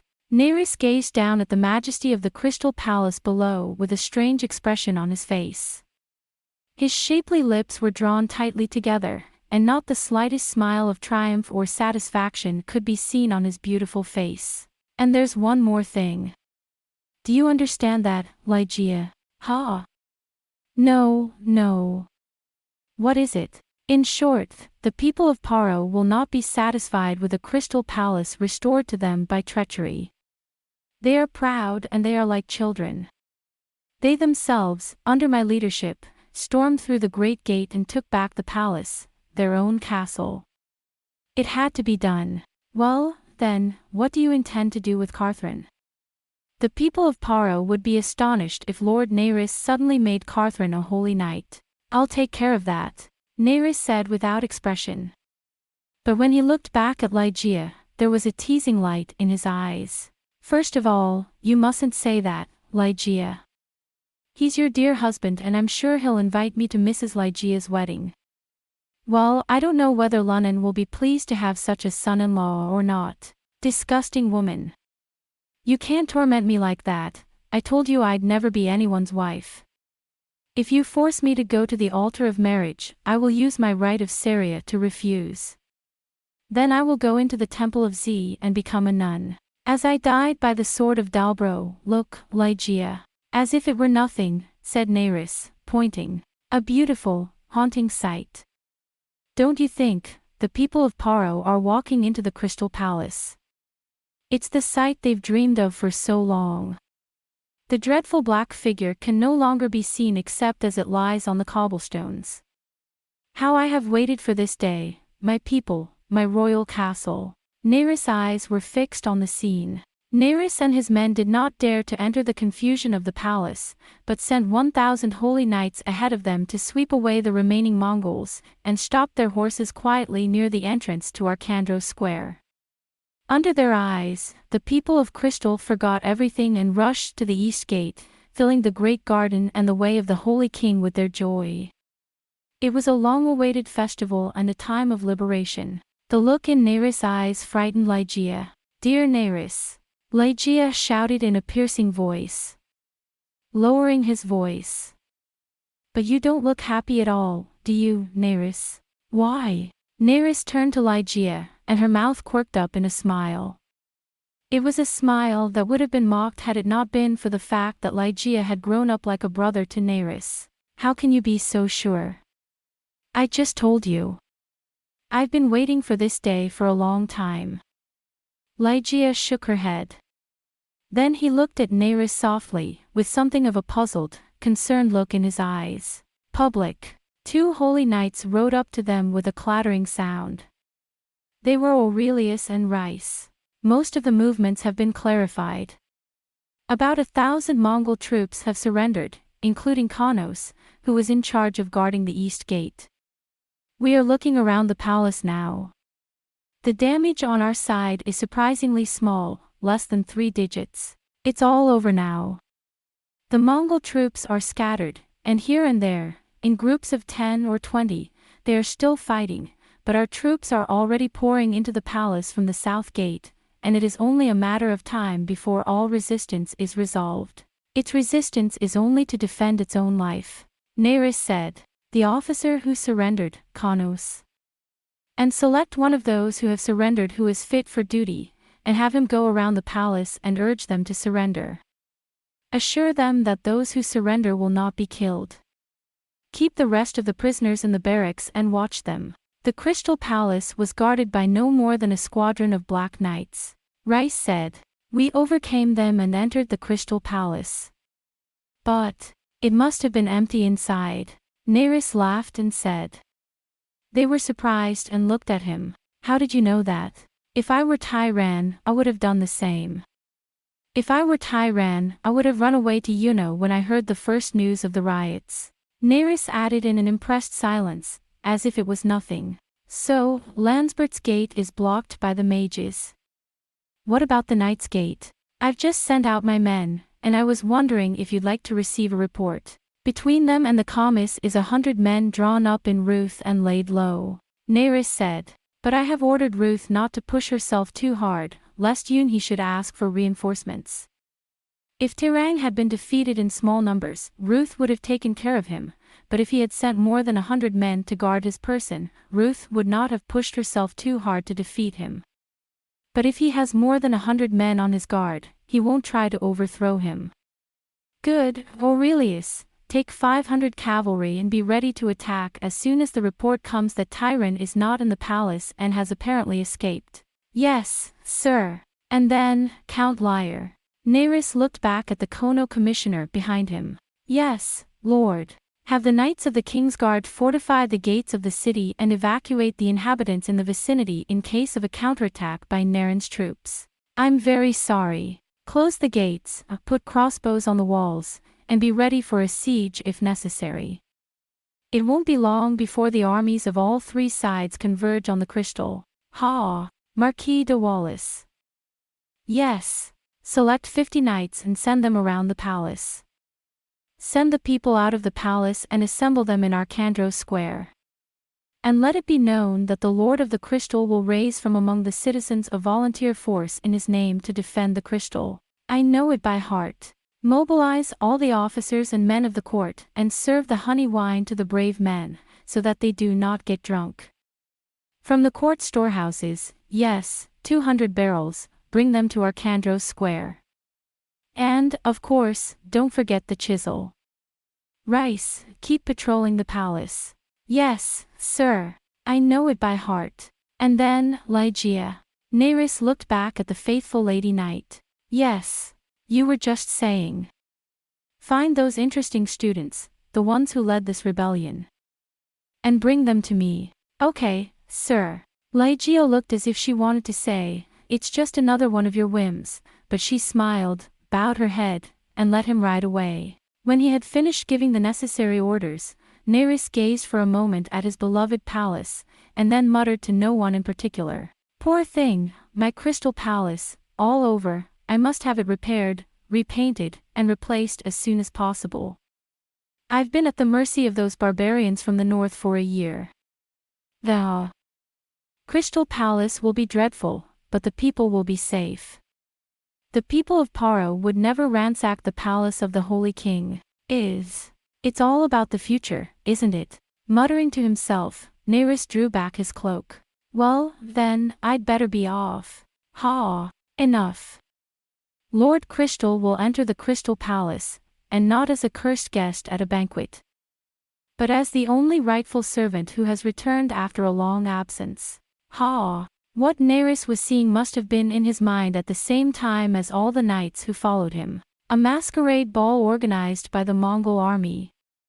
On that occasion, in front of all the people gathered in the gardens and the square, Nerys walked up the grand staircase of the Crystal Palace, looking dignified and beautiful in her lure. His Royal Highness Prince Aldo Nerys of Crystal, the ruler of Crystal City, will now enter the Crystal Palace, which he has finally reclaimed for himself. Bugler. A purple and white trumpet with the banner of the Holy Royal Family is lifted and placed on the lips. The sound of the trumpets, blown loudly and proudly, echoes loudly through the Arcandros Square and the Crystal Palace. The 500 holy knights who had defended Nerys, clad in dazzling silver, moved solemnly. Of course, not all the people came to the court through the Great Gate, but many Crystal patriots were waiting in the square around the group. When they saw the prince's procession in motion, they stood up and jumped up, waving their hands and what they had, and shouted the Hail Mary. Hooray! Hooray! All hail the Holy Family!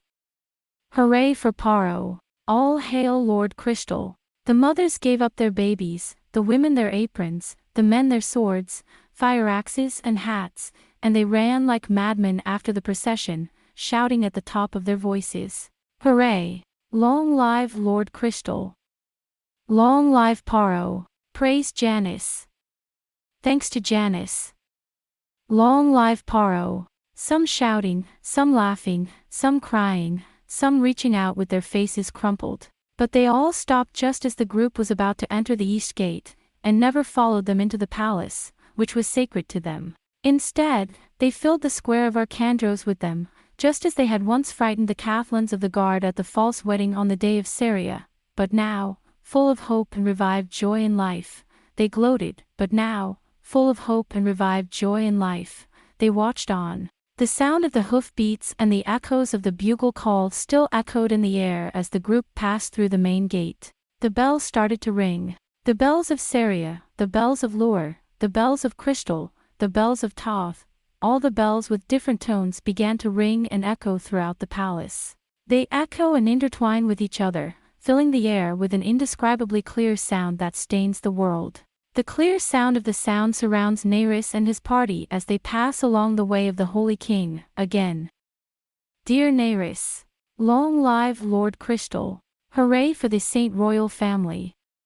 Hail Paro! The people came screaming. These were the men who had first broken through the gates and entered the palace, all young, full of blood, and full of strength, with their own weapons in their hands, some of them bleeding from their wounds, some of them covering their wounds with whatever cloth they could find, and some of them leaning on the shoulders of others. But they were all wounds sustained in the battle to defend Paro and destroy Mongol, and there was not a face that did not shine with blood or smile with joy. All hail Lord Crystal!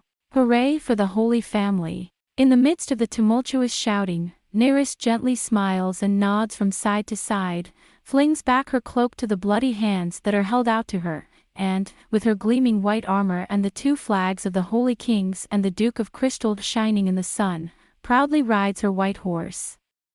There was no sign of the Mongard soldiers, and the moles that lingered here and there in the wake of the fierce battle were covered by the waves of people's cheers. Hooray, hooray! The sound of the bells, like a shimmering wave, the shout of hail that stirs it in the midst of all this. Neris and his party reached the Crystal Palace, where they dismounted. Without hesitation, Neris flung back his cloak and walked up the great stairway, his long hair flowing in the wind.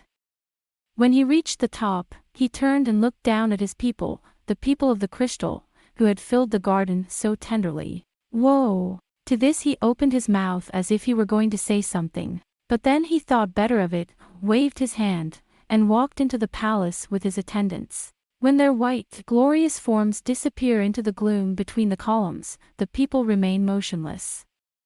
They look up, they cry out, they wait. There. Move, move. In the square of Arcandros, the Lord Neris will give you a drink. It's fire wine to celebrate victory. Go to Arcandros Square. With loud shouts and shouts of joy, a group of men carrying huge barrels of wine came running towards them, and the people were immediately astonished.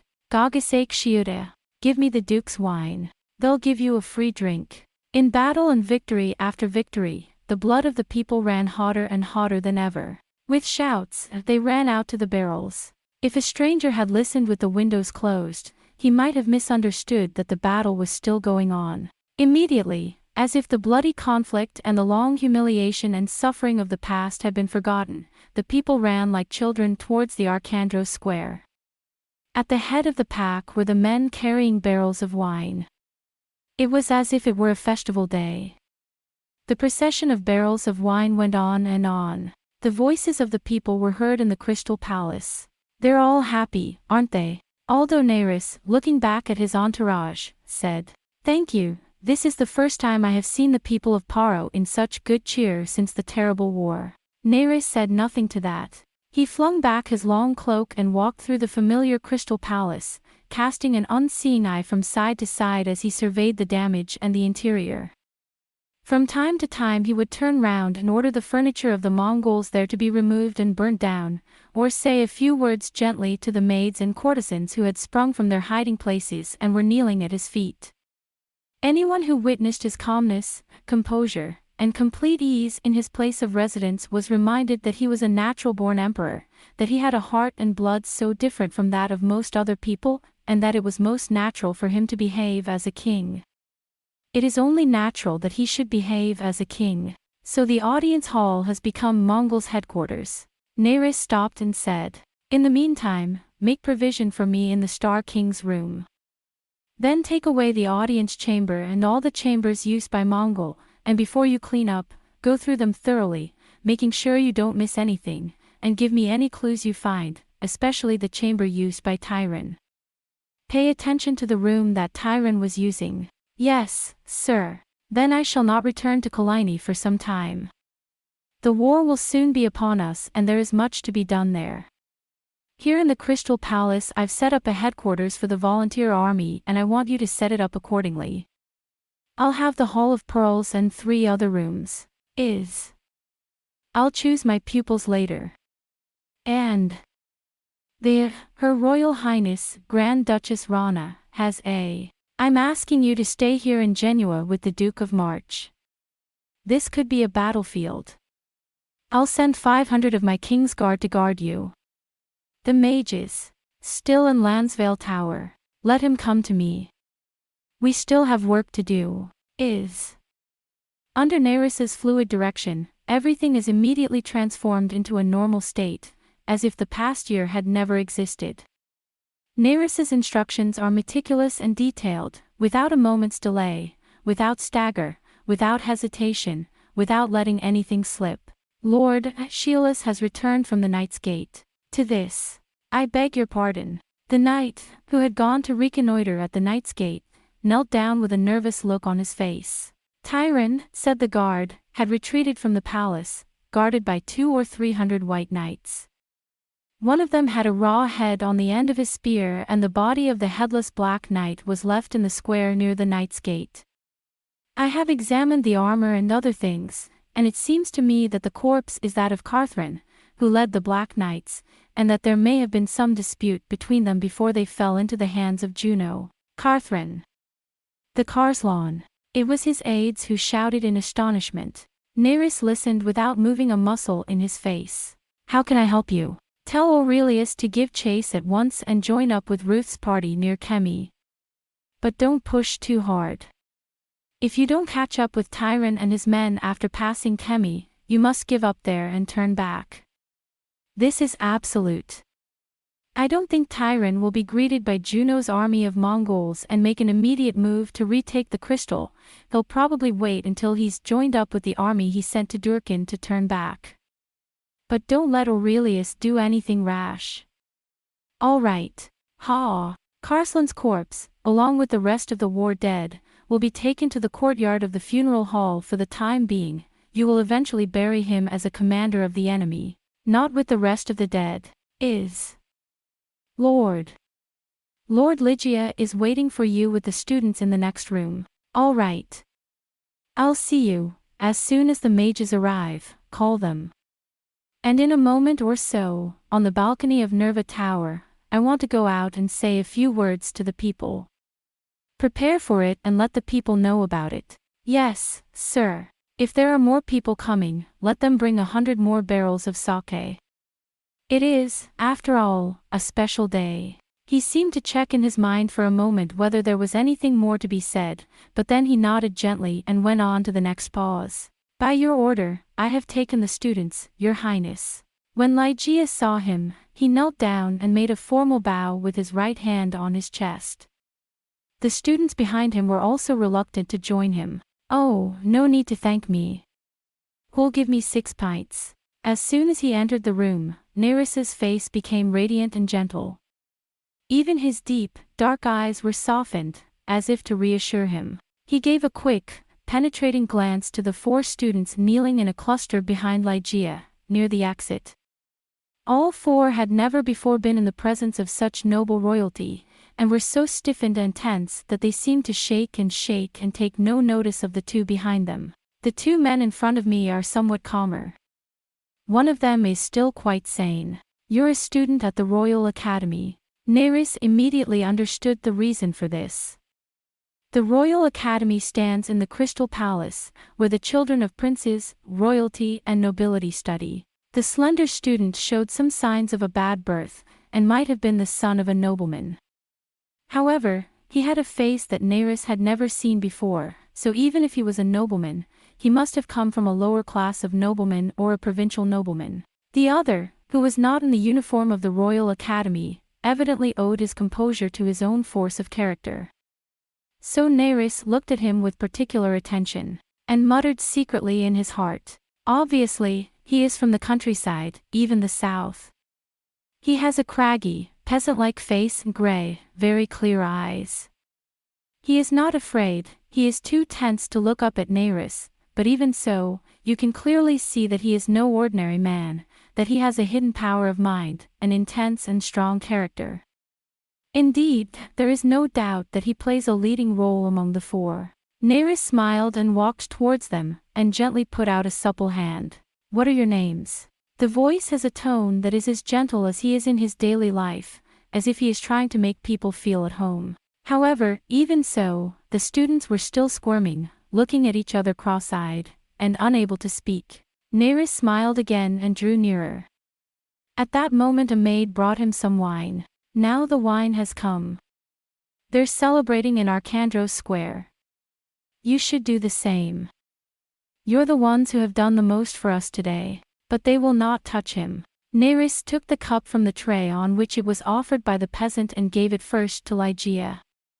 Then he took another and offered it to the first student, that is, to Ran of Calavia. Come on. Slowly Lon stretches out his hand. Looking at his own hand, he blushed and puzzled, as if realizing for the first time how black, bony and dirty it was compared to the supple, thin, whiter than a woman hand that had grasped the cup and stretched it towards him. Neris. Smile grew wider. I was one of your peers in the Royal Academy less than 10 years ago. Neris said softly. Come on, take the cup. If you don't take it, the rest of us won't. Rand gulped down his spit. He puts out a shaking hand and takes the cup. What is your name? Neris asks. Run. Calavian Orchid. You must be a student of Master O Tan Fei. Ha yes.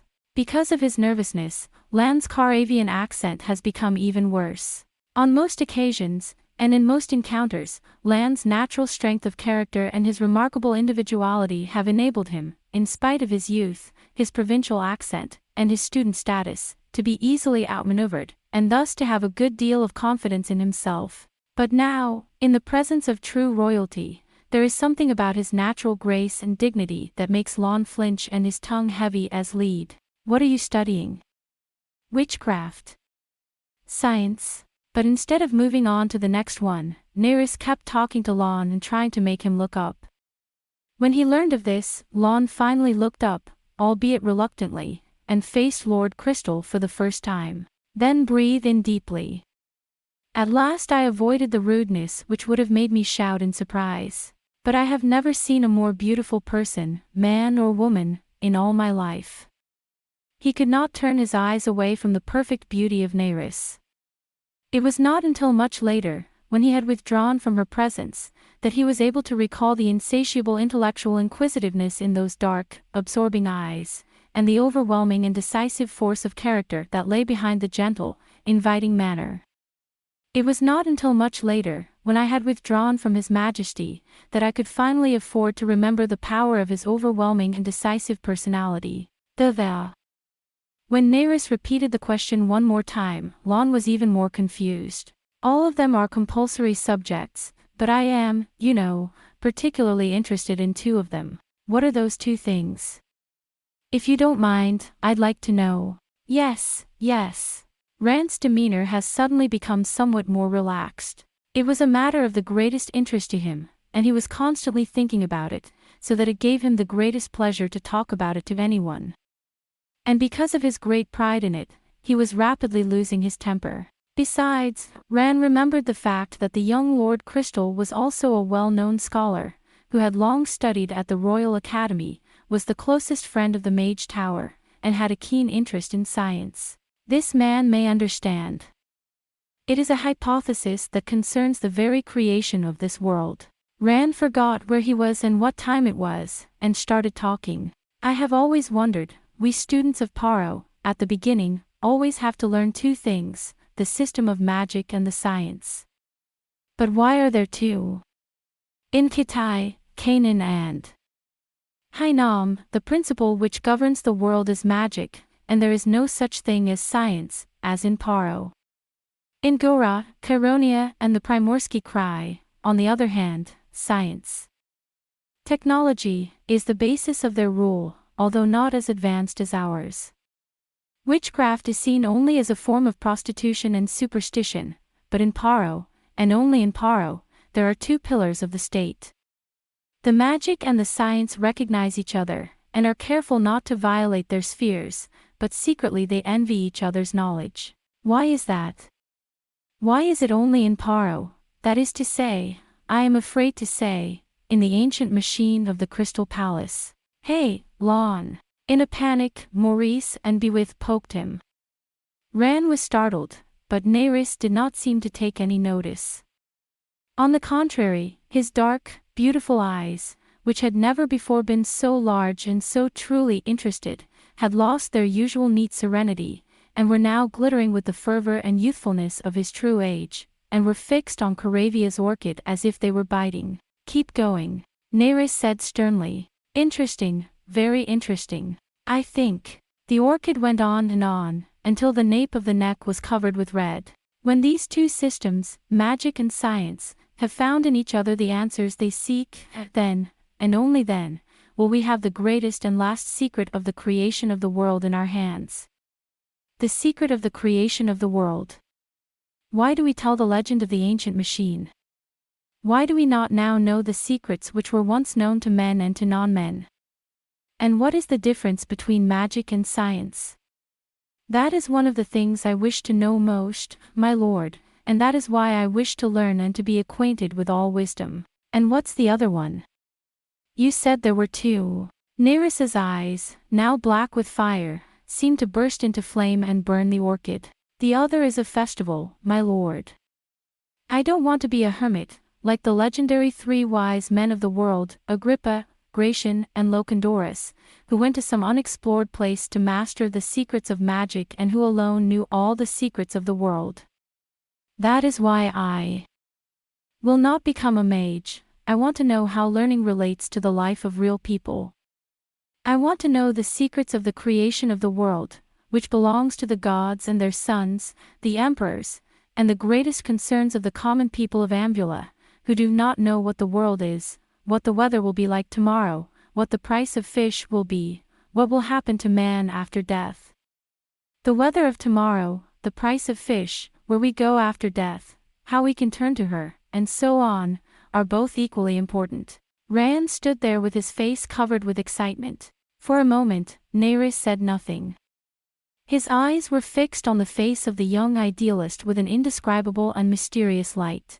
As the bewies began to feel uneasy and to look at each other, Neris suddenly took off from her left hand a beautiful ring with a seal, which she was wearing, and gave it to Ran. I'll give you this, Lon, Neris said in a soft voice. This bears my seal, which is known to all. Show it to me and the guards of the Crystal Palace will let you through at any time, and you can visit me whenever you like. This battle will always end in victory for Paro. When the world is over, don't forget to ask for me at Kalini. I'm very interested in what you have in mind. Besides, it's so similar to what I've been thinking. We'll talk soon. I'll show you my collection of books. Of course, others are welcome to come with me. I love to talk to young people. You're always welcome here, the gates of the palace are open to you. And Neris took Lan's frozen hand and held the ring in her own, smiling gently. I'm sure you'll be interested in that. When you hear that I've been trying to solve the mystery of the ancient machine with both mage and scientist. I'll show you. A man named Jorindels. He's an eccentric, but he knows everything. Your Highness. Ran knelt down and kissed Neris by the hem of his cloak. How could you let a man like me? Stand up, Lon. Let's not be so polite. Neris reached out to Lon. Why? The reason is simple, I'm thinking. What Yollanders couldn't do, Ran the Caravian could do. Could it be that at last there is a man who can reveal the secrets of the ancient machines? Oh, hey, Lon. That's great. It was not until they were in the midst of the crowds in the Arcandros Square that they regained their original vigor. I can't believe His Highness Prince Neris said that to me. I think you've already made a career out of this. Yes, of course. Hey, please, when you go to Kalini, don't forget to take me with you. It's not nice to be left out. The students were enthusiastic.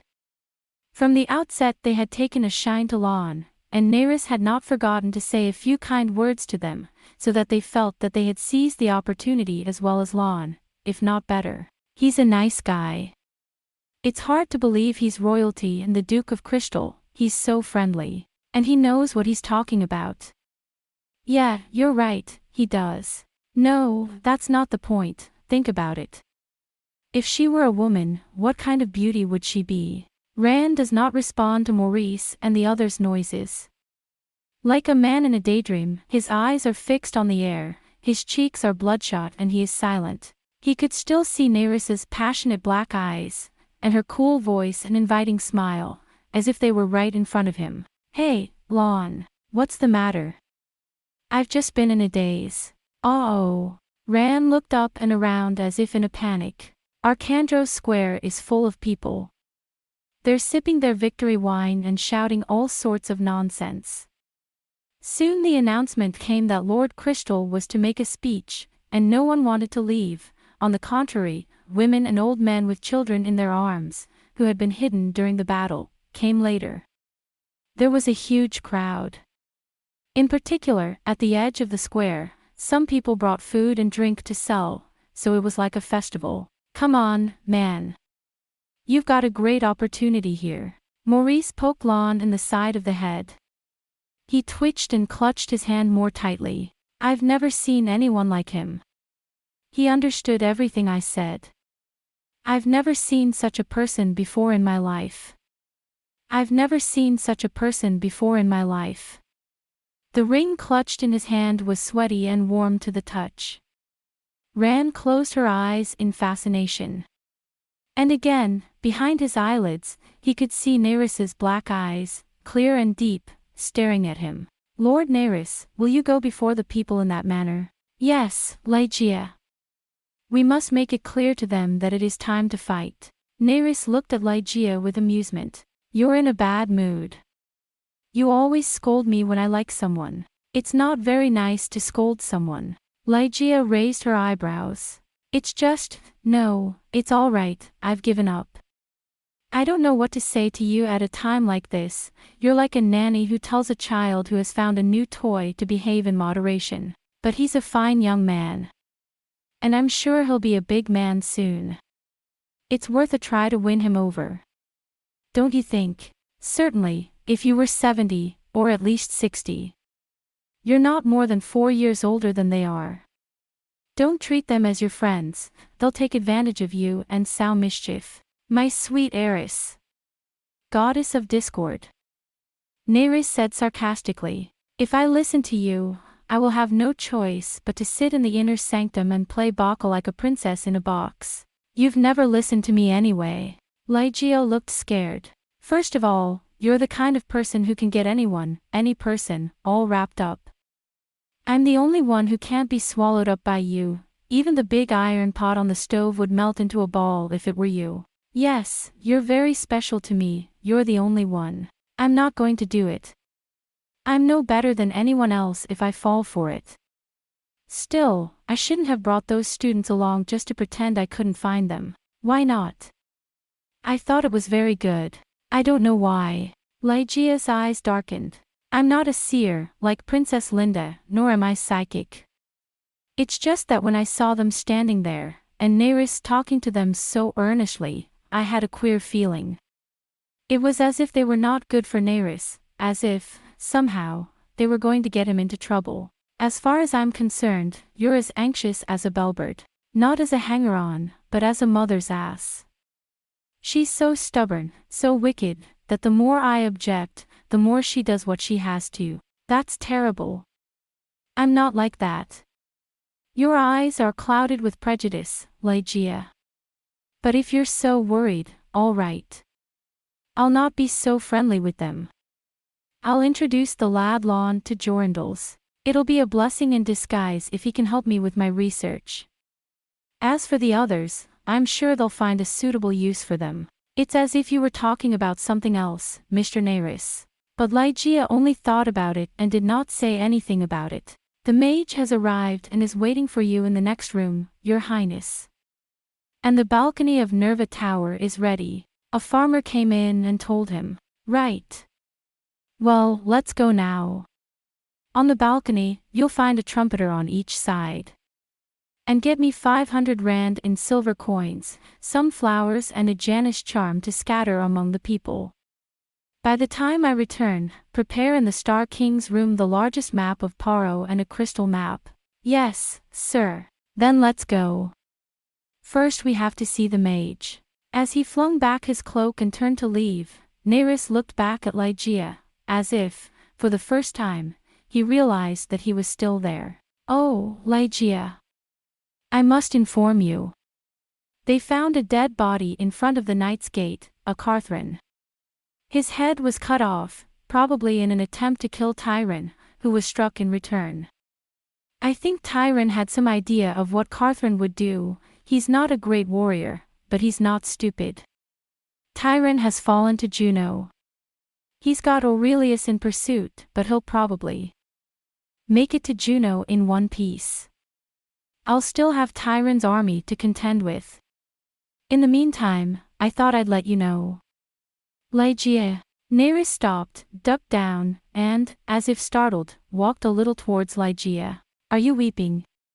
For Carthren. How kind you are. Yes, I'm crying, for Carslan. Can't you? Ligeia said quietly. All the while, without uttering a word, the tears flowed silently, trickling down her tightly drawn cheeks and falling on her white armor. I liked that man. In a way, there was something wrong with wanting a better life. That's not what evil people think. I didn't want to be his wife, but he was a good man. And now, Ligeia said, without looking at Nerys. Now everything is going according to your plan, isn't it? Nerys was silent. Then he said, what a silly thing to do. Then he flung back his cloak and went out. A lively crowd of people crowded the barracks. They were young and strong. Nerys, in advance, had the volunteers for the defense of the crystal carefully selected from among those who were between 18 and 30 years of age, who were not the eldest, who were as yet single or childless as possible, and who were robust and not single mothers. In any case, a volunteer army of citizens, no matter how enthusiastic, is no match for a regularly trained army. 1,500 of the Holy Knights, 2,000 of the King's Guard, and 1,000 of the Crystal Guard under the direct control of the City Hall.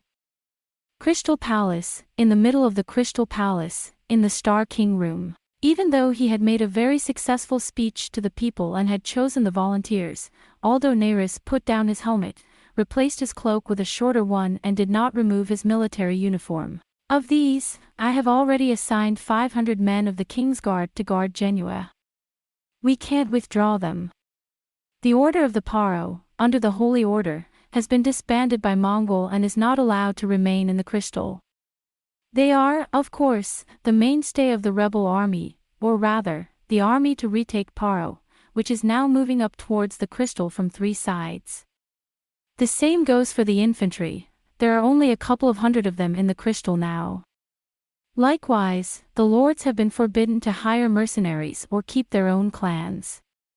We can't rely on this army either. On the wall behind where Nerys is standing, there is a huge, precisely colored map of Paro, and on the wall next to it, a smaller map of the city of Crystal. In this large room, which has become a temporary headquarters for operations, are gathered Aurelius, Count of the Holy Knights, who gave up the pursuit of Tyron and turned back before Kemi, Ruth, Rice, Volus, and Blanc, also Holy Knights, Ligeia, who is a woman but is a Holy Knight, Lyre, who leads the King's Guard, the Earl of Mallow, who had been stripped of his post as Commissioner of the City Guard for the sake of Mongol, the young Marquis Wallace, the only Holy Knight currently guarding the Crystal, and standing in a black mass on the other side of the room are the mages of the Mage Tower, Dylan and Dowd, the mages of the Mage Tower, the mages of Wallace's elite.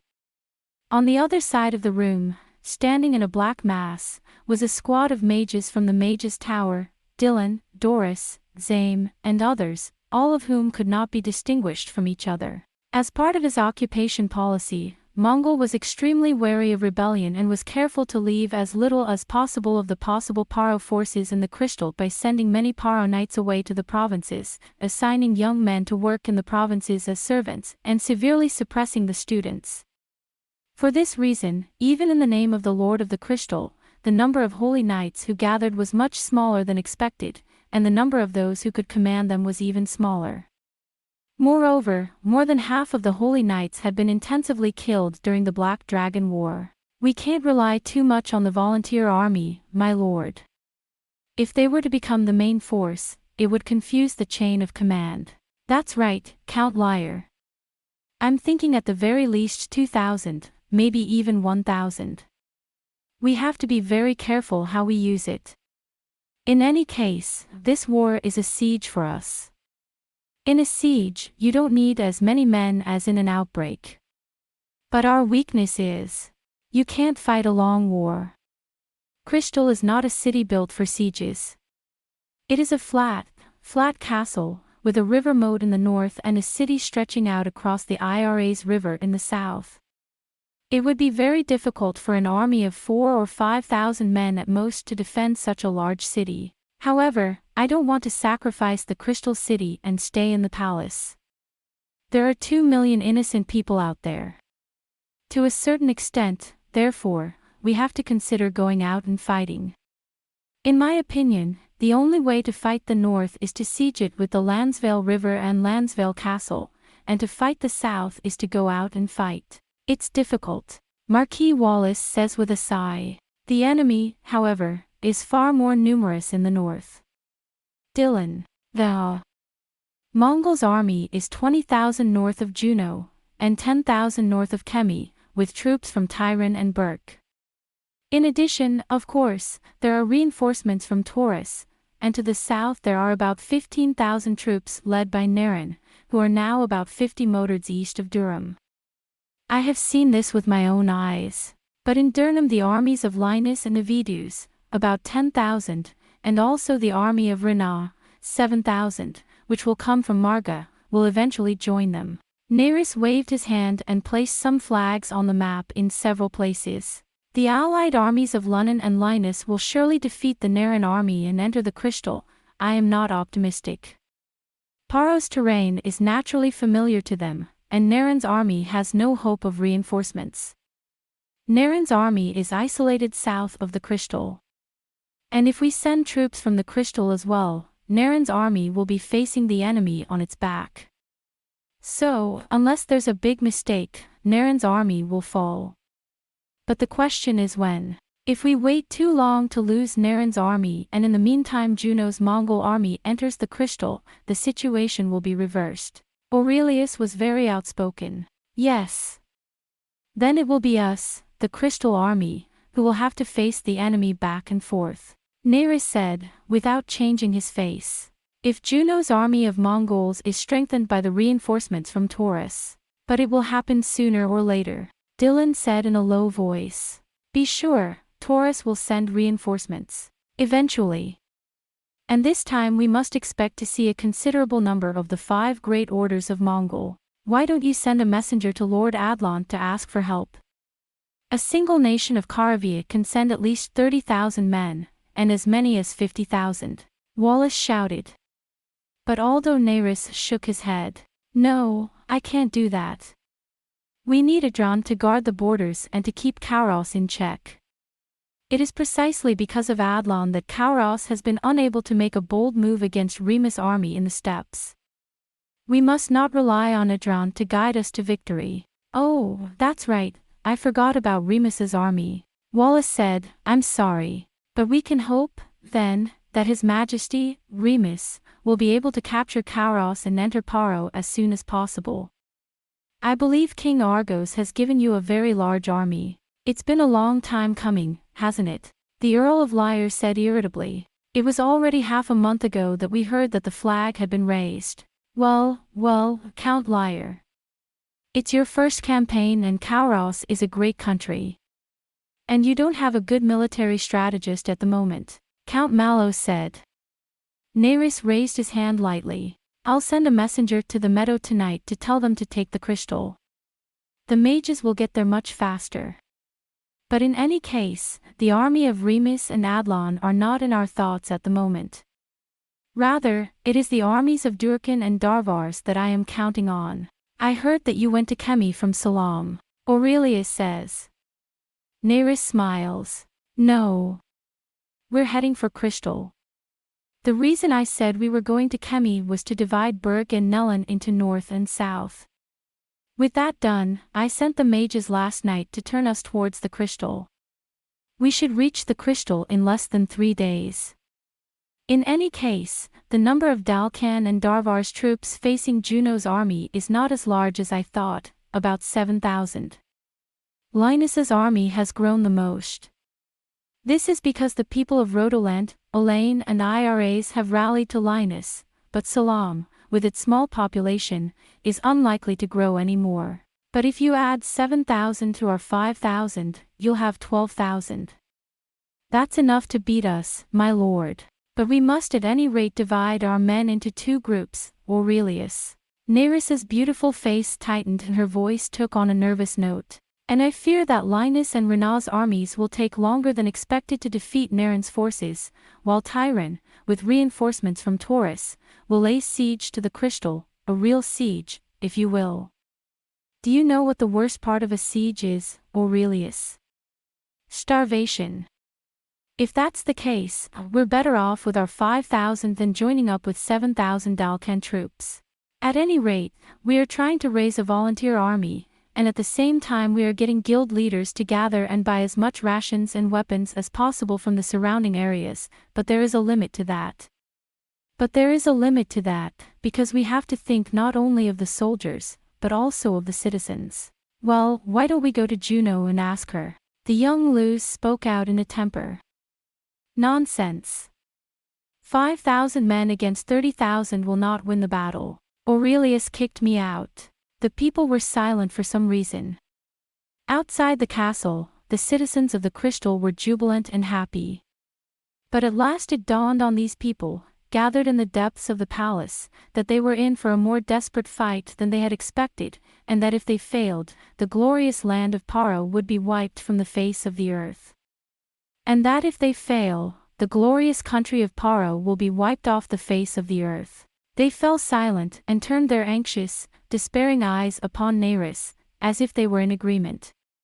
If there is any hope, it must come from this slender, sarcastic-eyed, still young Lord Crystal, they said. Although Neris looked round at them and saw that they were in a state of anxiety. Neris stood in front of the map again, a smile of calm on his face.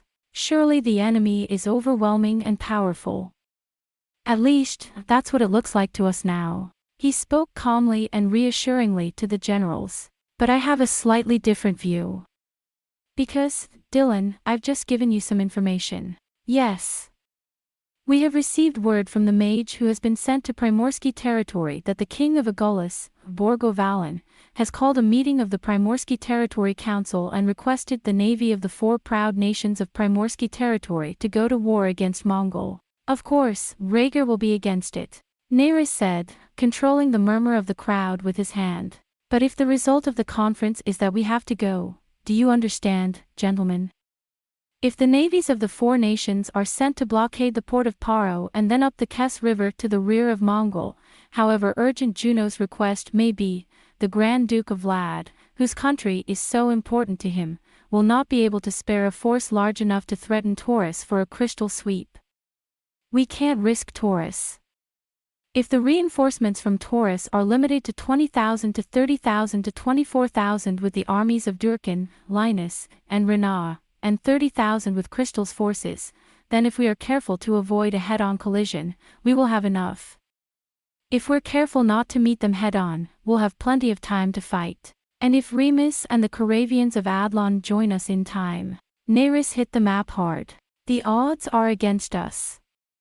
Once Remus' army is in Paro, and the threat of Kauros is gone, there will be no need for Adlon to keep his valiant Karavian cavalry all the way north of the moors. But, Volus said, a little hesitantly. Yes, Vols.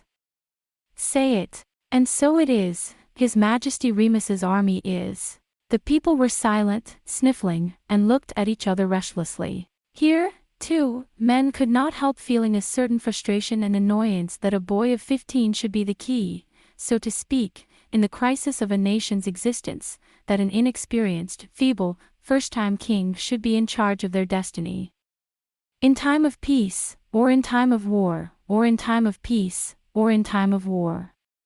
In time of peace, or at least with an experienced general like Rena or Durkan at his side, it would not have mattered if the 15-year-old had been 10 years old.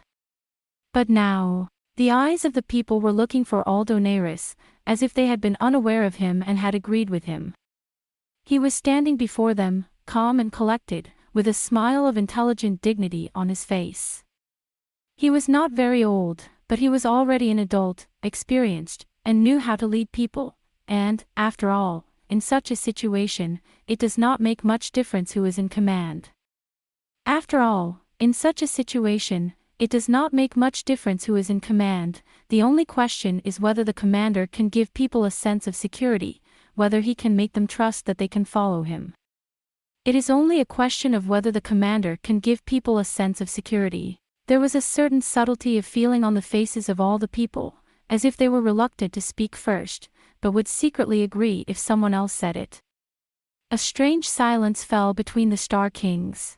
Although Nerys, of course, saw everything that went on in the minds of these people, his eyes rarely missed a thing. He smiled somewhat ambiguously and said nothing for a little while. But when he opened his mouth, there was not even the faintest hint of the temptation that might have crossed his mind. It is true, however, that we did not have a very sincere or earnest attitude. About that, I've got an idea. It's a very trivial one, but in a situation like this, it might come in handy. Nerys said thoughtfully. Let the messenger bring it to Remus with the news of the taking of the crystal. Maybe that way we can get rid of the threat of Kauros. There was a low, almost invisible murmur of relief and admiration. Only Ligeia, without saying a word, stares at Nerys with her full lips drawn tight, as if she knows everything. Nerys met Ligeia's eyes from the corner of his eye and smiled gently at her. But he quickly turned back to the others. Anyway, here's the situation. I think you get the idea. It's not an easy win, it's not in our favor, but it's not as hopeless as we think. In times like these, it is important that we all remain united, loyal and calm. Once Tyron has regained his footing, his army will be on its way to the crystal in the next day or two. Tonight is the last night the citizens of Crystal will be able to enjoy the festivities. Tomorrow it's back to the fray. Prepare yourselves. Ha! They all bowed in unison. The conference was over. Dylan. As the warriors left, Nerys motioned for the mages to stay behind. Is Lorca back? I'll write to him now. Take it to Remus on the step as soon as possible and let him stay there for the time being as a helper to Yuru.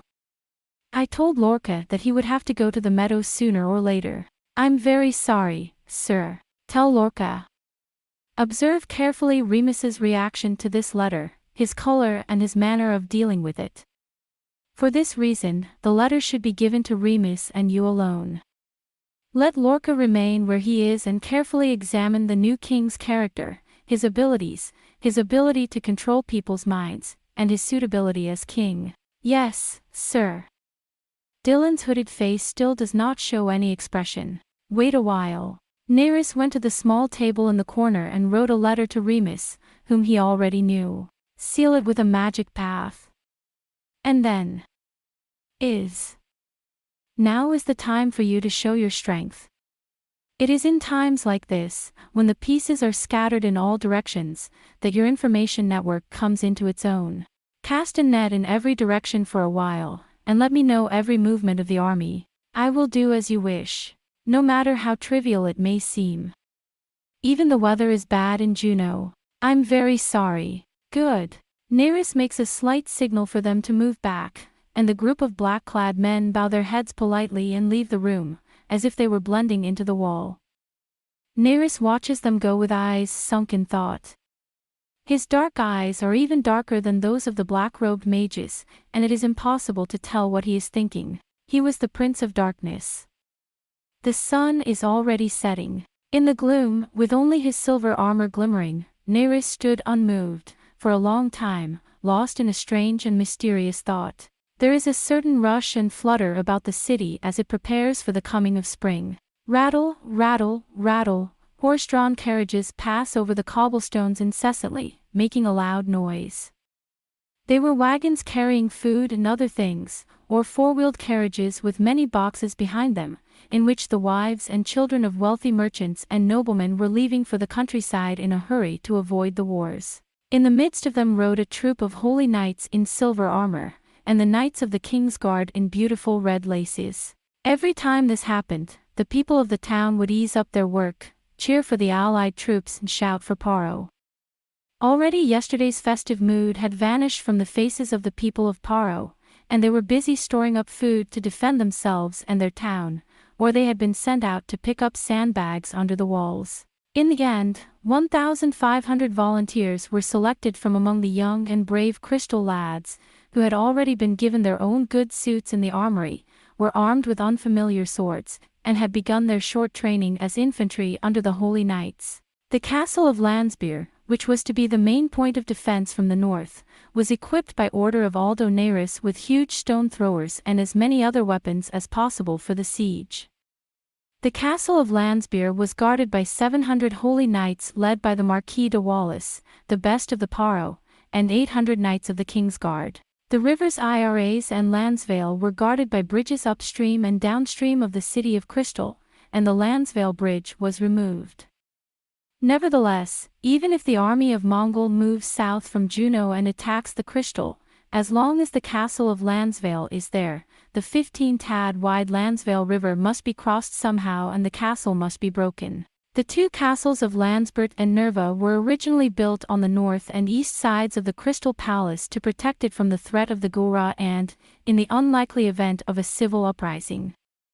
It would not be an easy task for the Tyranids to capture this fort. What worried Neyris was rather that the city would be confronted from the other side. As Neyris was right, even hundreds of thousands of troops would not be able to prevent this completely, as long as the city was spread out on the plains, like the Crystal.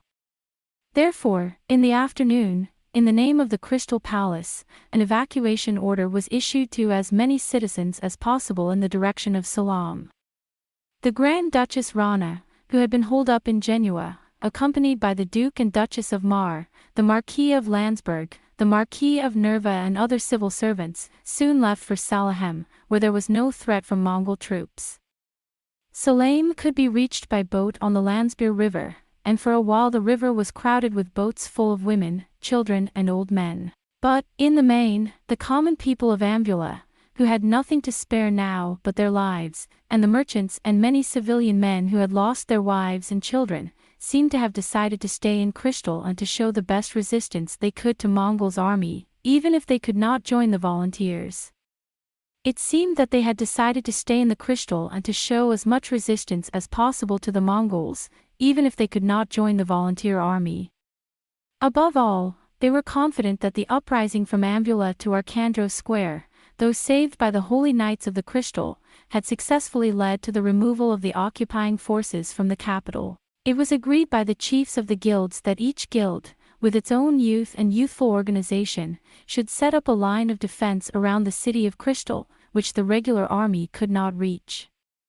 This was graciously communicated to the Crystal Palace by the guild president, Servanus, and the guild leaders. Servanus, who had been imprisoned in the Lansvale Tower by Mongol after the assassination of Neyris, showed no signs of weariness and was in high spirits, personally leading the citizens' self-defense force with his armor. But, of course, it was Crystal Palace that saw the most frequent and active comings and goings. Under Aldo Neyris's watchful eye, supplies for the siege were being brought into the palace one after another, and preparations were being made. The knights are in their places, ready to come and waiting for the counterattack of the army of Mongol. In addition, the mages used by Neyris were constantly bringing the latest information to the headquarters by distant talk and space travel. Tyron has arrived in Juneau, where he has joined the White Guard guarding Juneau. At the moment, there is no movement on departure. The leaders of the Primorsky Krai have left for Varin, the capital of Agulhas, for a conference. The meeting will probably be held in the next day or two, pending the return of the Ugraja Chancellor, Dagon Wolf, who is chairing the meeting. Then, too, all the information, even the more seemingly insignificant for the moment, every little thing, was at once communicated to Neyris himself, and he received his precise instructions. Naturally, Neyris was kept superhumanly busy, but he did not seem to feel that he was busy at all, and he completed his work in the same manner and with the same finesse as usual. At any rate, as there were few men of commanding rank, everything had to be done under the direction of Neyris. In the next room there was a line of men waiting for orders or with reports, and even the 3 meals had to be hurriedly prepared while Neyris met with others. However, even though the day after his arrival at the castle was already filled with such warlike excitement, there was no report that Juneau's Tyran army had begun to move. Are they waiting for reinforcements from Taurus? No. Tyran is the commander-in-chief of the army of occupation in Paro, under orders from Taurus. We've been repossessed. We can't ask for reinforcements. If we could, we'd take back the crystal ourselves, without reinforcements. So, what happened to Tyran? That's not what the mages reported. What's more, Tyron, as a warrior, doesn't have the same power of action and mobility as Bolin. He wants to launch a counterattack at once, but he's holding back in his preparations. That's probably the truth. Besides, Nerish chuckled. I have sent my troops to the front of Kemi to block the traffic between Juno and the crystal, and to kill all the messengers from the crystal. Juno's troops had no idea that this was happening until Tyron came running to them in a panic. Of course they are not ready to go, so we can save some precious time. Haha. The generals gazed at Lord Crystal with renewed admiration, wondering if he had had the forethought to do such a thing. But early the next morning, the night before, when it was still dark, after a long day of military discussions and business, Lord Crystal's temporary bedchamber, where he had been sleeping for not more than 2 hours, was filled with a black shadow that seemed to rise out of the air. Dylan. Nerys, half awake, said, "Your will." What? Tyron has left Juno at dawn and is heading for the crystal. 30,000 in all, and they will appear around Genua tomorrow night or the next morning. All right. Then there's still time. Nerys nodded. Then he pulled the covers over his head again. But so, when the messenger Hayama came to the palace in the morning to report the same fact, not only did Nerys already know it, but he had already made up his mind. They're coming. It's about to begin. Come if you will. I will not give in to your tyranny again. A year ago at the Battle of the Black Dragon, we were caught unawares by dirty tricks and treachery, but this time. See more. The city of Crystal, already in the throes of war, is filled with a fierce and violent fighting spirit. The shops, the ordinary houses and the servants' quarters closed their doors and hung up their lintels to prevent their being caught up in the fighting. As in a city before a great wind, the main streets and back streets of the bustling capital were immediately empty of people. A troop of cavalrymen, with the occasional clatter of their hooves, and a troop of infantry, with the clatter of their boots, are still carrying goods through the still, silent streets. The wagons rode away in a cloud of dust. The silence, with a tremendous tension at the bottom. In the midst of all this, a fast horse galloped straight through the southern gate of the city towards the Crystal Palace. Report. The messenger's short cloak fluttered and he rode through the palace in a breath, dismounted and rode to the Star King's room. Report. Early this morning, at the village of Darm, 20 motards northeast of Darnham, my army is in a state of battle with the army of Mongol, led by the White Knight Naren. It was a messenger of the army of Paro, led by Linus, Vavidus and Valerius of Durnham. The enemy's forces totaled 15,000, and ours about 10,000. The Marquis of Lunnon, who is at Marga, has brought with him 7,000 men, and they have been joined by 2,000 of the Duke of Salami's troops, bringing the total to over 9,000, and they are now marching north towards Durnham on the Red Road. Good work. On hearing this, Nerys looked back at his generals. Hear that, lads. Our people are already at war. We must not be left behind. He drew back his cloak and stepped under the map, pointing his dagger north of Durham. From Margate to Darnham is about 200 moors. If Linus and Avidus can hold out against Naren's army for another 3 days, we can defeat him. We will be able to face the enemy at the front gate without fear of retribution. Oh! Wallace and Aurelius are in high spirits at the news of the outbreak of war. We too must hold out. We must hold Tyron's main army north of the Crystal no matter what until Naren's army is defeated. That's it, no matter what. We'll be there for you, even if it costs me my life. That's the spirit. Nerys laughed and brought out the wine for a toast. That evening, he and his favorite knight Volus and a few others were climbing to the top of Lansvale Tower, which stood in the middle of Lansvale Castle. Lansbert Castle is the seat of the Marquis of Lansbert, who is the Attorney General in time of peace, and Lansbert Tower is a prison for high-ranking criminals. To reach Lansvale Castle, a veritable fortress occupying the northern edge of the vast palace, one must pass through the Crystal Palace, the Queen's Palace, the Women's Palace and the Royal Barracks behind it. But now the palace was deserted, and there was not a soul to be seen. All the women of high rank, including Princess Rana, had gone to Salam. The women who have stayed behind are dressed in their finest war attire and are determined to share in the danger of their country by taking care of the wounded and the soldiers, even if they are unable to do so. They are led by the lovely Princess Phyllis, Lord Beck's good-luck girlfriend, a quiet and shy girl who does not show her heartache for her fiancé, who is reported missing, but who wears a comfortable toramaru and leads the maidens with great care. The nurses have also been transferred to the Crystal Palace under the direction of Neris, so that there is literally no one left in the palace now. Through the window, which seems to have been forgotten to be closed, the languid curtains flutter in the wind. The prisoners in the towers of Landsbert and Nerva were also depressed. These days, however, the only prisoners there were patriots and noblemen imprisoned by Mongol, who were about to be released and join the fight. The few who had been imprisoned for life, and those who had been imprisoned before, were put in dungeons deep underground, or temporarily in the cells of the Protectorate. The castle of Landsbeer is now fully prepared for battle. The whole castle is filled with the spirit of a Mongolese army ready to fight at any moment.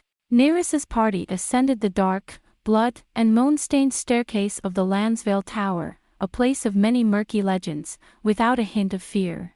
When the last door is opened, the crisp evening air suddenly comes back to life. Neris gazed at the wall made of stone. The wall is only as high as a man's chest. Below us, the surface of the Landsvale River stretches out. Not a single boat is visible now, although yesterday there was a constant stream of them. To the right, a small green, the hill of Genua, which is the temple territory, the great temple of Janus, whose white roof glistens in the last rays of the sun. In front of it is the North Crystal District, a shady part of the city with many residences of knights and minor nobles. The streets are wide and green. On the left, again with dark trees, is the forest of Arn, which includes the royal cemetery. Further on, Lake Ella, where the rivers Landsvale and Iras flow into, may be seen. But it is not visible from here. Neris gazes even more closely at the wall. A ribbon of red, stretching far to the north, wraps round Genua. That is the red road which leads from Kemi to Juno, and thence to Taurus and Kum, dividing into the Peros Road and the Gora Road. No matter how hard we look, we cannot see the shadow of a great army stirring up the dust there. A pleasant breeze across the river blew against Neris's cheeks and brushed his long hair. The air was laced with the scent of the river water, the columned trees that abounded here, and the rich, moist, black earth. The area around Lake Ella, the Crystal, is a gently sloping plain. There are many lakes and rivers, and it is one of the most fertile areas in the Middle Plain. The triangle stretching from here to Salamis and Maria is called the Granary of the Middle Plain, and it is said that as long as it exists, Para will continue to prosper. It may have been all too natural for the northern country of Mongol, which could not even produce enough grain to feed its own people, to desire this rich and blessed country. Beautiful country. A beautiful land, a beautiful climate, the jewel of our Middle Kingdom. Neris is motionless, his deep gaze fixed on the horizon, as if he were grieving for the peaceful and tranquil landscape that is soon to be engulfed in war. The sun is setting, and the gentle last afterglow makes the crystal city literally shine as crystal on earth. The bells of the lure, which announce the setting of the sun, send up a clear sound into the atmosphere of the twilight. Neris looked back. Behind him lay the Crystal Palace, and on the other side of it the city of Crystal, and far beyond that, the small village of Darm, now a battlefield. From here, of course, there would be no sound of boots on the ground, no clatter of hooves, no clash of swords. At last, staring out over the horizon into the indigo darkness, Ligeia and the others are beginning to worry that Neris will not move forever. Volis gave Ligeia a look, and Ligeia came close to him. "Mr. Neris." When I called out to him in a low voice, lest I should disturb his meditation. When he calls out in a low voice to Ligeia. The legions were rather surprised when Neris suddenly and wildly ducked down. "Dear Neris. It's a fast horse. Can't you hear me? There's a bugler blowing a trumpet at the gate." "Oh.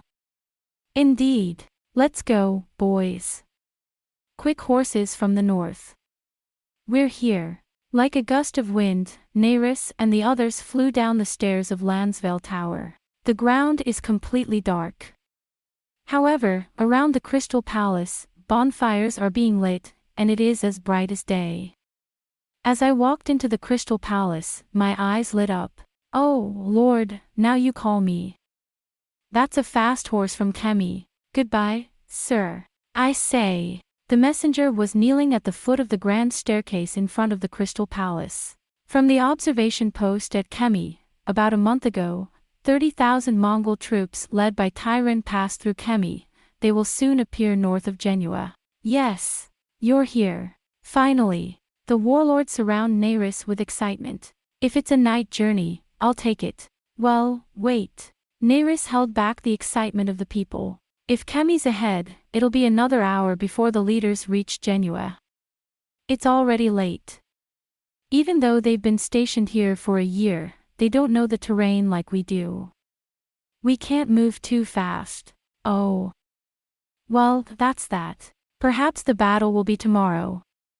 At the same time as tomorrow's sunrise, I read. Nerys said firmly. By then, they'll be on us and they'll try to set up a formation around the crystal. We won't let that happen. Aurelius, go out to Janus Bridge and hold Janus Street and south of it. Volus, go to the north of the Arcandros Bridge. Light a big bonfire to light the way and keep the Tyranians away. In the meantime, of course, send a guard to Genua every 10 Tarzans. Mages, light up all the towers of the Crystal Palace. Let them know that you are on guard against night raids. At the same time, behave in such a way as to alert the enemy that we may even attack them by night, and halt them with the Genua. Then, as soon as dawn breaks, the troops are to ask for my orders to retire to the castle or to remain there. Ha! Yes, sir. Instantly. Crystal Palace were the only side.